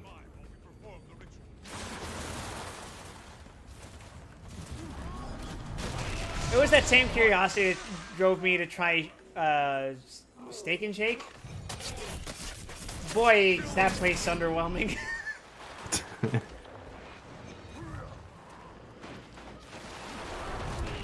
I think the funniest thing too, there's Six Flags Over Texas over in Arlington has, you can see a bunch of like, because it's right next to the fucking freeway, right?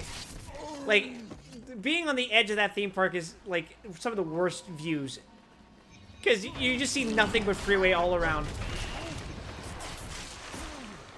And I forget which ride it was.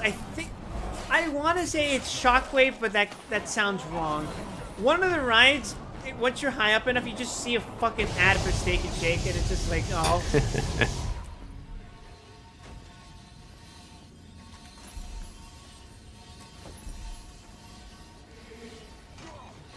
Yeah, nothing makes me hungrier than losing my lunch.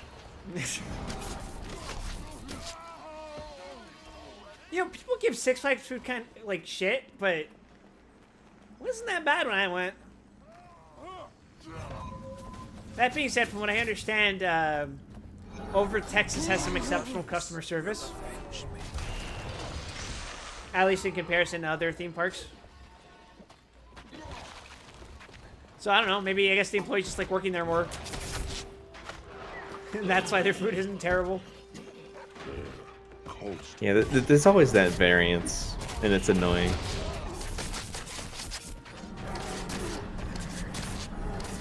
Like, if there's a theme park I say you should try the food at, it's Knott's Berry Farm. Take a guess as to why.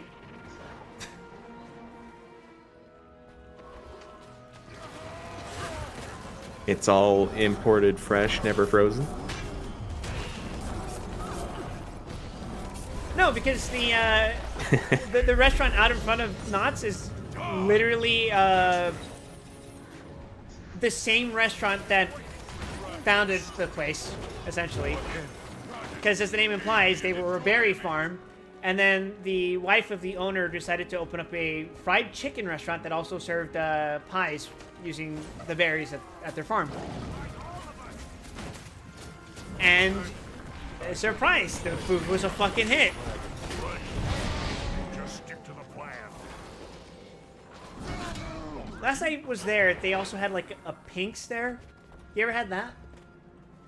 Never even heard of it. It's just like a hot dog place. I think it's a California thing.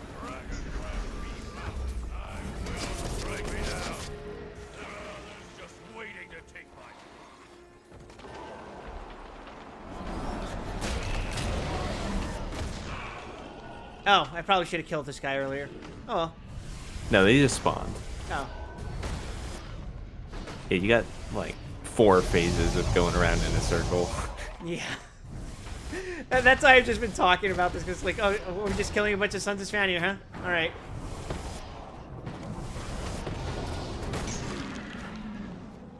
But yeah, the food at Knott's is exceptional. They do have like the occasional like restaurant tie-ins, like they have a Johnny Rockets, if you've heard of that. Treasure. probably heard the name before, but It's like this 1950s themed diner. sounds the part. And then they have like a Panda Express, you know, just standard fare type of shit. Mm-hmm. But the stuff that's local to them, oh yeah. Oh, that funnel cake, delicious.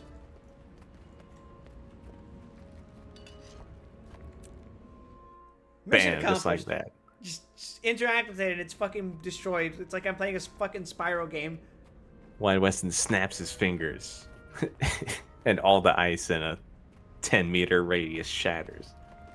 I'm like Shiva from Final Fantasy. Woo! Yeah! I'd almost forgotten what it was like to fight in the cold. It's invigorating. Horace Vilger might kill you if you said that. He heard you say that. Let them have a moment. First time I've ever seen you fight. I guess the legend Please, is true. let me out of this hell. Please. Yeah. It used to be that running outside the mission boundaries actually removed you from the instance. Who else is starving? I could eat a whole Dolyak and its harness. Let's head back to Holbrook. So I wonder when they actually changed it to do this. Oh, thank God it's over. Are you sure?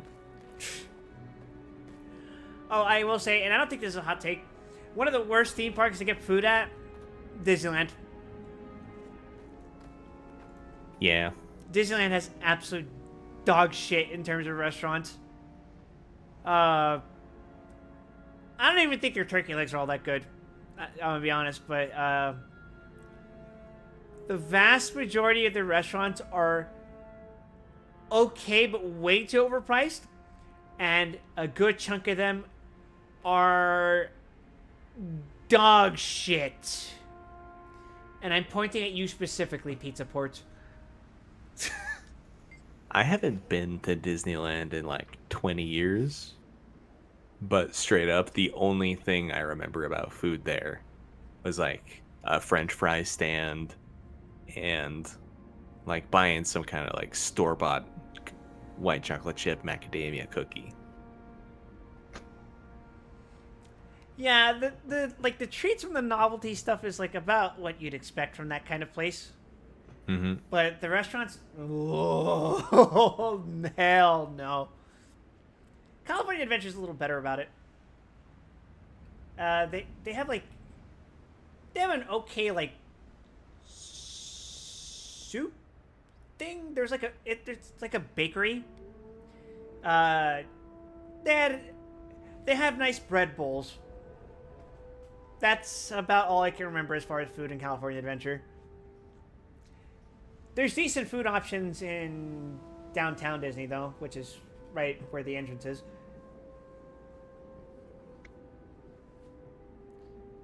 That being said, if you're in downtown Disney,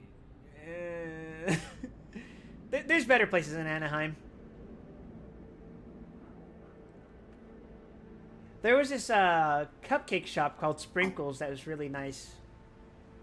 I obviously don't eat cupcakes as much anymore, but Go to the sprinkle store, look inside, it's cupcakes. Cat, zoom in. Well, it's because they all the cupcakes are decorated in sprinkles, unless you specifically request them off. But you wouldn't do something like that, right? You're not some kind of jonkler. Don't fucking test me. Hello, is this the sprinkle shop? Yes, I would like one cupcake with no sprinkles.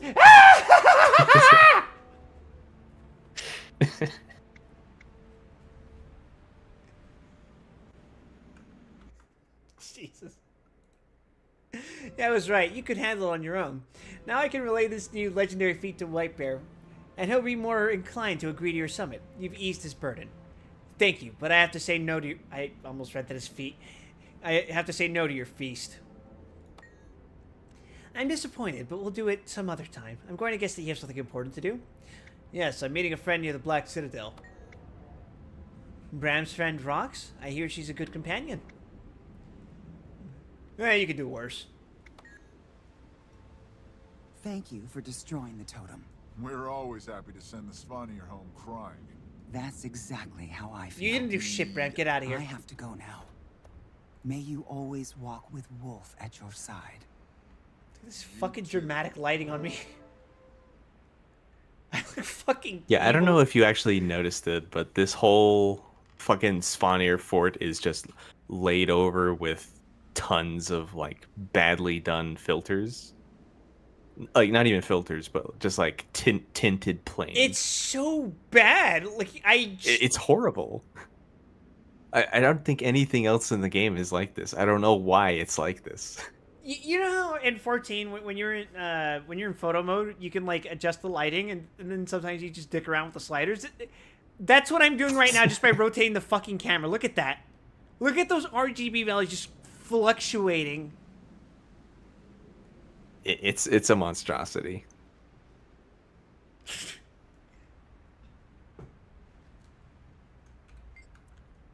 You've known Air a long time, right? Is she always like that? I mean, I've known her for like 2 years. And you talk to her for like a week of it. And half of the time she was like super fucking depressed. I don't even think she remembers like anything I did from that time. Yeah, I guess. I mean, I've heard the stories, but I never connected the Air of the legends to the Air who was my mother. Until today. She's an avalanche.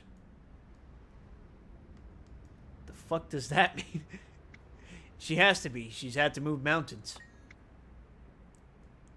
I see that now. I'm starting to understand why she left. You can't move mountains with a child on your back. Unless that child's timey or something, I don't know. If anyone can convince Newt Whitebear to attend the summit, it's her. We Norn have been loners for too many winters. I don't see how we can continue to hunt alone, not with Elder Dragons awake. Getting White... Oh my fucking god, just zooming in and out. Just fuck. Getting Whitebear to the summit will be the first step. God. Better than Moot Loot.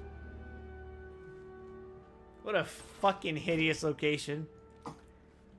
I'm glad I never have to go back. Alright, now I gotta meet with Rox and Ritlock.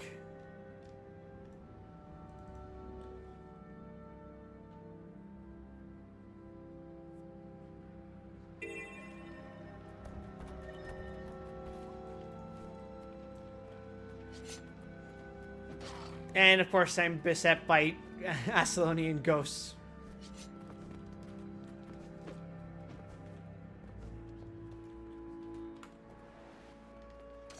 Oh, my leg! Oh, my leg!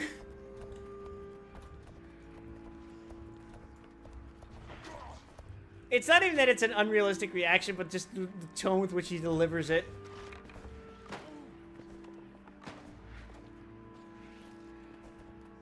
Don't worry, the Sentinels will guard you. I just need a meat shield, that's fine. Possible.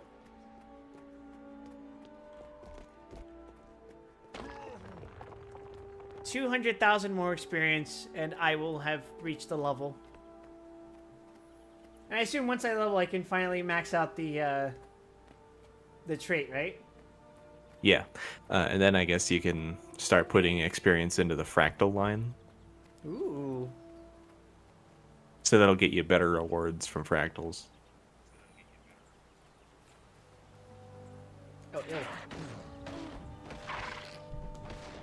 Oh, You're getting bugged on. sorry, I accidentally clicked the Twitch app on my phone.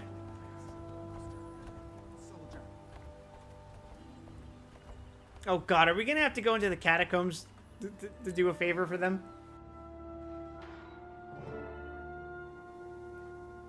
Oh god, I think we are. Hi, Rox. I'm glad you're here. I was dreading having to do this without backup. I've sent Tribune Brimstone a mail asking if he would forward our summit invitation to Smolder. And his response was to order you to meet in person. Yeah, no way around it now. This is too important a cause. I'd hoped it wouldn't come to this. They don't want to see disappointment in me. I think you're greatly overestimating your boss's opinion of you.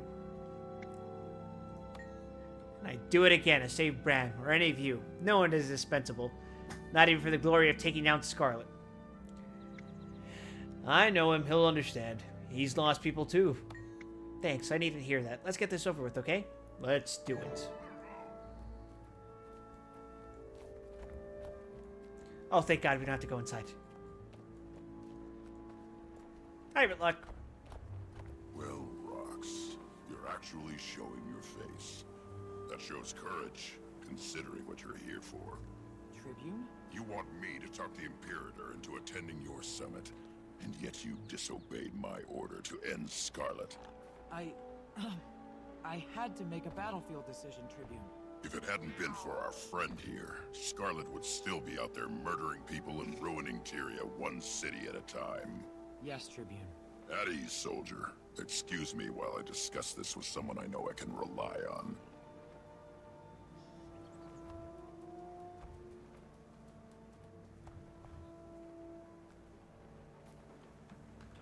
Alright, Whitlock. I know that look. You don't have to defend rocks, you know. Well, you sure haven't lost any of your drill sergeant charm. I know. I'm rough on her, but somebody has to be. She's too soft inside. She'd have been dead long ago if I hadn't toughened her up. You going to punishing her for not killing Scarlet? Nah, well, I understand why she did it. Besides, she's a free agent now. She and I don't see eye to eye anymore. Of course, that doesn't mean I'm not going to give her grief when she needs it. What does that mean exactly? Ask her. All I can say is that I'm not responsible for her anymore. Anything she screws up doesn't reflect on me. She's on her own. Got it. So she told you why we're here? Not much. In her mail, she mentioned something about how you want Imperator Smoder to attend some strategic gathering. We need you to talk to him for us. Tribune, we also have information that will interest you and Imperator Smoder. It's about the Elder Dragons. I know. Words reached me that Mordremoth is active. That's an understatement. It's been destroying entire forts. We're not sure how far it can reach. The Black Citadel has enough to worry about with branded and Ascalonian ghosts.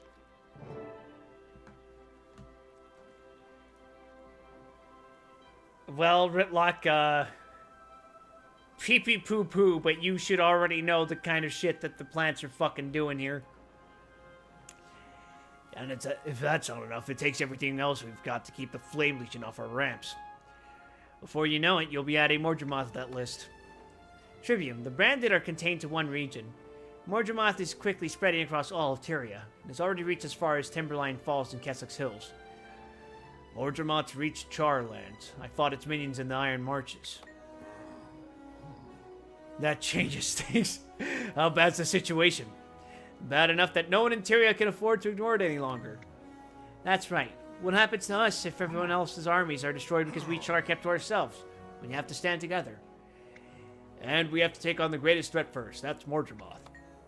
You don't have to tell me how dangerous Elder Dragons are. But convincing me and convincing Imperator Smoder are two different things entirely. There must be something we can do to convince him. As a matter of fact, that's why I asked you to come in person. I carry Sohathan, my blade. It's said to have the power to reverse the foe fire. Is that true, or just a myth? I plan to test it. After years of research, I finally found the proper combination of elements to unlock the sword's powers. You could rid us of all the ghosts? That's the idea. We do that and Smoder will have less to worry about. Then we can convince him to attend the summit. Holy shit, we're gonna get rid of the ghosts? Pog? Big moves, eh?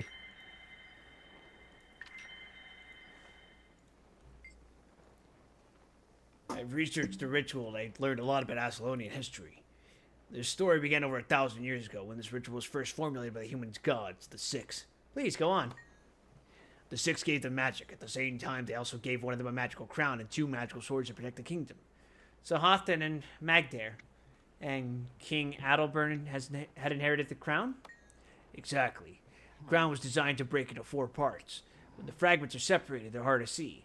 This was a safeguard to keep this powerful item from falling into the wrong hands. And the crown is required for the ritual? It is. When Adalbern enacted the ritual with Magdair, he became a ghost. But the crown was preserved and found by Char, who entered the area later. They toyed with it, and the fragments were lost. And you found them? I found one. I'm asking you to go find the others. The fragments work like magnets to each other. Once you have one, you'll feel a pull towards the others. Even after all this time, you're sure they're there. I'm hopeful. We need the crown to perform the ritual. Might as well assume they're there. You, Ritlock Brimstone, are going to perform a ritual? If it means I succeed at breaking the foe fire curse, I'd put on a robe and call myself Shaman Brimstone. There's a lot at stake here, my friend. Point taken. I'll go find the crown fragments. Roxy can help you get set up.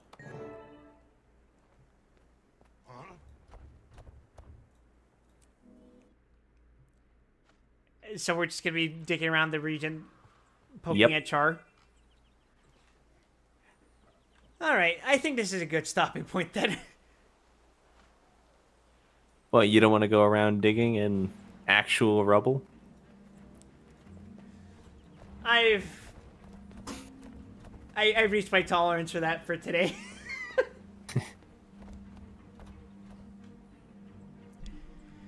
Not even 200,000 experience is going to coax me into doing that shit right now. I'll just do fractals for experience. What about 300,000 experience? Not even close. What about 400,000 experience? Okay, now I'm intrigued. I'm just messing. But yeah, this was pleasant as usual. I'm actually kind of surprised how much you got just doing the story. Yeah, right? It's surprisingly generous. It's not like Fallout New Vegas DLC generous, but it's pretty generous about how much experience it's given me. Like, I knew, obviously, like, you get experience over the course of doing this, but I didn't think it would be significant. Like, in 14, like, when a new expansion comes out and you're leveling your class, like, you level it ahead of where you actually are in the MSQ, but you don't want to do it all the way, because then you're wasting the quest XP. Yeah, that was like millions per quest.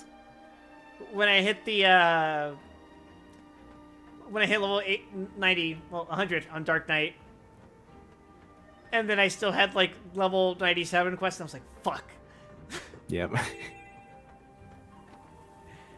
So I spent a couple of days just leveling Machinist so I could keep up with the sweet, delicious experience. But then I fell out of sync. My Machinist fell behind, and there were like 99 quests while I was still 98.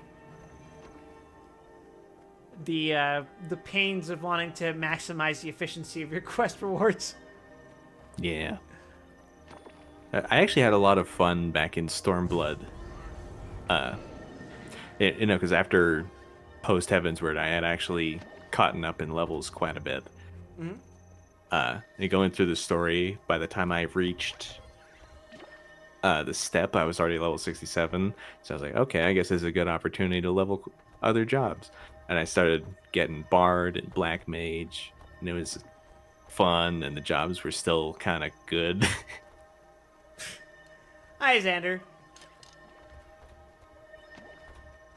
You've actually caught us at the tail end of the stream. And then it all changed. It all changed.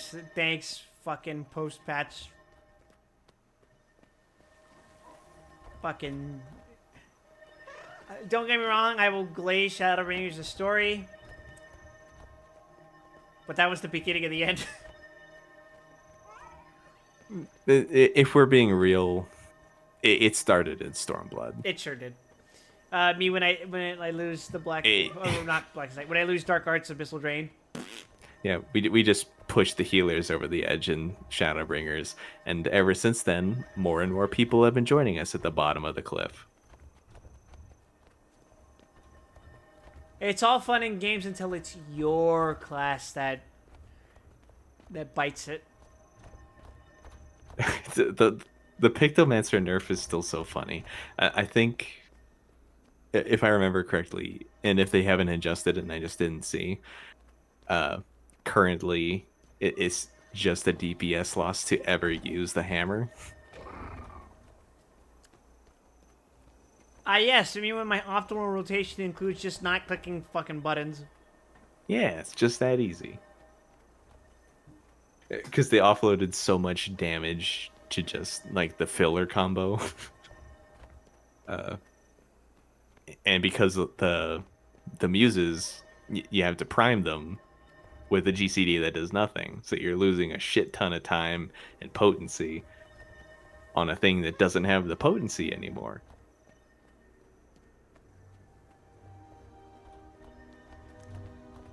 The consequences of appealing to the lowest common denominator.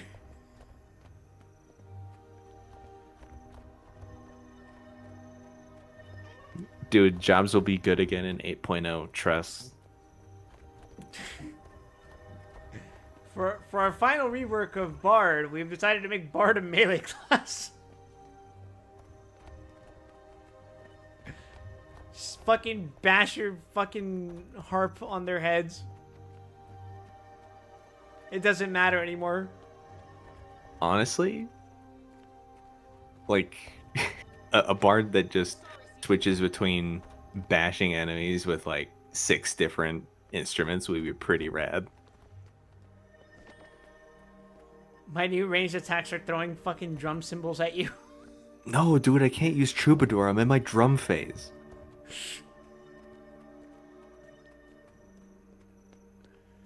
No more support abilities, just all DPS all the time.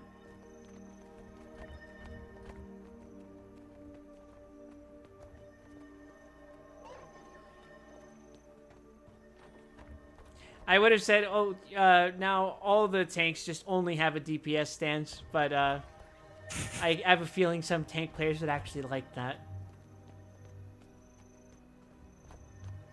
Namely the warrior players.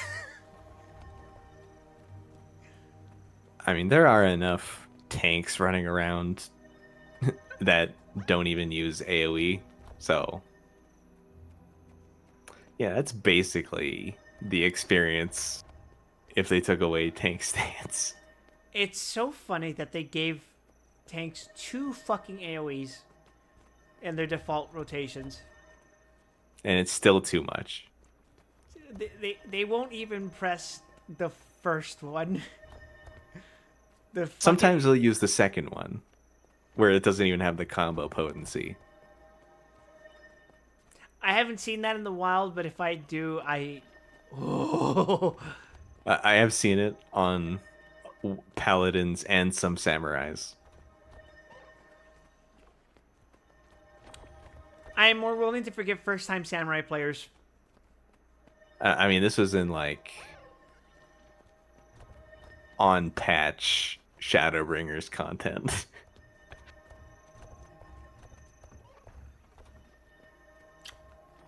Shit. That just makes me sad. It was real bad times. Hey, at least you're not a freestyle Like- samurai, right? No, it was exactly that. But it was so fascinating because like I every time I encounter someone like that, I have to go and like parse it out for myself, like just to measure what they're doing against what is actually possible. And every so often I meet someone that manages to do less damage than if they just ran their filler combo and did nothing else. That's scary to think about, and that's the kind you of... don't have to do a rotation. You don't have to Midari. You don't have to use fight or flight. Just hit 1, 2, 3, 1, 2, 3, and you're gonna do more damage than your fucking freestyle that you clearly chose because you like how it looks. That's the funniest kind of player to me.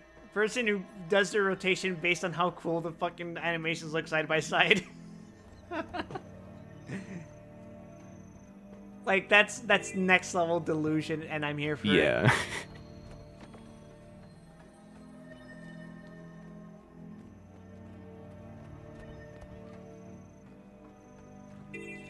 That's also yet another reason I don't like the idea of using something to parse DPS, because I am comfortable not paying attention to my party members, but if I keep that shit on, I will have the burden of awareness on at all times. When I was still playing, or at least through Endwalker, I was like such an intense and dedicated player that I had learned like how each job plays and what they all look like. So even if I wasn't actively paying attention, like over the course of a dungeon, I would it would dawn on me like, oh, this dragoon hasn't used Nistrand a single time.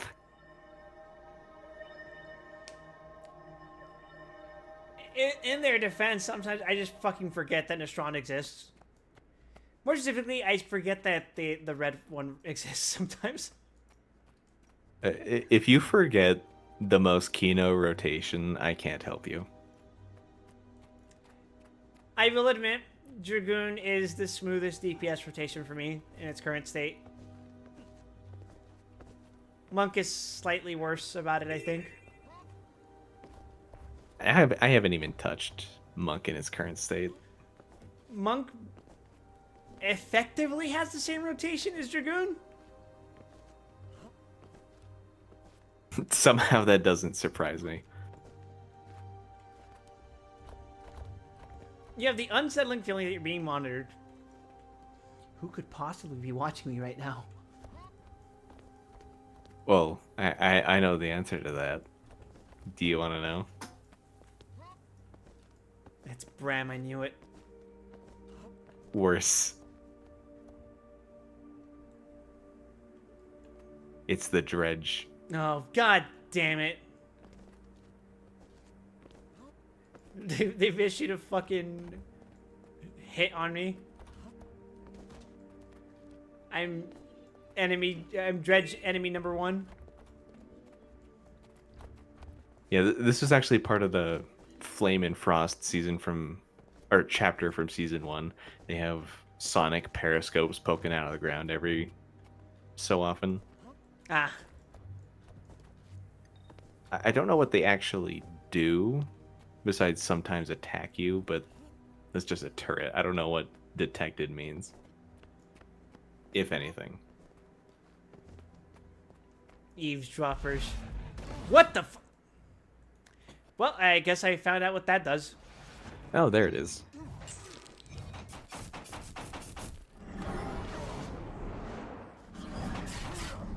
Dredge have been here, how can you tell?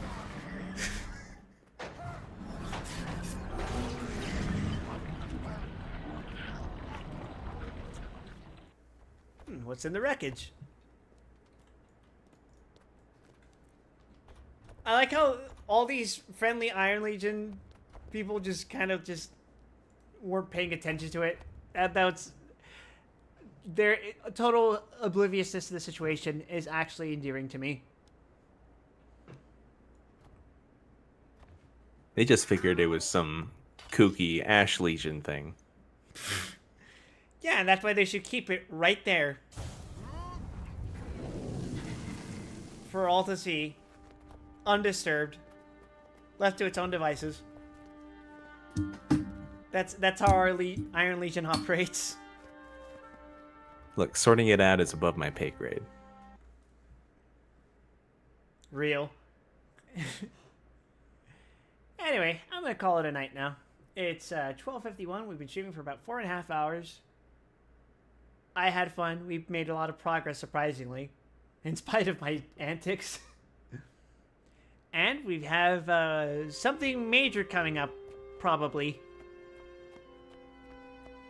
Unless it turns out that this summit just results in a wet fart. In which case, this would be the second summit I've ever attended that ended in a wet fart. That's a story for another time. If I had a silver for every wet fart of a world summit. I'd have 2 silver. Which isn't a lot, but it's surprising that it happened twice. Alright. Well, if you're new to the channel, please consider giving me a follow here at twitch.tv/WildWestern. You can also follow me at Twitter and Blue Sky. I also have a YouTube channel. And if you want to join my Discord, you can do so by typing !Discord in the chat and clicking the invite link from there. Otherwise, please take care of yourselves, everyone. Have a pleasant evening, afternoon, morning, whatever time it is, wherever you are, whenever you are. Tomorrow I will be streaming Stranger of Paradise, unless Fur completely forgets. But until then, I'll see you guys around. Happy trails.